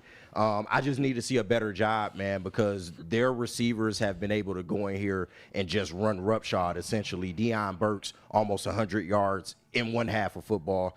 Unacceptable. I mean, we just got to be better in coverage, whether that be, like you said, getting more pressure on Mateer. You can't just let them sit back there and pick you apart. But for the most part, I felt like they've done a good job of limiting his running capabilities. And the red zone is a little different because, tighter space and all. But if they stick to that, I think they'll be fine. But once again, that does kind of facilitate through the defensive line. 313 raised with the $4.99 super chat. Shout out. I loved that Bryce got in Haynes' face after the last drive. Kid clearly wants to win. Unleash 19. 100%. Unleash 19. Unleash him. And then Dominique Davis, $5 super chat. Moore is really going to show what type of coach he is in the way that this second half is called. Yeah. I would agree. Yeah, let's see it. Let's got see touch back in the end zone. Let's see if Barham is this. Again, I feel like Michigan fans have made Barham to be like this Ray Lewis linebacker. Yeah, no. He's not. He's a good player. Don't get me wrong. He's not gonna change the whole game for us. Right. But maybe he does. Maybe he's a guy that sets everyone else up in a positions himself to make plays. But the second half is going to be critical. Yeah, and he's a fresher body. I think he does need to go out here and have a really good half of football. I will say that. All right, here we go. Underwood shotgun snap, hand off to Haynes as he hits the hole. Oh, He's got the left side, down the sideline. 30, 20, 10. Touchdown, Michigan. First play, Justice Haynes goes house Guys, calling. run the damn ball. Wow. Don't unleash him. What? I mean, if they're going to run the ball like that, I mean, 100%. Man, but offensive line, great way to open up that hole, and you let Justice Haynes do the rest. This kid is a problem, bro. I'm telling you, big runs in back-to-back games. Man, Justice Haynes, an absolute problem. But you love what you saw from the offensive line, right? Absolute stud right there as he hit that hole with authority, found that crease, and said goodbye. No one was catching him as Michigan brings it within a touchdown. What a way to get 14-7. I said that we're not going to get a 60-yard touchdown run. We got a 75-yard touchdown. Well, I was clearly wrong on that. Yeah. But you see what your boy KG do, bro? I walk in the room and I give Sean the touchdown. We're putting KG in every watch party. Come on, man. This is what I do. But no, that's a hell of a way to answer, man. First play of the half, bro. And I love the power concept, too. Complete, we're going to small you on the line of scrimmage. Yep. Come and try and stop this run. And he just, wow, great piece of vision right there by Justice Haynes with a beautiful jump cut, looking like Blake Corum out there, hitting the sideline. Yeah. And that's kind of on Oklahoma, too, because they loaded the box up. Yeah, they bro. did. You cannot do that with somebody as dangerous as that. There was someone in the chat during that halftime was like, I bet you $1 million that they put 8 in the box and we still run the football. Well, yeah, I mean that's you're getting You're getting $1 million, whoever that guy is. Yeah, that is the Michigan way. That is the Michigan way, absolutely. As Michigan now right back in this ball game with a quick answer, and now we will see the defense with Jerome Barham back in the game. Yes, boys, what are you expecting out of this Michigan defense Get off in the field full on third force. down. That's all I want. That part. That part, all right. Like, I don't care all I about care the about. pressures. I don't care what you got to do to get it done. Get off the effing field, man. Like, you have to get off the field. Yeah, you do, and that's what set Oklahoma apart from Michigan is when they've needed stops, they've gotten stops. Like they got that stop on third down, and then they forced a missed field goal. That's the difference in big games like this, man. How many stops can your defense go out there and get? And dumb mental mistakes like that. Yeah, you got to stop that. Oh, this is that argument. I don't know what. Who? That was Underwood. Underwood was arguing with Haynes. Oh, okay. But okay. now they good, man. Yeah, they just getting fired. I like the energy. I like the momentum. Right. I love it all. And then they It's a go long 75. season, man. Then they go 75 yards to the crib. Right. There you go. There you go. Their But it's- very next play. It's a long season, man, for sure. Got to be able to iron out the details. But here we go. Yes, sir. As John Mateer looks to step up in the shotgun, looks like it's going to be showing pressure and pressure backs off. back off, and that's what I like to see out of Michigan's pass defense right there, allowing those low leverage completions underneath and really clamping up that mid to long passing game that Oklahoma has been feasting on without Barham. Mateer drops QB run design and swallowed up. Loss of like 3 on that. Here come the Wolverines. Nice. Yeah, Loss of 3. Yeah, Pierce needed to redeem himself from that first half. He had an offsides and then had hands to face in the same play. Yeah, he needed to redeem himself. But here we go, like we talked about. Michigan- Big This is the stop play. is needed right Michigan here. money lines calling me like the Green Goblin Oh, mask watch right yourself. now. Oh, they back now. Look at it. We want to place money line. We're back. We're back. You was looking dead when you came to the door, man. No, that was Ryan. Hey, no, don't put that on me. That was Ryan. Ryan wouldn't even talk to me. He's sitting over here, Ryan dead ass was over silent here as like my. a sad puppy. All right, Mateer. 3rd and 8. Get a Pressure. stop, Oh, get a stop. in the air. Let's All right, there we go. go. That's gonna be it's gonna be a punt for Oklahoma as Michigan forces the 3 and out with Barham back in the game, and this is the speed that we were missing on this defense. Momentum is swinging before our very eyes. That is great play right there by the defensive line, and let's see who got in on this pass block right here. That was a thing of beauty. I think it was They Moore. sent the linebacker. Oh, man. No, that was – who was that? Derek Moore. Shout out to Moore, man. Once again, he's played a decent night, man. Plus 270. Ooh. He's had a decent night. I don't need it. I don't need I don't it. need it. It's that SpongeBob meme from when he I was, don't need it. Don't let Michigan get in the red zone. I that's- need it. Justin gonna put that I'm- boy in. Samaj wasn't back there for a punt return. They had Joe Taylor. That's interesting. I know. Dude, they made me so delusional with that defensive stand, dude. They looked so fast. They Yeah, looked that like was everything nice. that was missing in the last. Fuck it. He played. I don't need. I got it. 25 in the fucking account, dude. Oh, 25 here to we a go. 92. Come on. Michigan money Hey, line, drop baby. them likes in the chat. You Come want to see on. Justin burn that money, boy. Come on, man. Hey, You should. hey, and if they win, every single cent is going on the Lions tomorrow. Hey, that's what I'm That's talking how about. it goes, Boy, okay? That's what I'm talking about. This is a double down dealio, okay? Ooh, double down weekend. I love it. Let's go. We're winning this game, seriously. Wow, man, what a momentum In swing MSU's there, crowd, man. apparently you can hear a pin drop because I believe they're still down 21-14 You to have BC. to take Norman out of this game, man. They have been way too vocal to this point, and for good reason. 21-21. But no, that is a what a way to kill the whole stadium on those 2 plays, or those 2 drives. If we get to 200 likes, we're at 154 right now. I'll place Michigan money line. If we get to 200 likes, I will place a bet on Michigan money line. Hurry up so you can get a good number. Hurry up. Right. Yeah, if I'm placing Help my this boy bet, out. if I'm placing this bet, I want better odds. Yeah, help the boy. Like the stream so that he can get the plus 270 on Caesar Sportsbook like I did. Because shout out to Caesar Sportsbook. Shout Use out code Caesars. Woodward1000. Get all your money back if you lose. No sweat bet. So shout out to them for offering that up to you guys. But Michigan's about to go down here and tie this game. You got to think so. And I wonder how I know they're going to run the football still, but like That's we said, 159. It's We need time. 40 more. I still want to It's see Bryce. time. And what a way. It's time. A game time. Unleash drive. Like, come on, man. 19. It is gotta time. unleash him. Unleash the We've beast. had Let's we've see had it. Come 10. on. We've had 10 likes. We need more. Griffs, I see you. Appreciate you, man. Come on. Shout out JB's. Yes, we hope El Hadi is going to be okay. Yeah, shout out to El Hadi. Yeah, man. That's a brutal loss for the team. But shit, I mean, so far so good though. That run was crazy. A lot of pulling. They not backing away from the game plan, and that's what you wanted to see. But we got to see 19, man. Play the kid. Play the kid. Shout out my boy Spitty, Play man. the kid. Play the Come kid. on. Let the 5-star. Yeah. Unleash the damn Kraken. I love that. Fuck yeah. I think Boston College is up now. Someone said 24-21. Yep, 24-21 BC. Uh-oh. Sorry, JB. Uh-oh.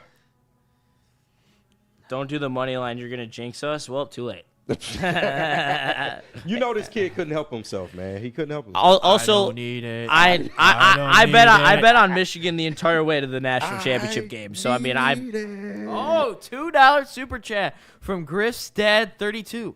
Is KG really the good luck charm? Hey, he might be, man. This dates all the way back to 2023 when things was looking bleak in that championship game. Your boy walks in the room, Michigan takes the lead. I'm just saying, man. I'm just saying. Yeah, KG's got that type of motion. I got Me that and KG aura. were on the desk got for aura. Texans Lions last year. Griffs, you want to know what it is? I don't panic, bro. I just let shit play out the way it's supposed to play out, you know? You're just a chill man, KG. What Hey, can you say? I Bryce try. Underwood settled in, hands the ball off, absolutely Oh. swarmed by Oklahoma's defense, looking to make a statement after their offense was not able to come up with a first down even against Michigan's And defense. you knew they were going to come with the heat. You can't be predictable. I mean, I get it going for a run on the first play, but yeah, that was way too predictable. Coach right Shep is the good luck charm. Mitten made in the chat. Shout out. All right. That's been debunked, I will be mad if we don't run one read option in this game. Yeah. I'm serious. Yeah. Like, I understand you want him to be a pocket passer, but he also is absolutely electric. rolled him out. Action roll out. Oh, Oh, overthrows him. Oh man. Oh man, if that's Marlon Klein, he probably would have got that. Yeah, but- Marlon Klein catches that. He's got those. He's got that white boy wiggle. Right, but a bit of overthrow by Bryce. But this is what you want to see, though. A little bit more roll He's out. open too. Oh, Let he's him make the open. decisions out there. That wasn't a bad decision. He just overthrew him. No, that was a great throw too. Yeah, just too much mustard. That's the one thing with Bryce that I do want him to learn. He has to A have little bit more touch.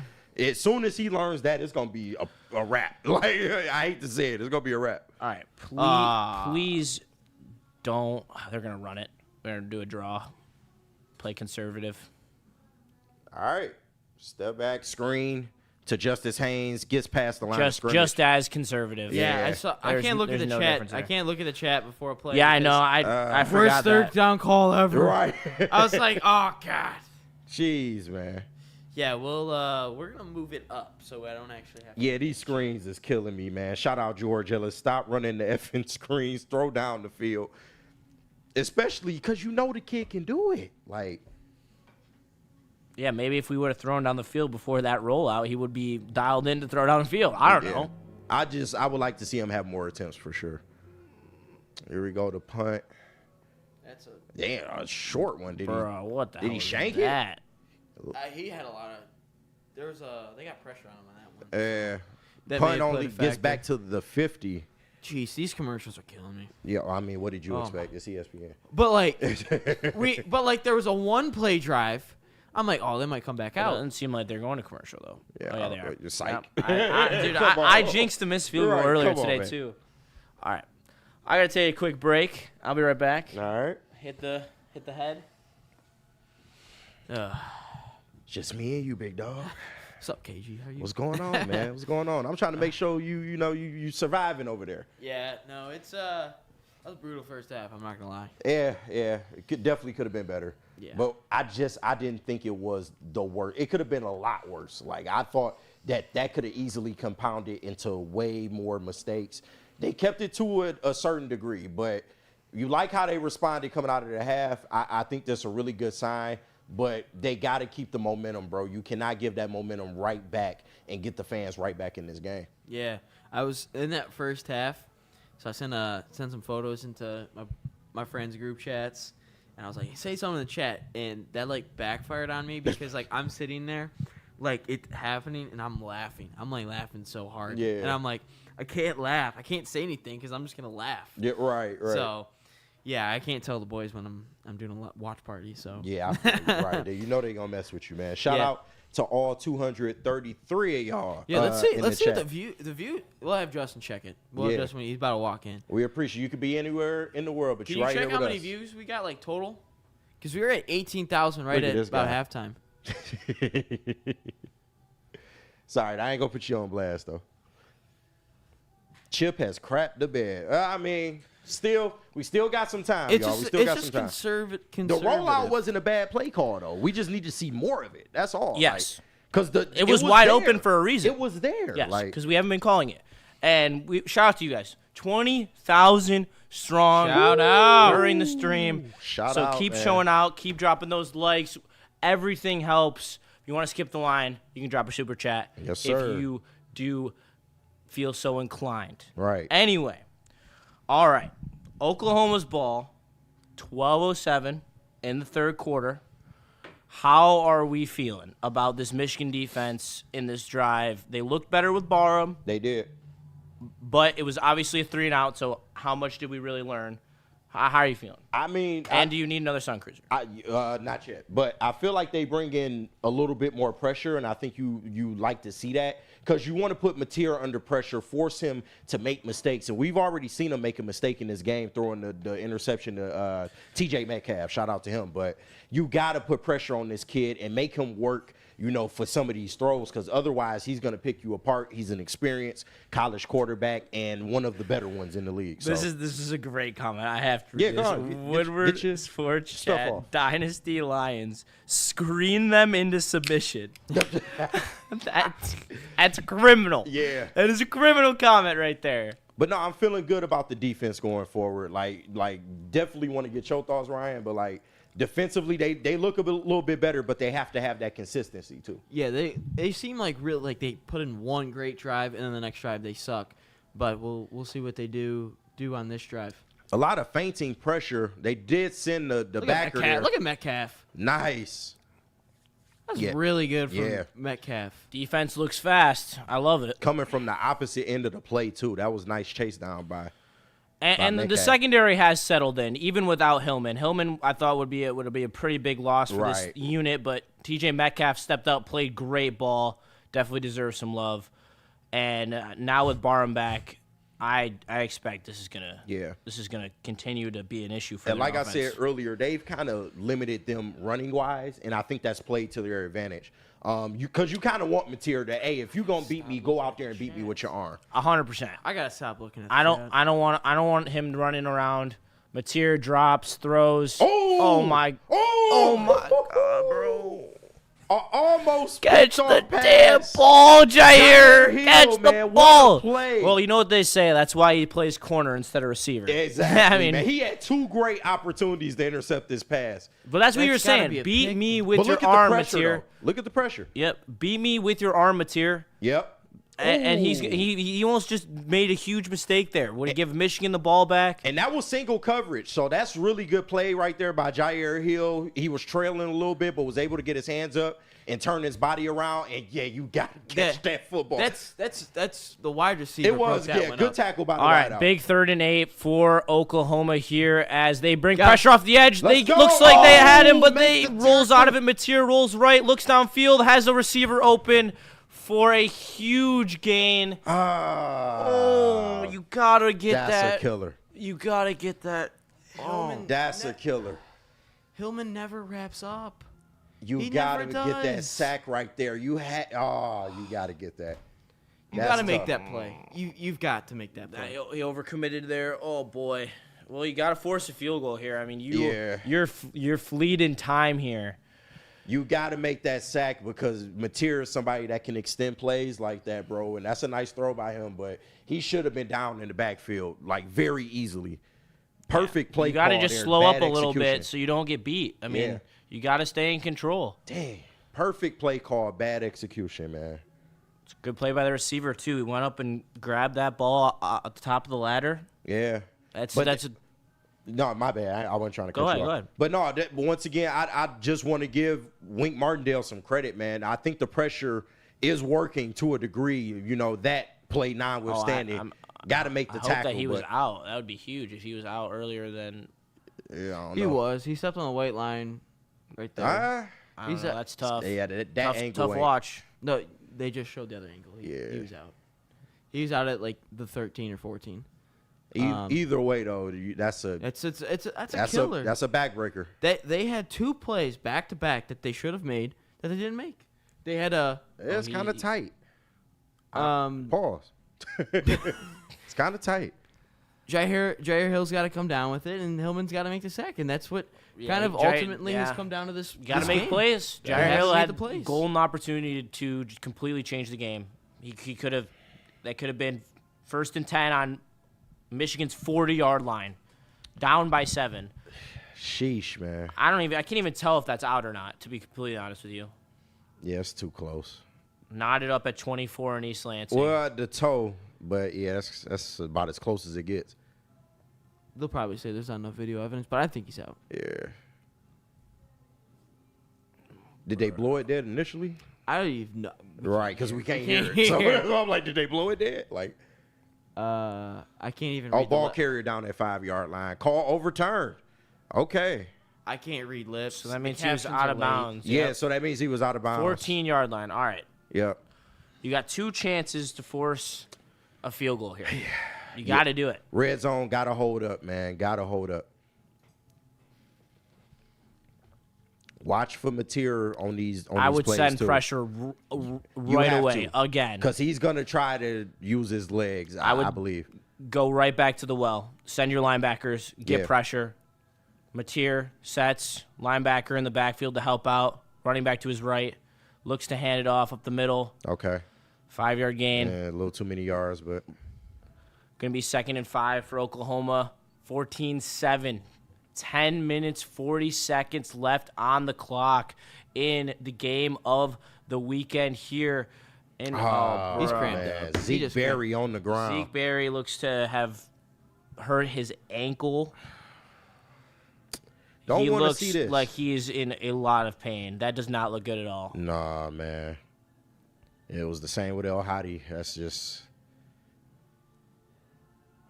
That's tough. Training staff checking him out.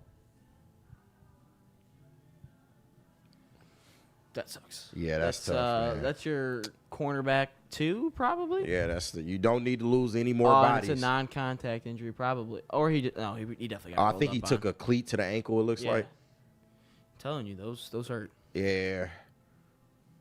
Hopefully it's just that, nothing more serious than that, but He's able to put a little bit of weight, so I imagine it's probably. then he went right back down though. But yeah, we'll see. Probably gonna take a break. I'm not gonna lie, Sharon Moore had some nice kicks on.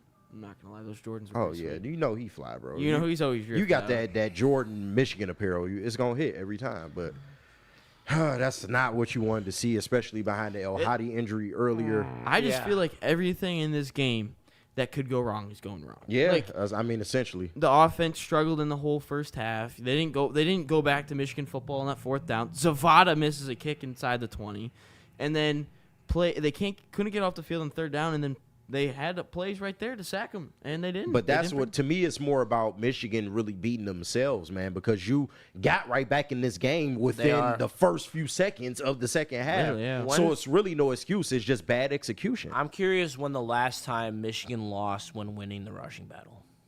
I bet you it's a couple Not a years. lot. Yeah, not a I lot. bet it's years in the past. They're Style up ChatGPT. they're blowing them. Right. They're blowing them up. Chat. They're blowing them up in the rushing battle. They have 114 yards rushing to 64 yards rushing. Michigan should be winning this game. They should. They are They normally shooting do? themselves in the foot. Oh, man, that is tough, man. Shout out to y'all. Paper Chungus. Sharon is such a mid coach. I wouldn't say mid yet. That's tough, man. Only thing you could, did the not only want to see only criticism you could say right now is that he didn't have the balls to go for it that. Right. and really just try like this is. I mean, This the is commitment. this is turning into a shootout. Right, and that's where you're gonna have to lean on Bryce. And it's funny. I asked Neil about this. As one of the 4-down questions. is Bryce capable at this point of going into Norman and having a shootout and maybe coming out on the other side of it? Naturally, you would say no because of the inexperience. But when you got the throwing ability and the kind of arm that this kid has, you got to just see what you have, man. I hate to keep beating a dead horse, but yeah, I'm right fair. with you, man. I want to see more of that because it is becoming a scenario in this game to where you might have to just sit back and throw it. So, I mean, open up the playbook, Michigan. the fact that Bryce only has 12 passing attempts is kind of. And you look at Mateers, it's a totally different story. Got 22. And I get and it. 10 rushes. Like I said, the experience, but that part though, Yeah, also 10 rushes. I can't believe how they haven't ran it with him once. You gotta pick a lane. Like I said, if you want to use his legs, that's fine. If you want to use the arm, that's fine. You got to do something though. You can't just sit on your hands. Yeah. AI says the last time Michigan won the rushing battle, lost the game, was 2012 against Ohio State. Wow, I didn't think it'd be that far back. Yeah, Man. 2012 when they went into the shoe. Denard Robinson was the quarterback and lost it. God damn it. Denard rushed for 122 yards that day? Shout out Shoelace. 2012. Last time Michigan lost the game when winning the rushing battle. That's nuts. Shout out Shoelace. That's before NCAA died and came back to life. Yeah, it was. Yeah, man. That was the last year of him. Yeah. No, Or no, it was the- 2014. Yeah, Yep. the NCAA 14. That was the one with And Shoelace. it came out in 2013. Yeah. All right. I don't even know who this guy is. Oh, boy. Yeah. Here we go. 2nd and 7. All right, boys. Let's get a stop here. Still got a game going on, folks. 10:27 left in the third. We got some motion. Bro, Pierce almost jumped off again, bro. Got a double motion. There you go, right at the corner. Oh, Here we go. Look like they brought 5, And and it's Mateer 6. gets to the outside, touchdown. I told you in the red zone, Barbecue they are chicken. looking to utilize his legs. Barbecue chicken, bro. Yeah. Oh, my Lord. It's funny. Blimpy, Oklahoma will choke in all caps right before the touchdown. Ah, man, that is tough. Didn't want to see it go down like this, man. I will say, though, there's a lot of time left. There There's is. a lot of time. But you need big chunks. You need bigger plays than what you're getting right now. And I'm not saying abandon the run by any means. You can't just abandon it, but you got to put some more passes or, like you said, option offense behind it. Like, Yeah. Yeah, this is- 21-7, Oklahoma Yeesh. leads Michigan Yeesh. in Norman. This is tough, man. Paul Daniel, this kid looks like a top 5 QB in the NFL draft. Mateer, I mean, could be. I just don't think Mateer goes through reads, though. No. Mateer kind of just looks at his first guy, and that's it. And then, unless he scrambles, it's a little different, Skilled but runner. Yeah, no, Absolutely. very skilled runner. That was a nice play there, but I think Mateer would be a very good NFL backup. yeesh. Y'all got to find a way to keep contained, bro. How did you not see him? Just getting killed at the point of attack. 313 Rays, $9.99 Derek super Moore chat. has to see him. Nah, at this point, we just need to accept the run ain't working and just let Bryce do his thing. Either he wins us the game or loses the game, but put it on his back, for sure. Yeah. The experience will pay off for him no matter what, whether he loses the game or wins the game. You have to start somewhere. Another rushing TD by QB. Wouldn't that be cool if they let our 6'5", 250-pound QB run? But let's just throw another bubble screen. Yeah. Jordan Leinhardt, I couldn't agree with you All right, more, can't brother. knock the hustle, man. Yep. Couldn't agree with you more, man. Why are we returning this? Dude, why? Yeah, you should just let I it. don't know, man. I mean, I don't you have trying any to make answers. something happen. I get it, but that's a poor decision. Poor decision. I just think it's a freshman just trying to make a play. Yep. And I'm sure Oklahoma, the fans, right back in this game, man. Yeah, we can't hear anything, so we Yeah, don't know. but I'm sure Norman is right back in this thing, though. I would assume so. We'll rip it around the league real quick while Michigan is getting set up for their first play. Army, Kansas State in a battle, 17-21. Can't play those military academies. Yeah. Arizona State down 10-17 They'll to use Mississippi options. State. Vanderbilt up Use it, all right. 23-20 against Virginia Tech. Boston College, Michigan State tied at 24. Oh. Underwood drops back And he's killed. and he Oh, he's rolls not. to It's the probably a right. hold and it's a And hold. Oh, we got a flag. that's a flag for late probably- it's a hit hold for in there, sure. Yeah, that's what I think it is, a hold, but Yeah, I we'll don't see. think they're getting anything. They probably won't, but they also pushed him late, so hopefully they're offsetting. Dominique Davis, $5 super chat. Where's the Definitely is a hold. discipline and fundamentals on defense right now? Yeah. Offense hasn't helped them, but they've had multiple chances to get off the field. Absolutely. Sheesh. And offensive line got to do a better job there. If he's going to drop back, you have to protect this man. He had no time to get this play off at all. Damn. That's a crazy hold. Yeah.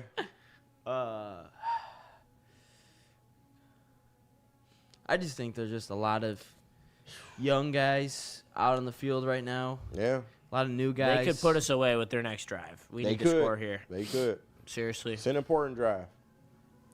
1st and 18.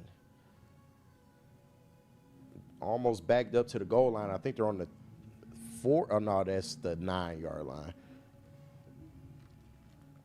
21-7. Oklahoma leads Michigan. 9:38 for And they you call finally it- QB run, but you do it in a situation where they Yeah, know it's like, coming. In your own, that deep in your own territory, why are you doing it now? Like, that's not a good decision. That is not a good decision. You can't run that right. They're just. You're Bringing backed up pressure. to your own end zone. Now is not the time to do that. So the back And they bringing the pressure. Second long. Jeez. They are bringing the pressure. I'm seeing at least 7 to 8 guys these last couple of plays. Yeah, they're daring you to throw. Yeah. They're literally daring you to throw. They're daring you to let. Bryce Underwood drops back. What is the that? fuck? I think he was just trying to get rid of it because the rush was coming. Trying to get it to Justice Haynes. Yeah. 3rd and 23. Jeez. I just would run the ball here. Just run it. Yeah, that's probably what's going to happen. You don't want any I forgot bad to update turnovers. the scoreboard. My bad, people. Yeah. I'm too bummed.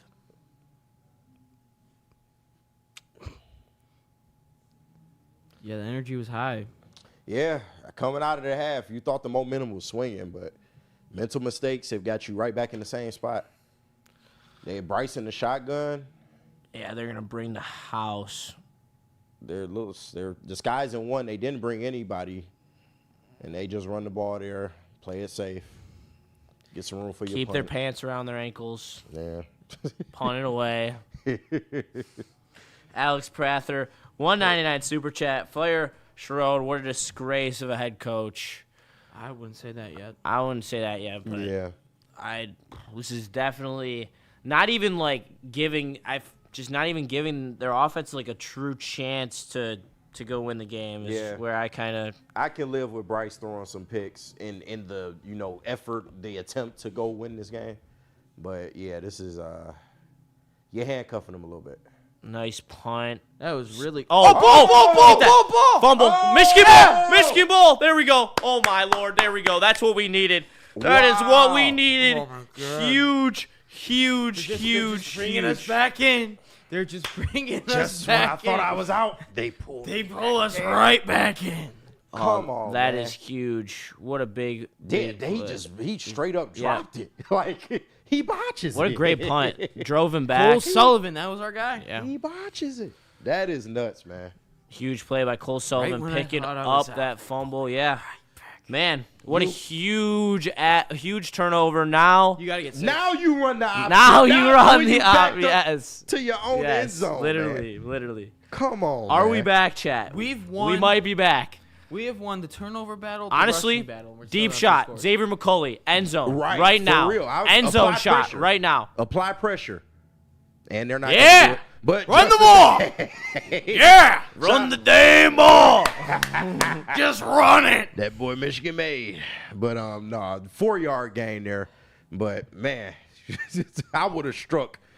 You got to strike when the iron's high, and that's what you don't want to see them waste this opportunity right here, man. Get six. Dominic Davis in the Woodward Sports Super been Chat. active. $10 Shout out. Super Chat. Shout out to him. Oklahoma front playing well, but Michigan's O-line flat out missing blocks, causing plays to get blown up. I don't know if it's a talent issue or an O-line coach issue. No, I It's think both. they're bringing a lot of pressure They're to just Oklahoma. inexperienced. Yeah, and but this Oklahoma front's elite. Underwood, cover zero approach, looks back to throw, Damn. overthrows He had him. Xavier McCauley, had him. a little too high. That one's on Bryce. That one is on Bryce. Yeah, everything he throws is a heater, bro. It's a He- fastball pitcher. I don't have an issue with how hard he's throwing it. He just overthrew him like up top. Yeah. But on those type of pads, you gotta, if you're gonna do that, put it in front of him. You can't put it over the top. I think what they'll do is I would go QB run here, or just run the ball, make 4th down manageable. 3rd and 6. I mean, Depending on what front they give you, I agree. I do think a run would. Yeah. I mean, this could be a beautiful time to run a QB draw. Yeah, it should be 4 down territory at this Underwood point for sure. at the What we got? timeout, Pierce. Yeah, timeout. Timeout. Oklahoma, maybe? Yep. Oklahoma. Again, can't tell. Yeah. But you've Thank gotta, God for graphics. You've got to, yeah.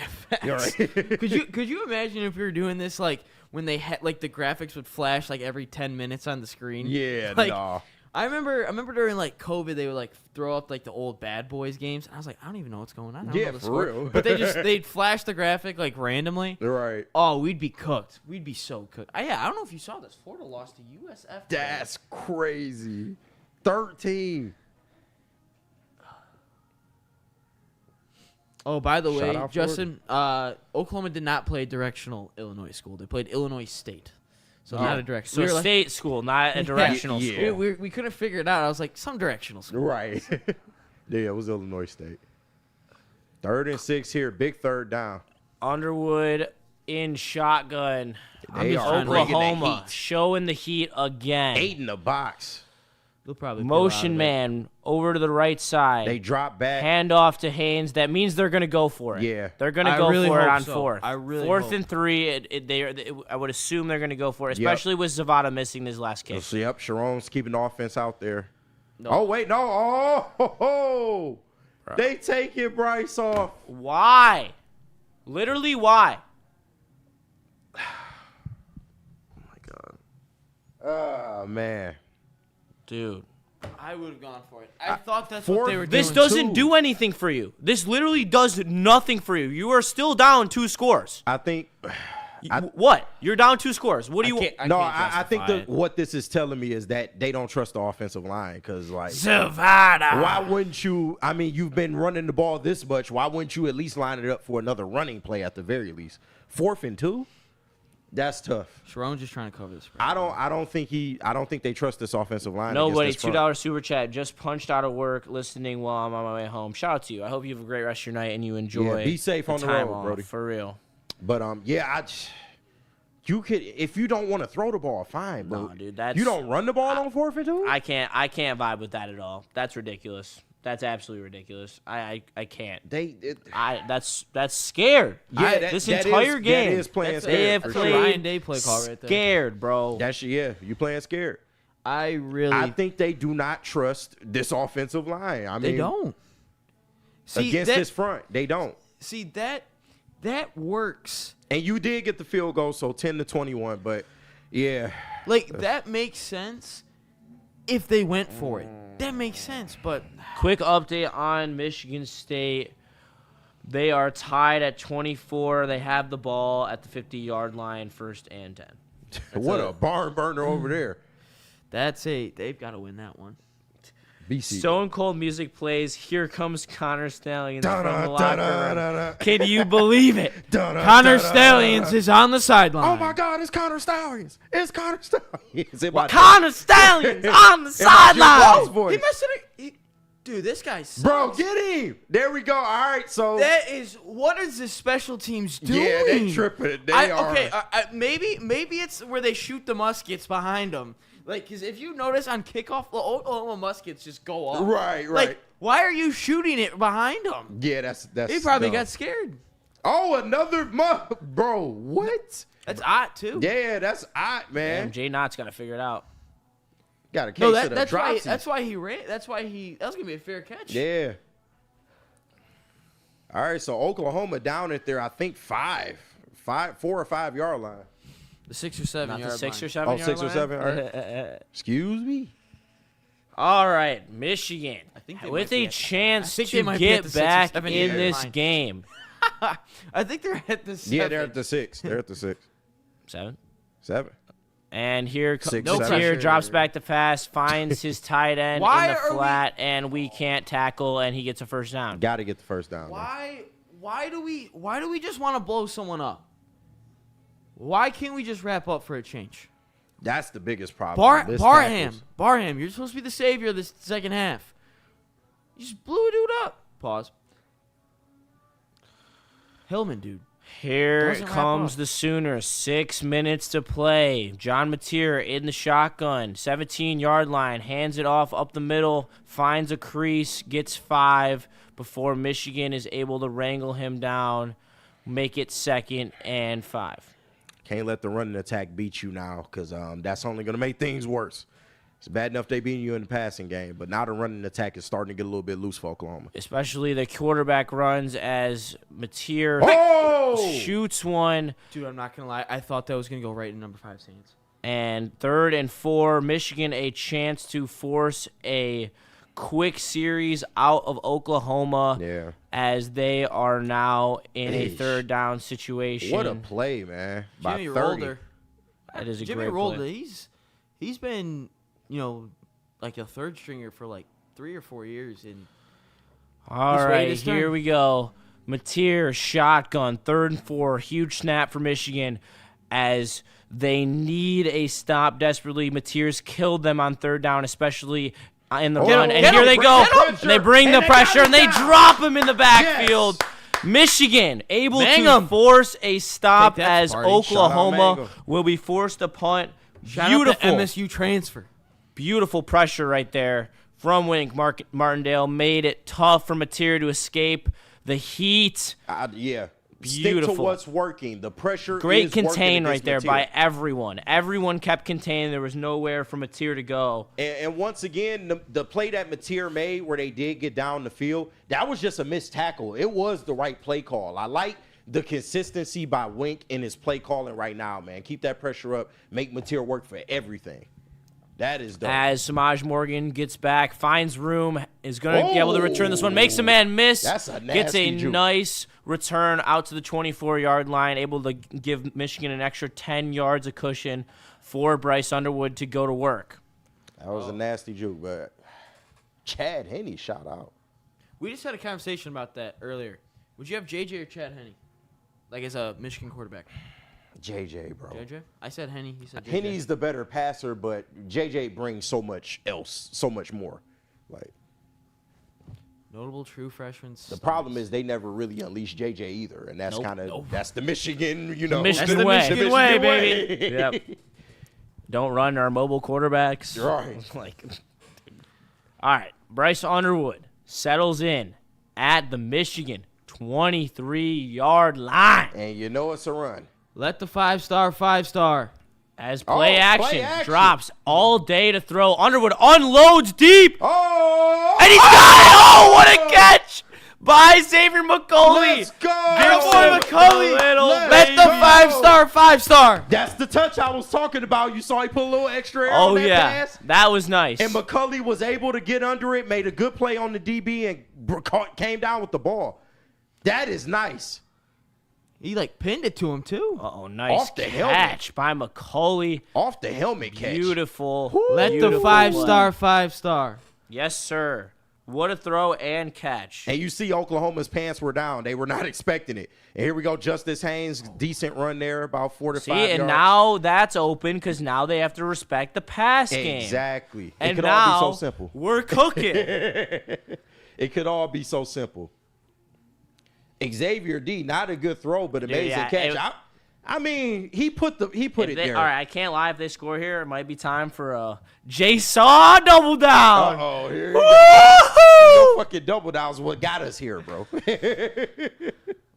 Forgot the last field goal. My bad. My bad, chat. My bad. But Xavier, I didn't think it was that bad of a pass. But All here we right, go. Underwood, shotgun, Marshall. Marshall, yeah. Powering forward. 3, maybe 4-yard carry. I'm not mad if they run it here again and they don't get it, but they you go gotta for it. Yeah, go for it, man. I think the play calling has been very and Brady Norton. Let's go. Offensive lineman is down. Oh, he just got hit in the nuts. He's holding the package. All right, he got good. hit in the junk. He's holding the package. Yeah, man. Yeah, Don't protect everything. I will say, That Brady. protect everything. I think Brady Norton. I think he's a redshirt sophomore. I know it says junior, but I think he's a redshirt sophomore. I think as the time goes on, coming from Cal Poly. I'm sorry, I have to take this second. I have to ask for some financial advice from KG. Okay. All right, bet. Let's hear it. All right, so I have the under at 43.5. Okay. Okay. It is at 31 right now.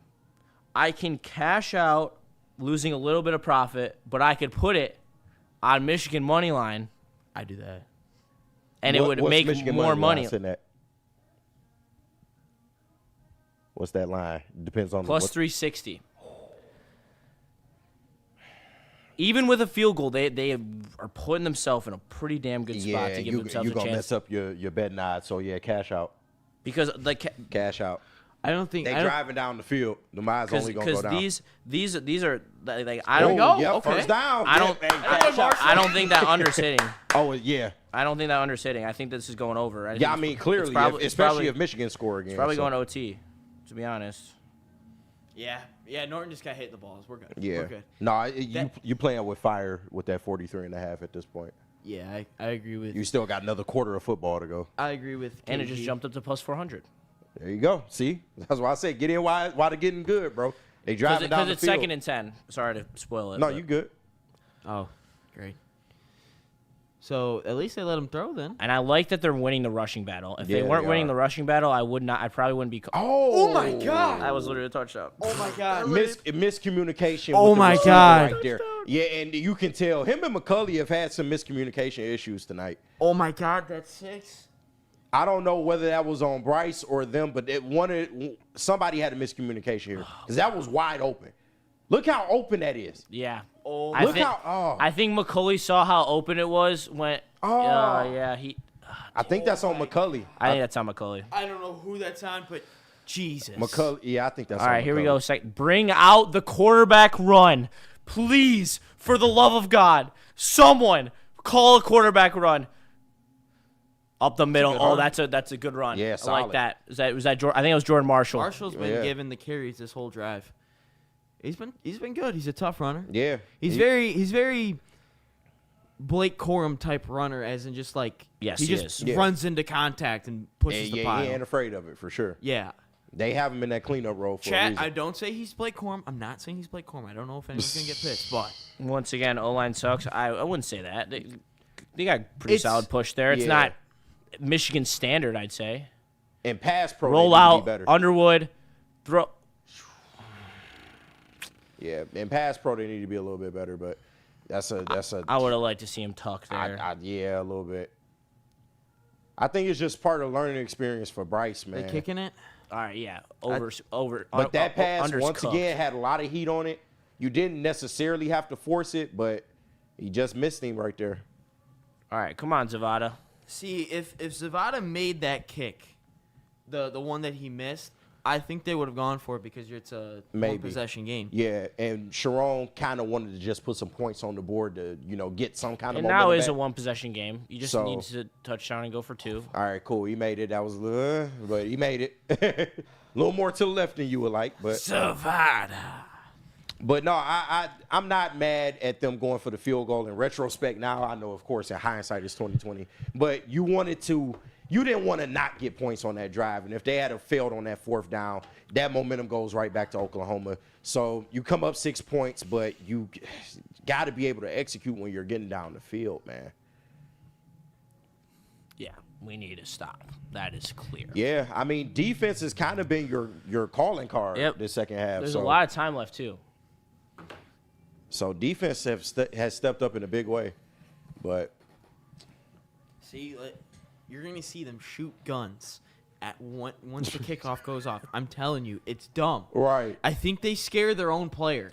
Probably. I wouldn't want to be back there by them cannons. That's hilarious. Shout out Blimpy in the chat, keeping it close. Hey, we trying. Super chat, $5. Shout out to you, Dominique. I see you, Brody. Dude, he's been active. Yeah, shout out to you, bro. Hey, Chip Lindsay, just so you know that there's this thing called the RPO. We should try it sometime. I mean, I don't know if he's heard, but the crazy part is. Hold on. Yeah, continue. No, the crazy part is Chip Lindsay is one of those type of OCs, though. Yeah. He's run a lot of option in his career, so. You ready? See? It makes no sense. Yeah, it doesn't. It's not the best time to do that. Like, if it's on the other side, makes sense. Yeah.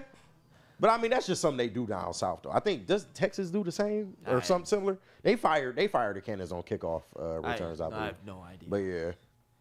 I might need another Pink Lemonade Sun Cruiser. Yeah, man. Chip. Shout out to Sun Cruiser for one of our sponsors here. If Michigan does a little bit more, they'll be right back in this game. I'm not really tweaking like that, but take advantage of some of the mistakes Oklahoma is making. That's the biggest thing. Did you read the super chat? Yeah. Yes. Okay, hell yeah. Just want to make sure. Shout out Dominique again. Appreciate you. All right, Mateer runs designed. Yep, I was about to say, get him down. Smoked from behind. Going to be a 5-yard game. Make it second and 5. Too many yards on that, but. TJ guy should have sold that hold a little bit more. Wink Martindale. Michigan State and BC still tied at 24. Wink with the tightest hoodie I've seen in my life. And it's a sleeveless. Got Bill Belichick on the sideline. All right, here we are. Oklahoma, 21. Michigan, 13. 50 seconds in the third quarter as it winds down. Mateer They're gonna snap the ball under 40 seconds here. Yeah. And then they'll run it, take it to the fourth. goes to the line. Yeah, he checks. has an audible, snaps. Run. Bear him right there. 3rd and 3 Good job for by Jay-Sean Oklahoma. Michigan with a chance to force them off the field again. Yeah, I'm telling you, just gonna run this down. Watch for Mateer's legs on this, man. Please. They're running to hurry up. I think you're gonna try to draw him Mateer off. 30. motions his back to his right side, calls him back in, looks to check. Please do not jump off sides. I might lose my mind. Don't even do it. Okay. All right. Arizona State making it a game. Look at that. Tied it up. 21-13, Oklahoma Took it to the leads quarter. in Norman over your very own Michigan. Wolverines 21-13. We got a battle. Yeah. I mean, it's turned out to be a good game. There's been a lot of sloppiness, but score-wise turned out to be a good game. So, because this could have easily been a blowout the other way. So, I'm happy Michigan is still in this game. And they've had their opportunities, but they just got to do a little bit more. Yeah, they gotta do. a little bit And more. Oklahoma is sputtering a little bit, and you got to take advantage. You got to, if you stop them 3 and out for a third straight. Well, they got 1 first down in their last drive, with all fairness, but Right. 3 early stops in Oklahoma drives, and you go down and you score again. It's all you. Yes, sir. And that's where, I mean, I'd love to be. I think you'd love to be. And now, I mean, I'm sitting here. I got a $40 bet to win Right. $200. I mean, I don't know how So this happened. It's official. You did take the Michigan money line. Yes, Yeah, my dog. I already had them before Yeah. because I live bet them early in the game. Early in the half. Okay. And then I told you I would double down later. Yep. So now I got 2 bets down, Okay. and we're ready to go. I mean, we ride, bro. I- we ride. But the power stat, Michigan has not lost a game while winning the rushing battle since 2012. That is nuts, bro. Since Shoelace, 2012. y'all. Since shoelace, y'all. That was like the last thing that like I needed to see. Like to like hit the button. Yeah, I hear you. And defensively, if you can go out there and get the stops, it's all going to be on the offense to go out there and execute. So you do need a little bit more from your O-line. I would like to see Bryce, just calm down a little bit. I don't think he's playing bad by any means. Yes, he's having some young guy type of throws, but overall, I feel like he's doing a great job. Just continue to do what you're doing. You're getting a pretty good push in the run game. That's good. But in pass protection, the offensive line has to be a lot better, bro. A lot better. Absolutely. It really does. And we're in for a battle. This is gonna be a good fourth quarter. I'm really excited. Man, I don't know if my heart can take. We got Lions football tomorrow, man. This is nuts, man. Not bad. This is gonna be Not bad for the first football weekend, at least for us. Dante Real 151, the man around these parts. $4.99 super chat. Shout out. So thoughts on Florida blowing it yet again to South Florida? Also, what the hell is OSU doing by facing Grambling? I mean, come on now, 70-0 victory. I mean, it is what it is. We can't play you picking them. I mean, they played Texas. Yeah, come on. I'm not gonna say ish about their schedule. And as much as we are selective with our schedule too, I mean, it is what it is.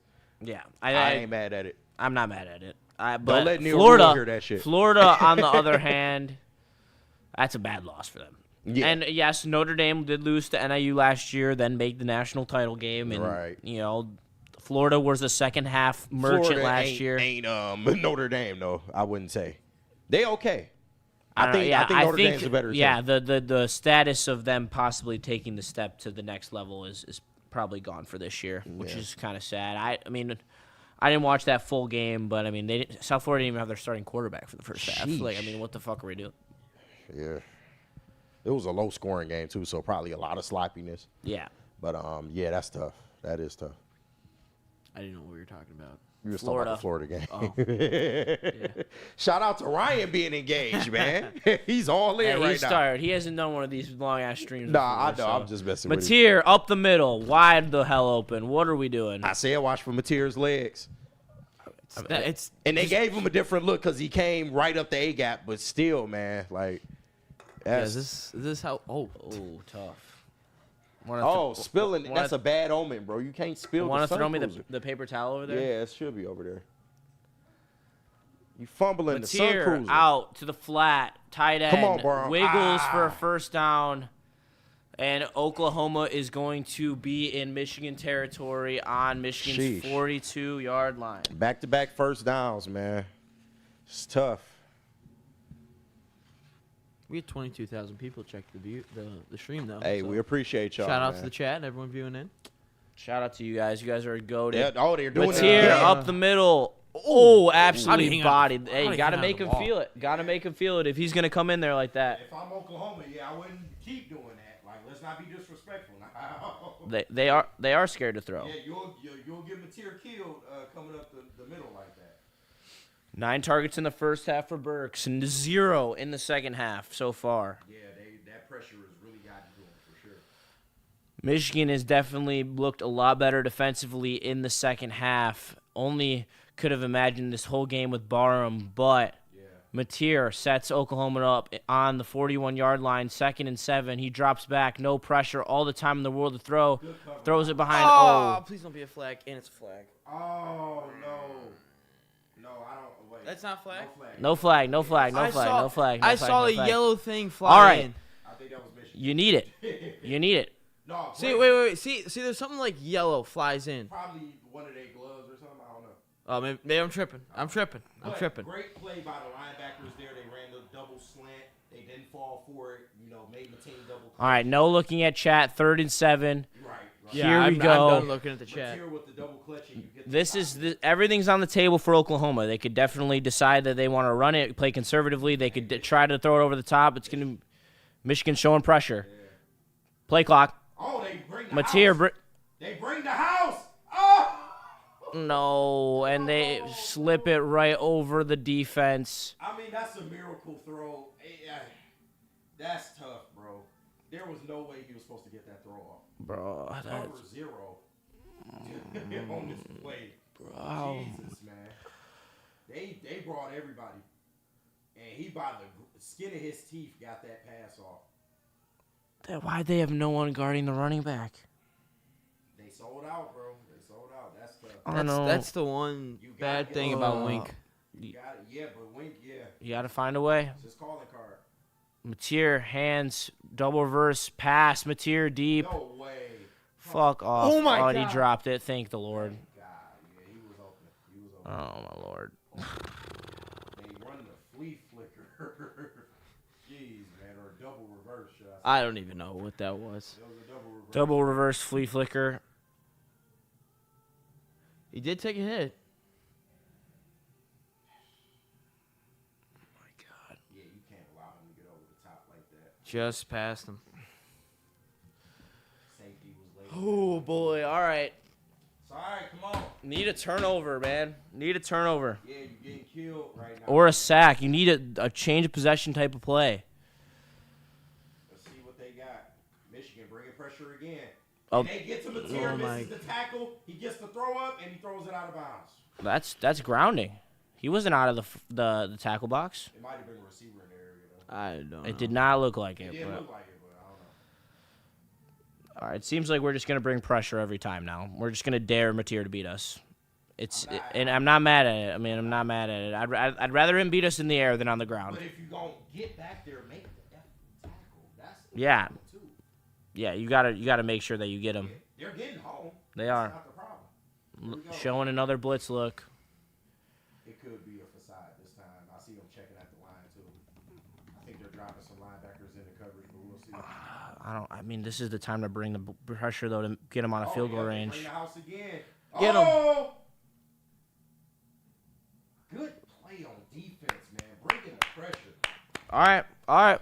Whole new field goal. Finally, you get a He's third hurting. stop. He's hurting, dude. He's having to run around. I mean, you get forced a field goal here. Yeah. You put yourself in a good spot to be down a No touchdown. one picked him. No one picked him up. You got to give Wink credit, bro. Like, what a turnaround this half for this defense, He- bro. he- I think a lot of that is his play call. He's great. He's great when it comes to some of his situational play calls, for sure. And the kick, 4th and 10, is up and left. Yes! He missed! Yes! Oh! Come on! Oh, we're so live, baby! We're so live! Come on! The swing of emotions. in Let the game. kid This play! game is- Let the kid play! All right, play the kid. Oh, my God. As he misses wide left. And it's getting to the point where Michigan, you've had so many opportunities Yes. to take control of this game. You just got another one right there. You cannot continue to waste these. We How many- absolutely need 7 on this drive. Phoenix Sunda says, like I said, stay with the under. I mean, that's only gonna be what you can say. Right, If because there the is next score- no, because if Michigan scores a touchdown, the over's dead. Yeah. That's how it is. So if this game becomes a close game, I don't know. We'll see. We'll see. I mean, I think Michigan's gonna score a touchdown in this half, and I doubt that Oklahoma or Michigan is gonna go scoreless throughout the entire half. Big Shank. Oh, my mic not on. Oh, it died. It died. I get batteries. Yeah. Appreciate you. Hey, good looking Arf in the chat. I see you, Brody. Good looking on that. But shout out with you staying with it, Phoenix started. That's why I don't bet on unders, dude. I literally hate unders. With a burning passion. It is my least favorite thing to bet by absolute far. You wasn't necessarily wrong. Like, it's been a mostly defensive game. It's been. If Barham was in the first half, the under would have cashed so easily. Yeah. For real. You wasn't technically wrong, but it's starting to pile up now. Appreciate you, big dog. It is Bryce time. This is, dude. Dynasty. Hey, this is it setting up exactly like I said. If Bryce comes out and wins this game, and he comes out and shows up, because this will be because of him. He will come out and he will win this. He will win this game in the fourth quarter at one point or the other. He's going to come out and he's going to win this game for Michigan if they do win it. The conversations are going to be on tomorrow or Monday, whatever the people talk about college football, or Tuesday if you're a homie and you want to stick around with me and Ryan and Haley. Yeah. It's going to Shout be out college football. Trevor Lawrence, Johnny Manziel, Caleb Williams. Yep. That's going to be the conversation. Griff's dad, I think we got it back up. Y'all let me know if it's not. But, yeah, man. Michigan, bro. Yeah, you got to play the kid at this point, MSU bro. is up 27-24. Also, there is another reason why I didn't stick with the under. I currently have a parlay that is Mississippi plus 7.5. All right. The under, Michigan plus 7.5, Michigan State, and all those are currently moving in you the took correct money line direction. Michigan State? Or you took the Yeah, spread? Michigan State money line. Oh, wow. Okay. So, Look at that. if the under does cash off some whack stuff, I still will have an opportunity to make money. That was also another thing that went into the decision to not stay with I feel you. with the under. But I'd rather win money on Michigan winning no matter what. The under is always If they a tough play to win this game and I cash, I will be ecstatic. That's the best feeling. And you have a chance. You do have a chance. Shout out JB, bro. I see you Spartans hanging in there, man. Yep, they doing their thing. Man, there's a lot of time. Going to the wire against Boston College. Hey, you know I got to throw a little shade on it, just a little bit.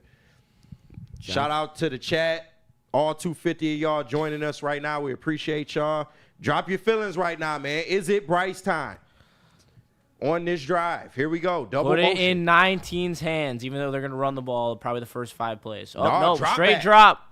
Oh, Underwood up the middle. Oh, He's got room. Almost a first down for Bryce, but a pick up Oh, my a 9. God. They run a QB Underwood's draw legs. and they get 9 yards. What? Woo-hoo-hoo. Let the kid play. Right, play the Come kid. on. Open up the playbook, Michigan. Open up the playbook. Open up the playbook. Don't save anything. This game could get you into the playoffs. Yeah, that's a fact. Like this could be a this- big game down the road. You win this game, you have 2 hiccups you could incur and still make the playoffs. Yep. Here we go. 2nd and 1. Almost got a offsides Underwood, there. shotgun, throws, up, played, Yeesh. called off. Timeout, Michigan. Oh, thank God. Thank God. Michigan calls their first timeout of 3, 11:53 to play. Michigan down by 8, 21-13 to the 18th ranked Oklahoma Sooners. Yeah. It's going down to the wire. It's been a great game. We've been happy. We've been sad. Ryan's gone mute at times. I mean, we've got it all here at Woodward Sports. I So walk in, they score a touchdown instantly. You know, it's another day at the office for Woodward Sports, man. But shout out to everybody joining us. We absolutely appreciate you. Look forward to doing more streams like this going forward as well. And shout out, I'm with half of the college football show, man. yes, yeah, we getting 2/3 active. of the college football show. Yeah. We will have more of these for you guys during the Michigan State game. We will be joined by Spencer, Raxter, Oh. and Anson, Oh. the Michigan State crew. So that will have some I might great have to be in chirps the house for that one. back and forth. That's gonna And be a- we that's gonna be also one. will be live from Ann Arbor from Tim's Tailgate. Our sales head. Shout out. As we will be broadcasting pregame watch and postgame from Ann Arbor for Michigan, Ohio State. So we will keep it active for you guys and during all of Michigan's big games this year, and then in the future, hopefully every weekend, moving forward later. Yeah. Not right now, though. Shout out Tom Benjamin. No, I don't have a game to coach tomorrow because I'm not Kelvin Shepard, all right? I'm literally going to be doing the post-game show. It don't help that I'm doing the post-game after the Lions I game, know. but it is what it is. KG, bro, you just KG teleport in? Hey. Mr. Shepard? Come on. Coach Chet, what was the play calling like in that Kentucky game? Green, baby. Listen, hey, right. Shout out Kentucky Green. Now we can talk. Is Kentucky Green coming out if Michigan wins this game? Oh, and it post game, should, for it's sure. straight Fur Kentucky. coat, gold tooth, the whole bit. Kentucky Green and Jay Saw on the post game. Hey, I'm with it, man. I'm with it for sure. We'll go full on asshole if we win this game. Oh, yeah. And I'll we'll talk talk some shit. straight gas. I don't care what Neil No, say next yeah. week if we win this game. Oh, Dude, I dude. don't give a I'm damn. gonna be here on Monday, so I'm gonna have to sit it on Big D energy. You know. Well, you know what he's gonna do though. He's You gonna be know like, what he goes. oh, I gave the get right. You know, you gave I 5 did and this. I You did should this. thank me. Yeah, I put my faith in Michigan. Like, Hold on. The Neil Rule checklist. We already know what the checklist is, man. His physiology changes when Michigan takes a lead, man. oh, It really seriously. does. Is Kentucky Green like your alter ego? Apparently. I've not Yes, been Kentucky Green introduced is to his Kentucky alter Green. ego. My alter apparently. ego is Jay Saw. I've seen Jay Saw. I've seen Jay Saw. I have not seen Kentucky Green yet, so that's I'm I don't hoping. know what Kentucky Green is, to be honest with you, because I'm just KG all Bro, the time. Kentucky Green's elite. Yeah, hey, I appreciate it. I don't. That happened in the post game, right? Yeah, Anson right. came up with that. No, I think Easy just kept spamming Oh, it in the Easy. chat. Oh yeah, Kentucky Easy Green. did. Oh, that was when we were rage baiting Anson. What a Yeah, great man. episode that was. I will say the Make sure you tune in I do tomorrow like to it all the though, it's Lions coverage, pregame, postgame, watch party, and we got a morning show as well, 8 to 9:30. Tap in. I mean, me and KG are gonna rage bait the shit out of Anson tomorrow after Oh, the yeah, Lions I win. cannot wait. When the I Lions cannot win, wait. we are going to be unsufferable, and so Lanson if the Packers win. He's gonna be SOL, and he's gonna make everyone mad. So make sure you tap in. It will be cinema. He either might way. as well pay me my $7 now. It is a wrap. I'm sorry. Alrighty, Michigan in the whites rocking out the classic winged helmets, looking to make it happen. Bryce Underwood very unsuccessful against the blitz today, 0-6 as the handoff goes up the middle nice run. as Justice Haynes Hard runner. charges forward for 4 yards as it's going to be a first down for Michigan. Sir. Hell. Shout out Antonio D. I see you. And here we go. I Michigan love Justice Haynes, bro. giving themselves the chance to tie this ball game with a 2-point conversion with the first down. That's what they say. The toughest first down is the first one. Absolutely. Underwood, 19, stepped up. In the pistol. In the pistol. Underwood motions Goodwin over to the left. Bro, fakes the play action. handoff and gets sacked. The protection. In the backfield, protection absolutely collapses in on Bryce Underwood as Oklahoma is able to get home for the sack. Also, Bryce didn't sell the run fake really good here. Actually, it might have been designed that way, but yeah, just pass pro not looking good. Yeah, absolutely just Which it normally stonewalled has the to. left guard there. Yeah. OU feeling themselves a little bit with that celebration, getting the crowd back into it. 2nd and 15. Still, 8-point deficit for the Wolverines on the Sooners. The play, 10. what's 3 up with wide the- outset. Bryson shotgun. And I Did think we have a they just delay took a game? delay of game flag. Or did we take a timeout? I think we took a Nah, it's timeout. delay a game. You're not going to burn another timeout Moore right here. is drive down 8. Has to spend 2. Yep, he spent his time Oh, out he did? Okay. to save that. What happened? Like- I would have I like that personally. Yeah, because you don't want your QB to make a mistake, but I can't be burning this timeout in that spot, and that's something Bryce he got to learn, man. He got to learn. There's been Tom, Justin wants to go full Gus Johnson. Just let it out, brother. I do. Yeah. It's a funny bit. I do love it. Yeah, the no, Gus for Johnson sure. bit is elite, but I'm waiting. Down the sideline. There's gonna be a better. you got barbecue back there? There's going to be a better point to bring it out. There's going to be a swing here for Michigan. That's Yeah. going to be the perfect time to let it out. Xavier D. Byrne 2 timeouts. That is shitty play calling or coaching. I don't feel that way. You don't want your QB to get a delay of game right there because this is an important drive. But once again, Bryce is something he has to learn. You got to be able to get that playoff in time, man. I think he's looked like a freshman in certain points. Yeah, for sure. And this is not a spot where you want it to burn that second time out. But no, he's looked like a freshman a little bit today. He looks like a frachman in this some was of to be his, expected. the extra stuff, the clock Yeah. management, that's honestly the only thing. Clock management, and that because he can't control the play calling. Yeah. And then he had the one overthrow on the deep ball, but he made up for it with the beautiful pass to McCulley. Yeah. You I think- expected to see stuff like this. Yeah. It's his first big I think that was his college first game. real freshman mistake, to be honest. Yeah, but and overall, I mean, you like what you've seen. He hasn't really turned the ball In over. terms of Like, how his play, he's not looked like a freshman. he's leaning more towards a experienced college quarterback than just a true freshman that looks lost out there. Completion percentage isn't where you'd want it to be, but still, 7 for 17 for 121 yards passing. I mean, And for 7 completions, he's got almost 20 yards per completion. That's, and he is a slinger at the end of the day. He Like, is. he is a bit of a gunslinger, so you got to live and die with some of the choices that he makes. For sure. He has a gun on him. He can get the ball out there. Like I said, he just needs to work on a little bit of touch, be a little bit more accurate. But overall, I'm liking what I'm seeing from Bryce so far, so I'm not mad at it. Cheers, fellas. Let's get it. Cheers. Let's get this comeback. Michigan 10-26 in the game. Go Blue is right, Tabitha. We need it. 8-point game, 10 minutes left. Another cruiser over there. Probably need There's a fresh a one. box. Need a fresh one. If you got a strawberry one, hook me up with that. It's all pink lemonade or regular lemonade. Oh, pink lemonade, yeah. The pink lemonades Yeah. are gas. Shout out to Bomber. Bomber left us the pink lemonade pack. Shout Absolute out. beauty. I want to believe that he knows it's my favorite. I'm just gonna stay delusional in that regard and just think that Bomber knows my favorite flavors. 'Cause I've told him a couple times it's Yeah. pink lemonade. Did So you I'm just grab gonna it? stay delusional and think that he did that on purpose because he's the man. Shout out B2 Bomber. It's my guy. He's a dog. He is a dog.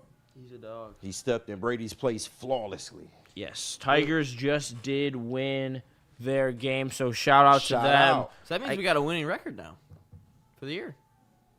We've clinched a winning record for the year now. Yeah, I mean, that's what we expected. I mean, I hope we did. Right. Like, That's to shit. be expected when you the number 1 team. Just like I hope that we can get out of this 2nd and 15 hole that Michigan's currently in against Oklahoma. PA, pressure, throws. Sidearm throw. He had him on the sideline. I wonder if that was going to the sideline. I think it was. He was under a lot of pressure there. He was looking Yeah. for He was. Zach Martin Klein has not been in at all, but I yeah, he see, was looking I for see Marshall. him though with the sidearm though. He tried to sidearm throw that. Yeah, Oh no, Oh, no, he yeah. should have. I mean, he had to get rid of it, but You had the wheel. he had route. the wheel route. Yeah, he definitely had the perfect, real route. and that's the thing is last year and this year the play calling's been fine from at points. It just hasn't been executed yet. Yeah. Like how many times last year? 3rd and good design 15, going to be a tough. Yeah, they're literally sending everyone off the edge. You know they are. That's the smart Underwood throws. tipped. It got tapped. tipped at the line. He had him on the sideline. Good read by Underwood, but that's going to force a punting situation for Michigan. Thank you, the UA fan. I appreciate I you think tapping the ball in. got batted, did it? Yeah. Yeah, it did. Okay. I appreciate you tapping into the Wings Pod every week. It's very fun doing it, and I can't wait for the season to start. So thank you for the love on that. But Hey, I fuck with hockey now. yeah, we talked about that. But I like hockey. Bryce Underwood looks shaky AF. I mean, he's a freshman, but Yeah. he's made plays. This At the end is of the day, his- he's made plays. He They has were- made plays. They were showing. All right, defense. Defense needs to get a quick stop here and force this change in field where they can get a short field for their offense. They That's what were- they need. They were showing other true freshmen's road starts. Right. Bo Nix threw for 100 yards. I Yeah. mean, they won the game, but Bo Nix at Auburn threw for 100 yards. Like it's And it's a winning tough this thing game to is do. not off the table. No, not at all. I think the biggest thing with Bryce is no turnovers. Like, yes, he has looked like a freshman at times, but a real true freshman in this type of game, you probably turn the ball over a little bit more. But Thankfully, we haven't seen that to this point. Doesn't this game though give you like, based on what we saw last year, like doesn't it give you a little bit of like? To me, I feel a little bit more confident as the season goes down. How do you not? I still think we we're have a a playoff. quarterback I that still can think throw we're down the field. We have a forward pass, KG. We have a forward effing pass. Like this is mild strides better than last year. I still think we're a playoff team if we lose this I game. think I so, said too. that. I think so, too. Mateer, design QB That run was- up the middle. Come on, great wrap play him up. call. Oh, my God. Gets to the outside, not where you want him to be, and breaks a tackle, lunges forward, going to be around midfield. Like I'm not one for moral victories, but like it overall looks a little bit better, and it's improvement. But I will say on a this great play, play I call thought right TJ there. Guy did a fantastic job. Look, as they go out wide, Yeah. comes back in, had a chance, but Mateer's legs. It's a mobile QB. Moore's got to keep that edge right there. He does.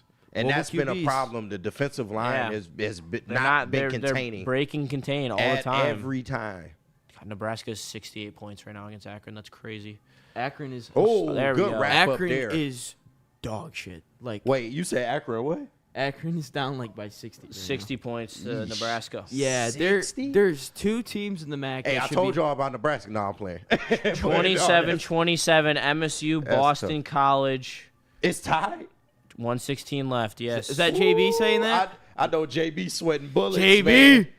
Hang in there, J Bizzle. Hang in there, JB, Brody. we're sweating it out just like you right now. Yep, MSU's about to have a chance to have the ball with a minute 14 left and a chance to go win the game.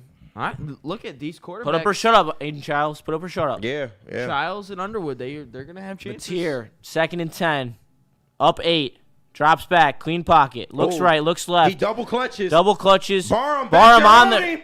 Pick. Ah, come on. He still got the pass And he got the off. first down. How did he get that pass off? Mateer making things happen. That's just, oh my god. I mean, that's just a better offensive play. Yep. I mean, what else can Playmakers make plays, and he made plays. What can you do on that? Yep. Like, again, Michigan has had chances to make the play, to get a loss on the play, and they don't do it. Ah, you gotta get him, man.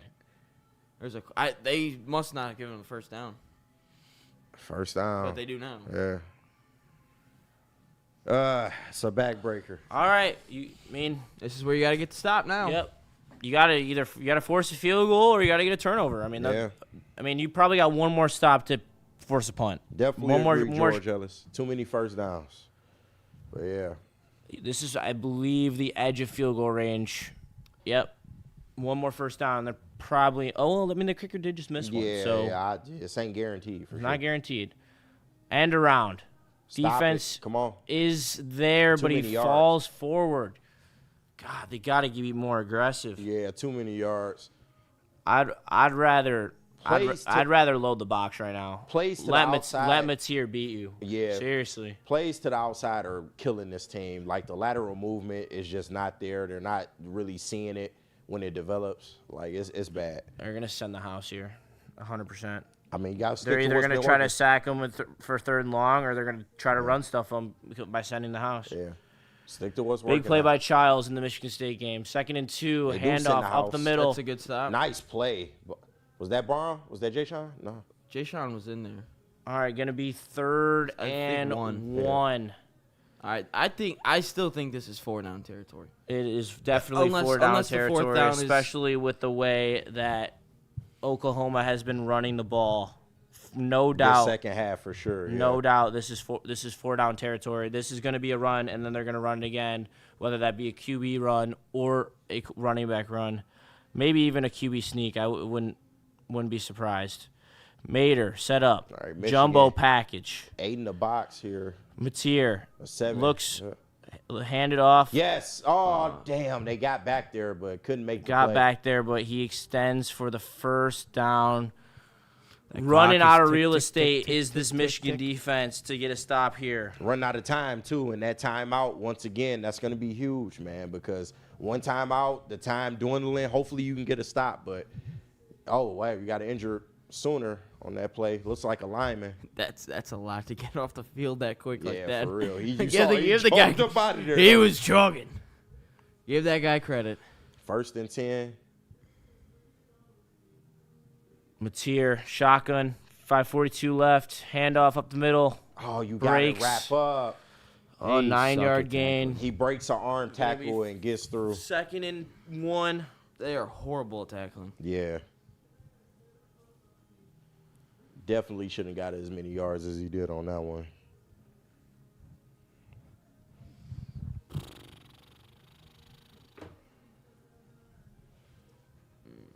Yeah, Blimpy. Well, we'll wait to the end of it, but yeah, this wouldn't bode well.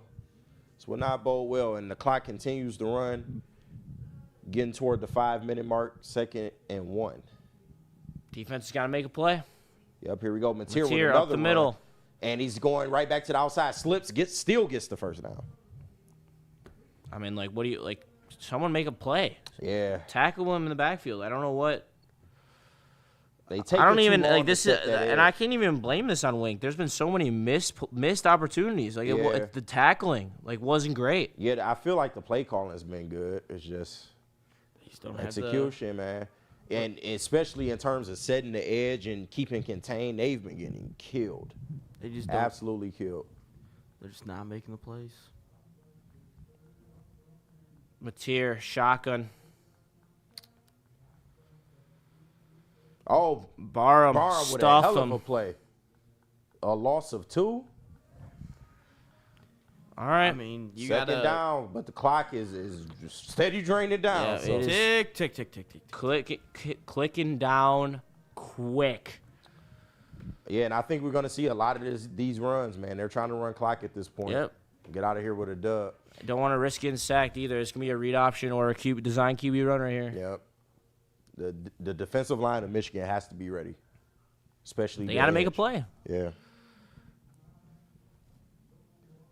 I imagine this will be a QB Live up to your draw. calling card here. I think it's Wow. Yeah, too many yards on that one, but you are going to too get a soft. third down. Too soft on the coverage. Yeah. Too soft. You are getting a third down here, but 3rd and very short. Oh, Judkins finally got signed. Yep. Yeah, you knew that was coming. All right. Finally. Took a minute. I took him as a stash on my other fantasy team. 'cause Finally. come on, bro. In a third knew down he was gonna play. situation, And the Browns need him. you need to stop him here. You need to stop him here. You don't have You just don't. I mean, much more options now. Like you're literally. Oh, they're gonna run it with Matier up the middle. Oh, we got a play made. He Don't goes It's down. a face mask, oh, not bro. the face mask. that's I think the game. You had him down already. There was no need to pull the face mask. That's the nail in the coffin.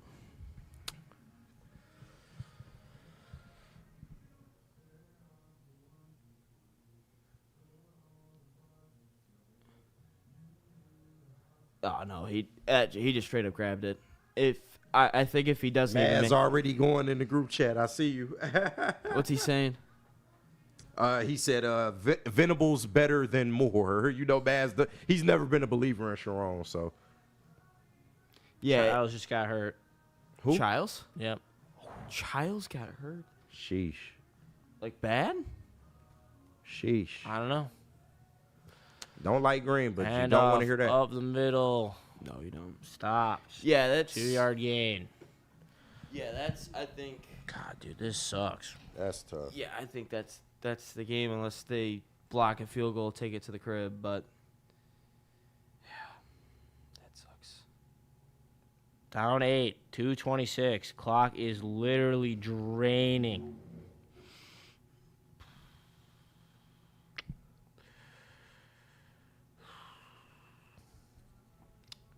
Well, At least I'm gonna win my coffee bet with Neil. Yeah. I'll win my parlay. Fucking annoying. Second and goal. Shouldn't have cashed out on the under. I mean, who would have thought, though? Hey. Yeah, it didn't look like it was about to cash. That's for sure. Did we not have a 2-minute warning? Oh, it's No, happening they just now. did. I was like, what the heck? So it's what, third down and goal or second and goal? Third. It'll be third and goal. So he used that last timeout. I mean, but even them going up 3, you do not want to be down 2 scores. You're down 11. Especially, yeah. You got to score, and then you got to had score this- 2 touchdowns. You had it right there for sure. If Zavada doesn't mix that kick, it's what? Yeah, it's an 8-point game. So, yeah. Well, OT and EL. Fuck. Yep. So did Childs come back? Nope. I have No no word? idea. Apologize for my language. Yes. Okay. Sorry, Chad. We apologize. But They've heard worse things on these airwaves. tell me about it. Like, for real. For real. But this has been fun, though. I like No. these live streams. Yeah, nah, Definitely man. gets. A lot better, a lot more fun than the baseball ones for sure. Oh, yeah. Well, I mean, it's football. Come on, man. Like, it's way easier to call. I think a baseball live stream would just be. But the Michigan, like, we've done Michigan watch parties, but this is a little different, like, this format. The Michigan State one will be good. Yeah, oh, yeah. Michigan Ohio It State will always be- is, for sure. If you add some MSU guys in the chat, or not chat, but in the room, Michigan in the room, that'd be pretty Oh, good. you already know it's going to get messy. And we got Spinney and Anson coming. Anson, oh, my God. Don't get me started with Anson. Anson and Anson Spenny is have already something else. told me, they're like, what school did you go to? CMU. I swear, Michigan State is the only fan base in America that cares about where you went to school. Yeah, that's a weird. I hate that, bro. They're you like, don't have to go to a school to root Anson for the told me, school. he's like, where'd you go to school? CMU. I'm like, Anson think that's a like valid argument. and he goes, it's not. I love when CMU people like claim Michigan. Sorry, dude. Like, Vernon thinks that something special is about to happen. I hope so. So, man. I really do. I've seen Wonish. I've seen trouble with the snap. I've seen. There's that. been crazier things that happen. That's Yeah. for sure. Could you imagine if we had Woodward during trouble with the snap at that point? Like, we had a live party. God, I don't even want to think about it. The chat would have been, oh my God, insufferable. Dominique Davis, $10 super chat. This man's been Shout awesome. out Dominique. I'm pretty disappointed because besides the muff, Oklahoma played close to a perfect game, and we were still right there. Just needed anybody to make a play. That is valid. I mean, what do you want him to do? Like, no one has made that play. We saw Hillman could have made a sack. Instead, didn't make the play. How many times even on this drive didn't make the play? All right. And the little third and short, Donovan McCulley needed to lay it off a little bit. Didn't do it. Missed the field goal. The result of it. See, if Zavada makes that kick, it's a 1-possession game. Even if they make this kick, but They also missed a kick, though, so that. oh yeah, they did evens miss out. kick. Yeah. I'm And- going to save my thoughts for a minute Yeah. and 59 seconds Yeah. He looked like a freshman today. because Yeah. But again, I'll take this as like gives me like some like encouragement going forward the rest of the year though. It's growing pains. Like, I mean, he has to go through these growing pains. I wish they would have gave him the opportunity to just be a little more free with the football. Touchdowns beat field goals every single time. You can't go in the red zone and kick field goals, especially in a game of this magnitude. This is one of the bigger games on your schedule. I think they should have let Bryce go out there and try to win it with his arm or his legs. That's also just or crazy. both. Baker. And they waited too late to start doing it because then they put him in a bad position to do it. Exactly. Like and it was kind of predictable. Like now, like he had to do it before like you were just hoping for anything. Pressure on Mateer, dumps to his running back, Barham, beautiful tackle. Saved the score. Fourth that was a touchdown. and goal, minute 47 left. All right, Sharon takes the time out there. I mean, yeah, it's a good time. Barham's cramping. Great. So if they go for it here on fourth down, we're not going to have Barham. They're not going for it on fourth down. Mateer did not look like he was walking off the field. I mean, strategy-wise, it wouldn't be crazy to go for it here because if Michigan gets the ball back, they're way in their own territory. But you make it a with two-score a freshman game. quarterback. You make it a two-score game. They're yeah, kicking it. Of with course, no that's the timeouts, logical decision. They're kicking Yeah, it. that's the logical decision for sure. Yeah, they're kicking it. We'll see how Venables treats this. If they go for it and don't get it, that's just. But then dumb. you asking Bryce to go almost 90 yards, so. I mean, anything's possible. No, anything is possible. They did say Childs went back in the game, so. I don't like you, Green. I don't want to see that though. Definitely don't want to see the kid get hurt. Don't want to see the kid.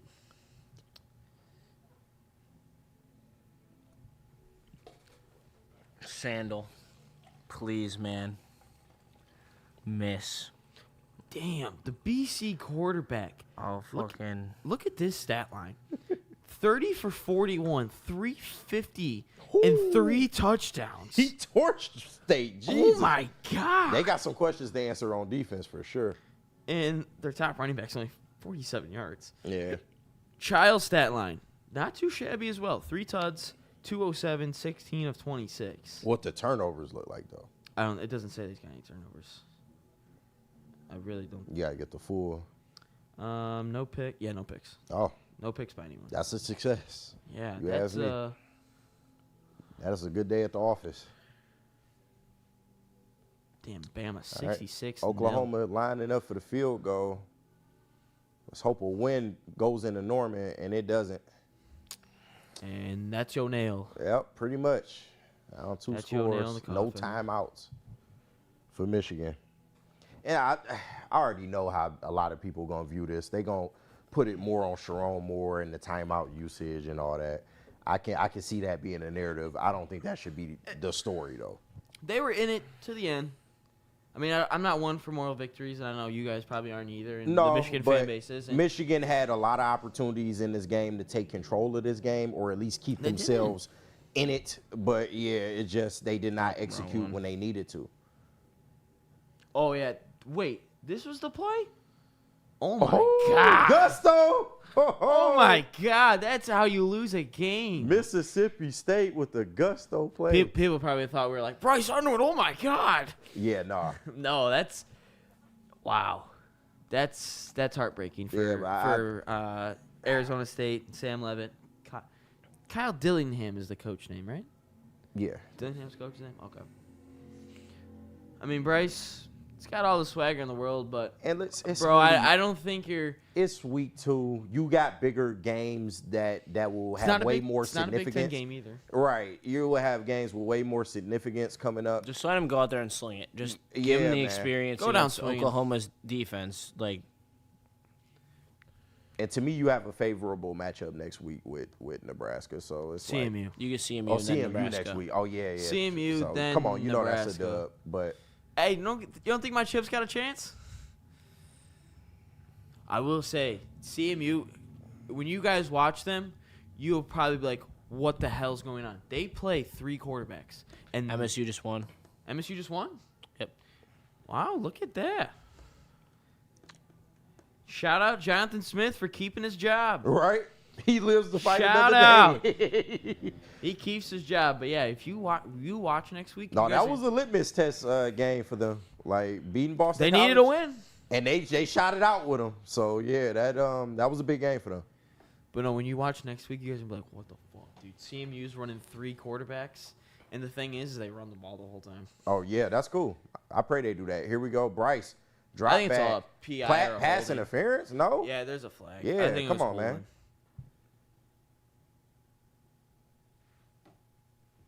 That's probably holding. I really hope. Something on the defense. I know that. Off. Oh, well, I guess it's a free play. Okay. All right. Yeah, All right. I didn't see the lineman move, but, hey, they got him, so. That's R. Mason Thomas. That was my key defensive player. He's been Yeah. he's been really quiet, but he was my key player to look out for. LSU only winning by 16 against Louisiana Tech. LSU is a fraud. You don't like Brian Kelly? No, man. Damn, 409 yards. He gets and away with 269. murder. Oh, Bryce takes off out of the pocket, throws. Man, he had him open, too. Just Smash, not enough yeah. on that pass, but fighting an uphill battle at this point. Yeah, I mean, let the boy sling it. But you, once again, to Justin's point, you waited a little too late. Yeah. You could have used it a little earlier in the game when you were only down 1 score. And nobody's saying just completely abandon the run because it did work to a certain degree. But or to a certain degree, you dominated the run game. But still, like. Oh, MSU didn't win yet. Bryce with the sidearm. Good Get out of throw there. bounds. First down. Yeah, you got to get out of bounds there. Oh, I don't think MSU won yet. I Oh, think they they had just scored the first. Yeah, they just scored the first. Touchdown in overtime. Yeah. I don't think they won yet, but I think there's definitely a chance that Yeah. they probably. Well, won. yeah, if they went up 7 first, Yeah. then yeah, for sure. But Childs the 4th touchdown pass. Look at that. Childs playing well. I don't think they won yet. They just scored the first touchdown. Bryce gets out of the pocket again. Throws. A little too much mustard on that one. And McCulley's down. Oh, man, that is tough. Well, he's out of bounds, so they can keep playing, right? I don't know.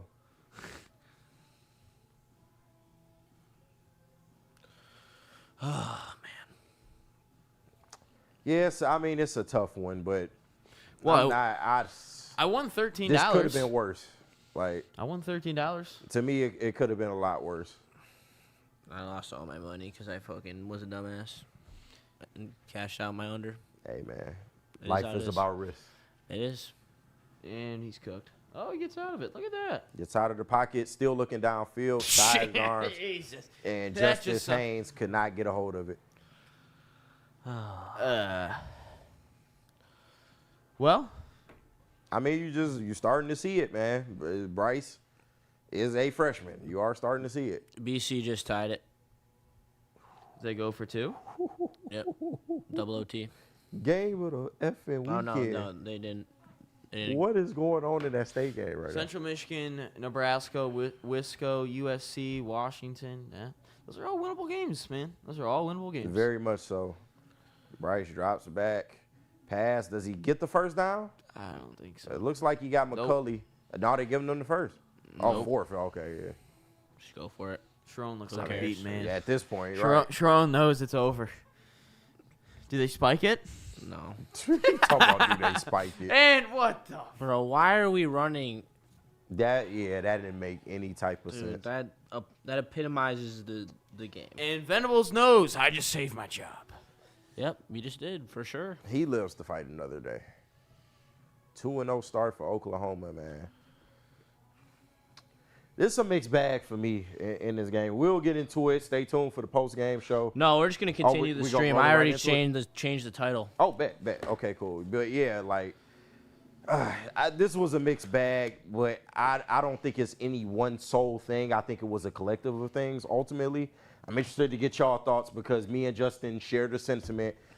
You kind of got to lean on Bryce a little bit more sooner in this football game, but you had a lot of opportunities to take control of this game, but a lot of just bad mental mistakes by a young team, like, and it cost them. Yeah.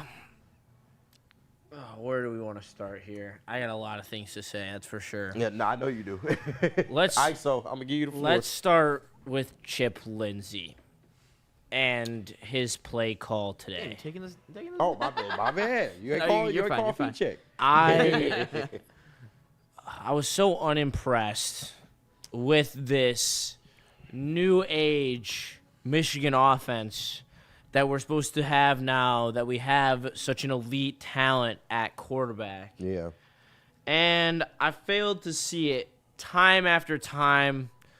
I just felt like either we weren't being Michigan, running the ball in situations in the past where we would dominate the point of attack. Yep. And then there were other times where I thought, why are we being so scared? And why are we... It took until they were down 14-0 for them to really let Bryce drop back in the pocket. Yeah, I mean, And my bad. sorry. No, continue. And that's not okay because now you lost the game and you didn't do Bryce any favors because when you finally did let him loose and let him do stuff, he was already in too big of a hole to dig out of. And Oklahoma knew it too. Yeah. Like it was very predictable. Watch this. They were sending pressure. We got the end of the BC Michigan State game on, but yeah. I'll close my laptop. By the because- time they needed to, Oklahoma saw right through it, and they Yeah. kept bringing pressure, and that's always going to get to a freshman quarterback. Yeah, they made Michigan one-dimensional. Even though they were They doing dominated well the on the ground, Yeah. they made Michigan one-dimensional, which at the end of the day was why Michigan ended up losing this game. And they didn't utilize the quarterback run. That is ridiculous. That you have a 6'4" freshman quarterback who runs like the freaking wind, and we're just gonna sit him back there and just reform him to a pocket passer, which I'm not saying he shouldn't be a pocket passer and he shouldn't learn how to be a pocket passer, but what he should be able to do is make plays on the ground. And you saw they did one QB draw. Right. It got them 9 Yeah. yards. What more do you and yes, I understand. Offense stalled a ton tonight. But you know what stops offenses from stalling? Quarterback runs. How many extra first downs did Oklahoma pick up today from John Mateer? Yeah. Getting lot. first downs with his legs. A lot. It completely changed the game. And that's my issue. Is they Michigan coached scared. They coached to protect Bryce Underwood instead of coaching to win, regardless of Bryce Underwood. Right. And what they ended up doing is a bigger disservice to Bryce Underwood because they put him in a worse position than if they would have actually opened the game, being a balanced attack, making Oklahoma respect you didn't have to have them respect the drop back pass. You never had to get into that. You could have stuck with your play action pass game for the entire game until you became predictable and you became one dimensional and they started bringing pressure every single time. And shout out to Dave and the D. Ryan, I'm going to let you go, but shout out to Dave and the D real quick. I thought Chip Lindsey was good. What the F? That was nasty and reminiscent of Kirk Campbell. And listen, it kills you because Chip Lindsey is an option type of offensive coordinator. I mean, we've seen him do it with other guys. So the fact that you're not doing it with such an athlete that you have in Bryce Underwood, it does kind of make you scratch your head a little bit. I'm not writing a book on Chip Lindsey just yet. Maybe this is just an adjustment period, but you want to see the play calling look a little bit better than what it did tonight. 100%. Dominic Davis, $10 super chat. Thank you for Shout out tuning to in. that Thank guy. you for your Big contribution shout out, tonight. man. You were amazing. Don't care if MVP. it's over. Why the F are we running there off to principal? More got to hit puberty first before I change my opinion on him. Have a good night, fellas. Have a great night. Good we night, appreciate man. We you. appreciate you. Brandon Lee with the Canadian currency. Hey, this shout worries out. me for the Nebraska game at Memorial. I mean, it should. Yeah. Yeah, I would just say that it's. I don't know if the moment was necessarily too big. I wouldn't say that, but I just think Sharon Moore as Michigan State. Look at this. This is a great game. This is a great game. This game is nuts right now. But if I'm no defense whatsoever. Go ahead, my bad. But if I'm Sharon, let the 5-star. Let the kid play. Let the kid play. Play the kid. But it's just the fact that they just look scared. And Justin, KG, you mentioned it as well. They just look scared out there. And I thought that what Michigan's going to want to do. They want to run the football. Of course, right.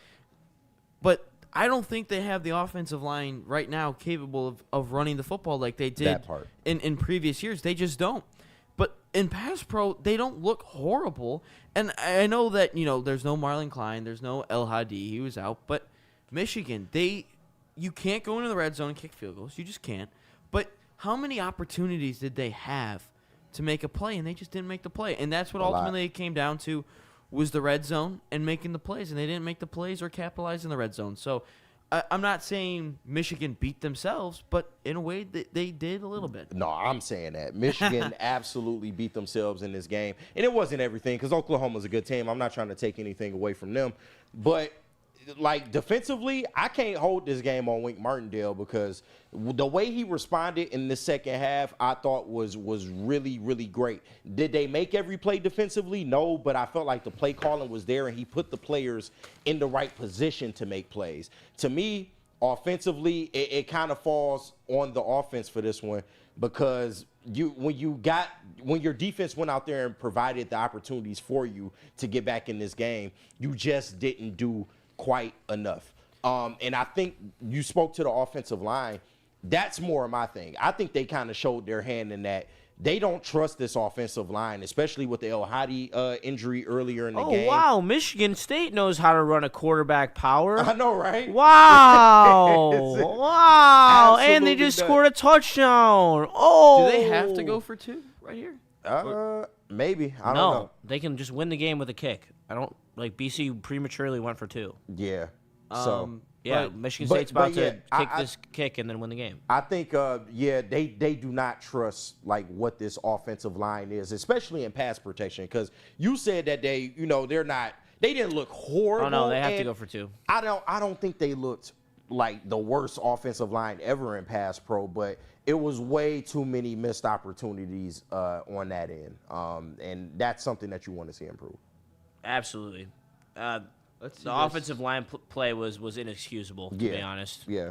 Michigan State wins. Oh, Aiden Childs wins the game for State. What a great game. A benchmark game for the Spartans. Yeah, they needed that. Jonathan Smith lives another day. No, for real. Because Boston College clearly has been a thorn in their side for the last few years. I'm happy for you, JB. I'm happy for you. Hey, shout out Jay Bizzle, man. Hey, we gonna talk about it Monday for sure. But you got to give State credit for sure. They showed up.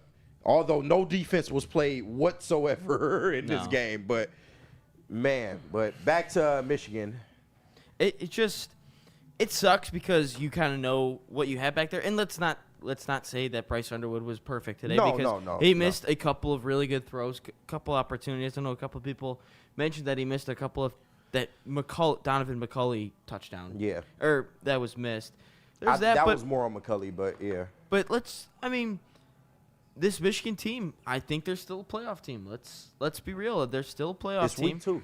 Yeah, it's week 2. And Wink Martindale, I think, is going to be the scapegoat. He just is. He's just a scapegoat because of the standard that Minter and McDonald set and the defensive players that they've been producing. But Martindale was not bad. He adjusted well. Yeah. And 24 points should get you a win. 24 points given up should get you a win, and it didn't. And the offense just struggled a little bit. But the only thing you could put on the defense is that the contain was atrocious. Mateer was able, especially in the second half. I thought they did a better job in the first half, but the second half was what the hell are we doing? They could not set an edge. Yeah. They could not get contained on Mateer, and he ended up eating you up. And that's one thing that you didn't want him to start adding, because he was already kind of beating you with his arm, and then once he went to that, you started bringing more pressure. It just absolutely wore down that defensive line. I got to get this game off. No, this is pissing me off watching Aiden Childs go into the stands at Spartan Stadium. They beat Boston College. I'm sitting here. I thought they beat number 1. The Lions better win tomorrow, or I'm gonna. Hey, stop it. We ain't worried about Honolulu. No, Blue. we're not. They're gonna be okay. smoke the Packers. But All right, make sure you're on Woodward Sports all day tomorrow. All right. I know that's a tough one for you, Justin. I know. You lost your money too. Yeah, Justin really feel It's it. okay. I made $13. Hey, if you lost his cash, he ain't. I know. Don't get me started about that. Hey, still, if you tapped into the Twitter, 6-2 day, giving out my picks. So Shout a great out. day for the kid. Shout out. Can't be too mad about it. Let the kid play. Right. Yeah, I actually let the kid play. Yeah. And I made mistakes. Mistakes were made. Just Right. like turnovers. mistakes were made, Right. just like Sherrone Moore and Chip Lindsey. Anyway, I agree with you. Wink Martindale does not deserve. I mean, More Chip. if they had Barham in the first half, this is a completely different game, and I firmly believe that. Yeah, I firmly do.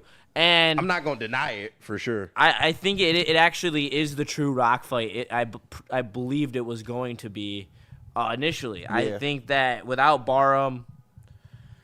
It really took a hit. They didn't look fast. They didn't look like they could get sideline to sideline. Yeah. And then by the time he was there, it was too late. Everyone around him was already too fatigued to make plays. And I just think I don't know. Wing Martindale was schemed up. There was a lot of times where defensive players didn't make plays. It's that simple. They were in the backfield. They had Mateer a couple times dead to rights, and Mateer slipped away. That's not okay. You got to make tackles. Missed tackles kill you as a team. And there was a lot of times where there was missed tackles. And I don't know. How confident are you feeling about the defense? I mean, even to your point about the secondary, in the second half, they settled down a lot because I felt like in that first half they were getting torched a little bit. But they were able to settle in, and of course that plays off of some of the blitz games that Wink was sending at Mateer, because if he's gonna beat you like that, make him work for it at least. So I didn't necessarily hate the adjustment at all. I thought it was actually quite genius on his part. As my man looks at it. Neil is I already know Neil going Neil is so unbelievable, bro. Hey, the human backdoor cover. Hey, I gave you the get right. Look what happens when I bet on Michigan. No. That's not what he said. He's like, meet the new same as the old quarterback. Talking about Bryce Young. Get out of here. Come on. We ain't worried about Neil right now. But I'm just saying, I mean, that's what he's going to say. Dude, he's going to be. Defensively, I think they need to clean some things up. But I said this all along. I feel like we have the players to be able to have a really good defense. It is going to be on Wink to have the right play calling at the right times and have these guys in the right positions. And at least for a half today, I felt like he did that. The first half was a little bit shaky, but once they figured out the adjustment and went out there in the second half, I thought they played a great game after that. Yeah, they really adjusted. And going back to last year, they were in it against Illinois. They were in it against Indiana. Yeah. And Washington. This post-game show is about to change to a different type of show, actually. No, I'm dead serious. There's breaking news that just happened. Oh, wait. What? Lions breaking news. What? Lions breaking news. Star wide receiver Jamison Williams has agreed to a 3-year, $83 million extension with $67 million guaranteed. Dang, where my J-Mo haters at now, huh? He had Coney at 12 at night, huh? Yeah. Where's that? All right, let me go change the title to our stream. Right. I'm not gonna lie. I was literally talking about this with my boys yesterday. We're at the bar and we were talking about the Lions, and we all thought J-Mo was the odd man out. We thought J-Mo was the odd man out. Who was the other one? We thought Laporta was an odd man out. Yeah. I mean, the salary cap's not a thing. The salary cap's not a thing. Don't let Neil hear you say that. What? Why can't Neil hear? Another story for another time. Salary Just watch cap Big D Energy. The salary cap is not real. It's just not. I won't go that far. It's real, but I think what Brad Holmes is attempting to do is something that a lot of NFL GMs really, I won't say they won't or can't do, but he really values his own guys. He trusts his drafting ability. And if you got a guy that is that turns into an all-pro or, even a Pro Bowl level talent, then I'm keeping him in-house. And listen, I know we all mad about Za'Darius and how that played out, but these are the reasons why he doesn't go out and make moves like that. He's very shrewd with the pocketbook, and I can respect that because coming from Lions franchises that were just they paid for the wrong guys, overpaid for the wrong guys, or they cheaped out on the players that they should have kept in-house. The way Brad's slinging this thing, it is what it is. And for J-Mo, of all people, to get paid before Hutch, because we did hear from ESPN earlier in the week that they started the talks with Hutch, but J-Mo gets paid before Hutch. I think that's huge, and I think that's smart on Brad Holmes' part because the type of money that he probably would command after this year. Yeah, you're paying 2 wide receivers 25. Amon-Ra's like $25 million as well, right? No, he's closer to 30, I think. You're paying 2 wide receivers like $25 million plus. $22 million guaranteed For J-Mo? Yeah. I love that. I mean, sign him early. I love that. It's just gonna the salary cap's not real, man. The salary cap's not real. I mean, look at it. Amon-Ra was the highest paid wide receiver last year, and now he's like the 9th or the 8th. But that's just getting maybe ahead. the 6th or 7th. That's just being ahead of the market, though. Like if the salary cap wasn't real, then Brad Holmes would sign everybody in the fucking world. Well, at least I would assume he would. But I mean, the way he operates, though, and I know people in this town, they feel a way about it. And I'm not saying that you can't feel a way about it, but it's a lot worse decision-making that could be going on in this front office. Yeah. The fact that you have a GM that can not only go get the talent, but when he realizes that the talent is good, he makes sure nobody else can get that talent. Yeah. I think that that's something that the Lions have never, ever had. And yes, I want more. I'm not saying I don't want more. I would like him to go over the top and make sure that this is a Super Bowl team. But they are a Super Bowl team because of what he has done. But look at this. All right, before we keep going, I missed a couple Super Chats. Got to make sure that we stay caught up on those. Jesse Woodward, $2. How many passes did you watch Underwood miss throw? I would say probably 5. 4 or 5. Yeah, 4, about that, yeah. Something like that. Yeah. Small handful. And then back-to-back from Antonio D, $2 Super Chats. Hate to see what works for Bryce, or had to see what works for Bryce versus a good team. I don't think we did. I don't think they did enough to show what exactly he can excel at. Right. Because you did see him make some plays, but you did see a lot of overthrows. But I can live and die with that because the one thing with Bryce is he didn't turn the football over for a second straight game, and this was against a better team this week. In a tough environment. In a tough environment, on the road. Like, if your freshman quarterback goes out there and he's not turning the ball over, why don't you just let him gun it a little bit more, especially when you had that deficit? You were down 1 to 2 scores throughout this whole ball game. Why not? I agree. And then Antonio D's second Super Chat, I've been saying pay J-Mo. That's not that bad for him. No, it's a very good deal for him. Very good. And what I was just about to say is, look about what this offense is guaranteed next year. You're going to have Goff. You still have Gibbs. Montgomery. Sewell's locked up. Amon-Ra, J-Mo, Tesla, and Ratledge is still there. Decker, I believe, still has a couple more years. But they've really locked up what this offense is going to look like in the future. And that's a plus. Yeah. I mean, no Hendon Hooker, but they're locked up for the future, and that's what you like to see from Brad Holmes. But there's other guys you still have to pay down the line. Gibbs is one of them. Yeah.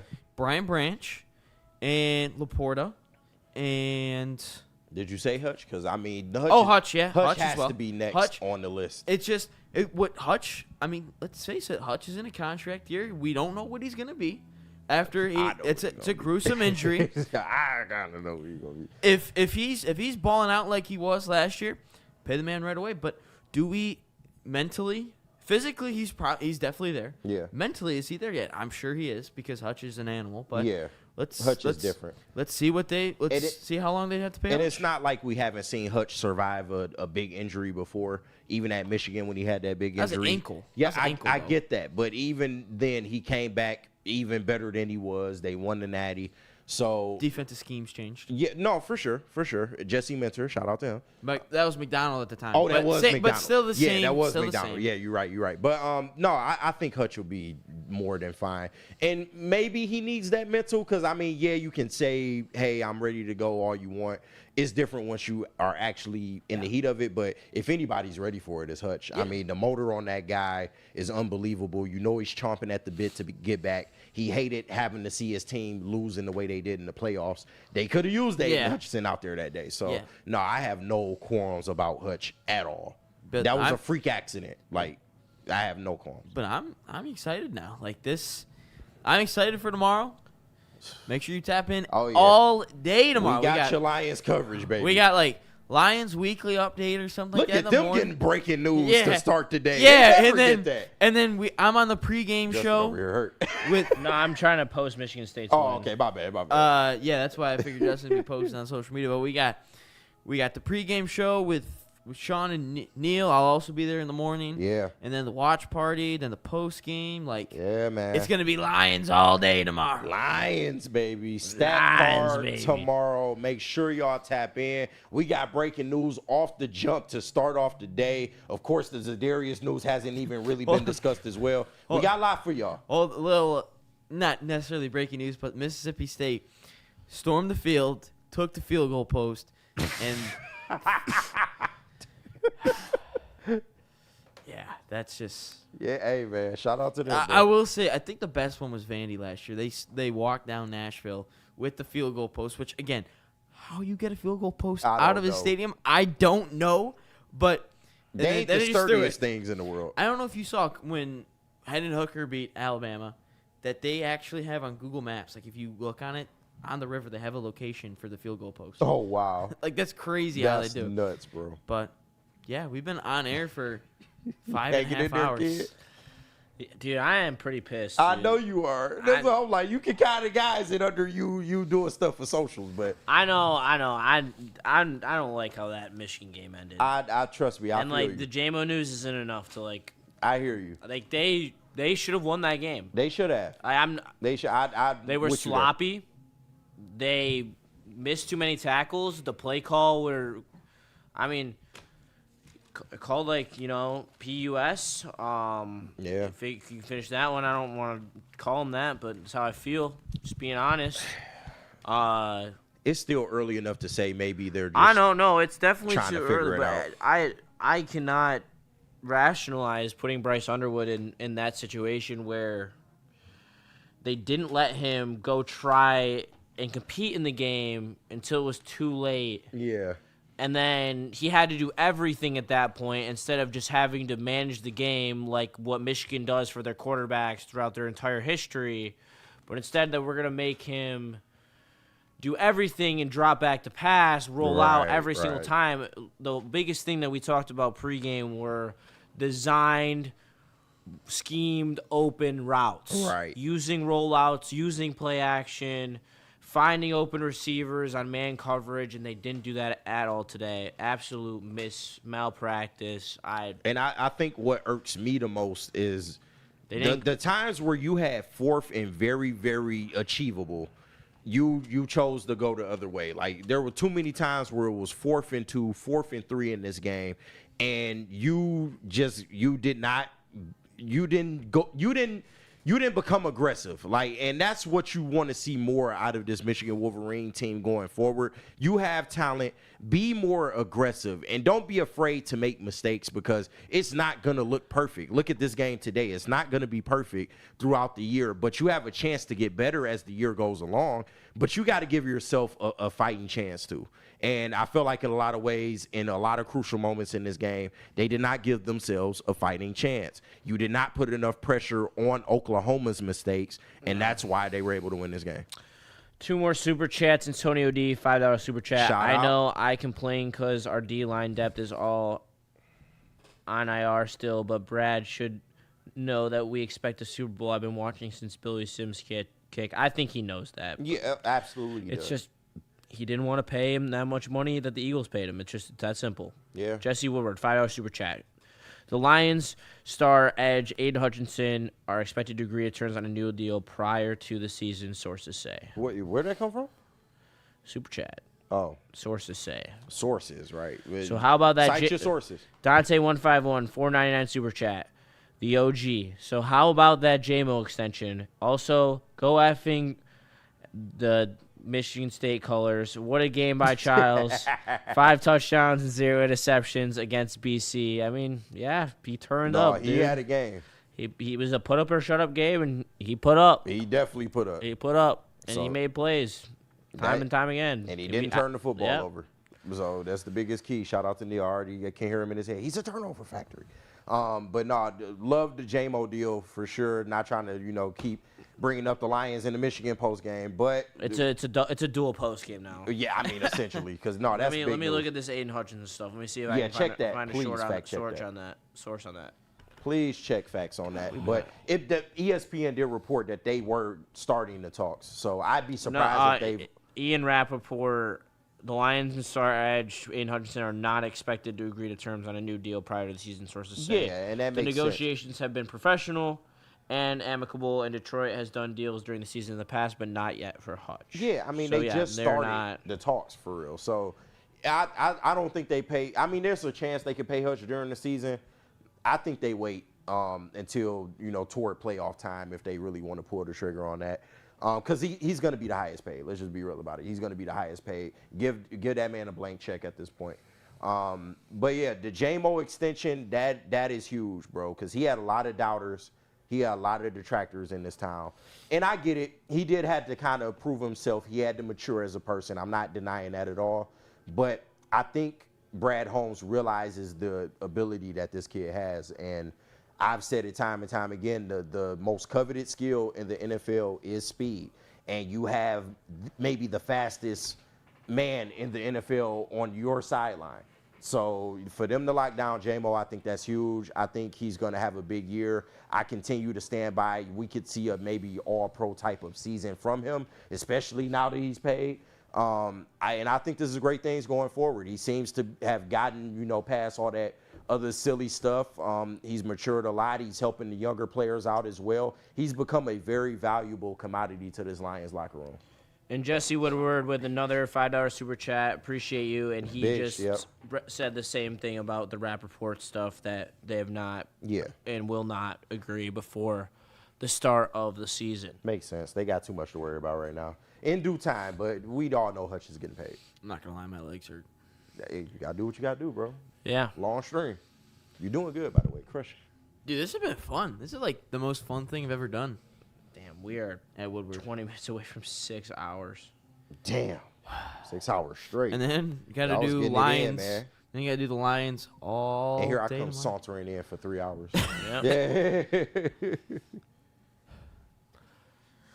All right, well. Is there anything else? I think we're Yeah, don't be like. No, I'm not. I think we're good to go. Yes, I love you. Appreciate everyone tapping in. If you haven't smashed that like button already, Please do. please do. Glad you didn't get to 200. Yep. Might as well, man. We working hard in here. The boys worked hard. They put in 6 whole hours for you. I put in a solid 3 for you. Go ahead and hit that like button for us. But like Let's I said, get ready to absolutely piss on the Packers tomorrow. Oh, we smoking on that green and yellow pack all mother effing day long. Shout out to everybody. You get ready to end the stream, Ryan. Yeah. Yeah, I can go in. Hey, tap in for that Lions coverage. Stack card tomorrow, coverage-wise. We got all the shows you need. Stay tuned to Woodward Sports, man. But I had fun, Justin, although I know you hurting inside. So his pocket is a little lighter tonight. So Yeah. I should have kept it on the under. That's for sure. I mean, the under is always a tough play. But I know. That's why I don't bet them. I literally hate it. Yeah. I don't know why I did it. I wish mean- I wish I would have just stuck to my guns and bet Oklahoma on the spread like I was going to, but I got looked like suckered it was into going the other way. the Bryce Underwood hype. I Yeah. really did, but I don't mind myself for doing that. I'm a fan like Yeah. everyone else. So Yeah. appreciate everyone tapping in.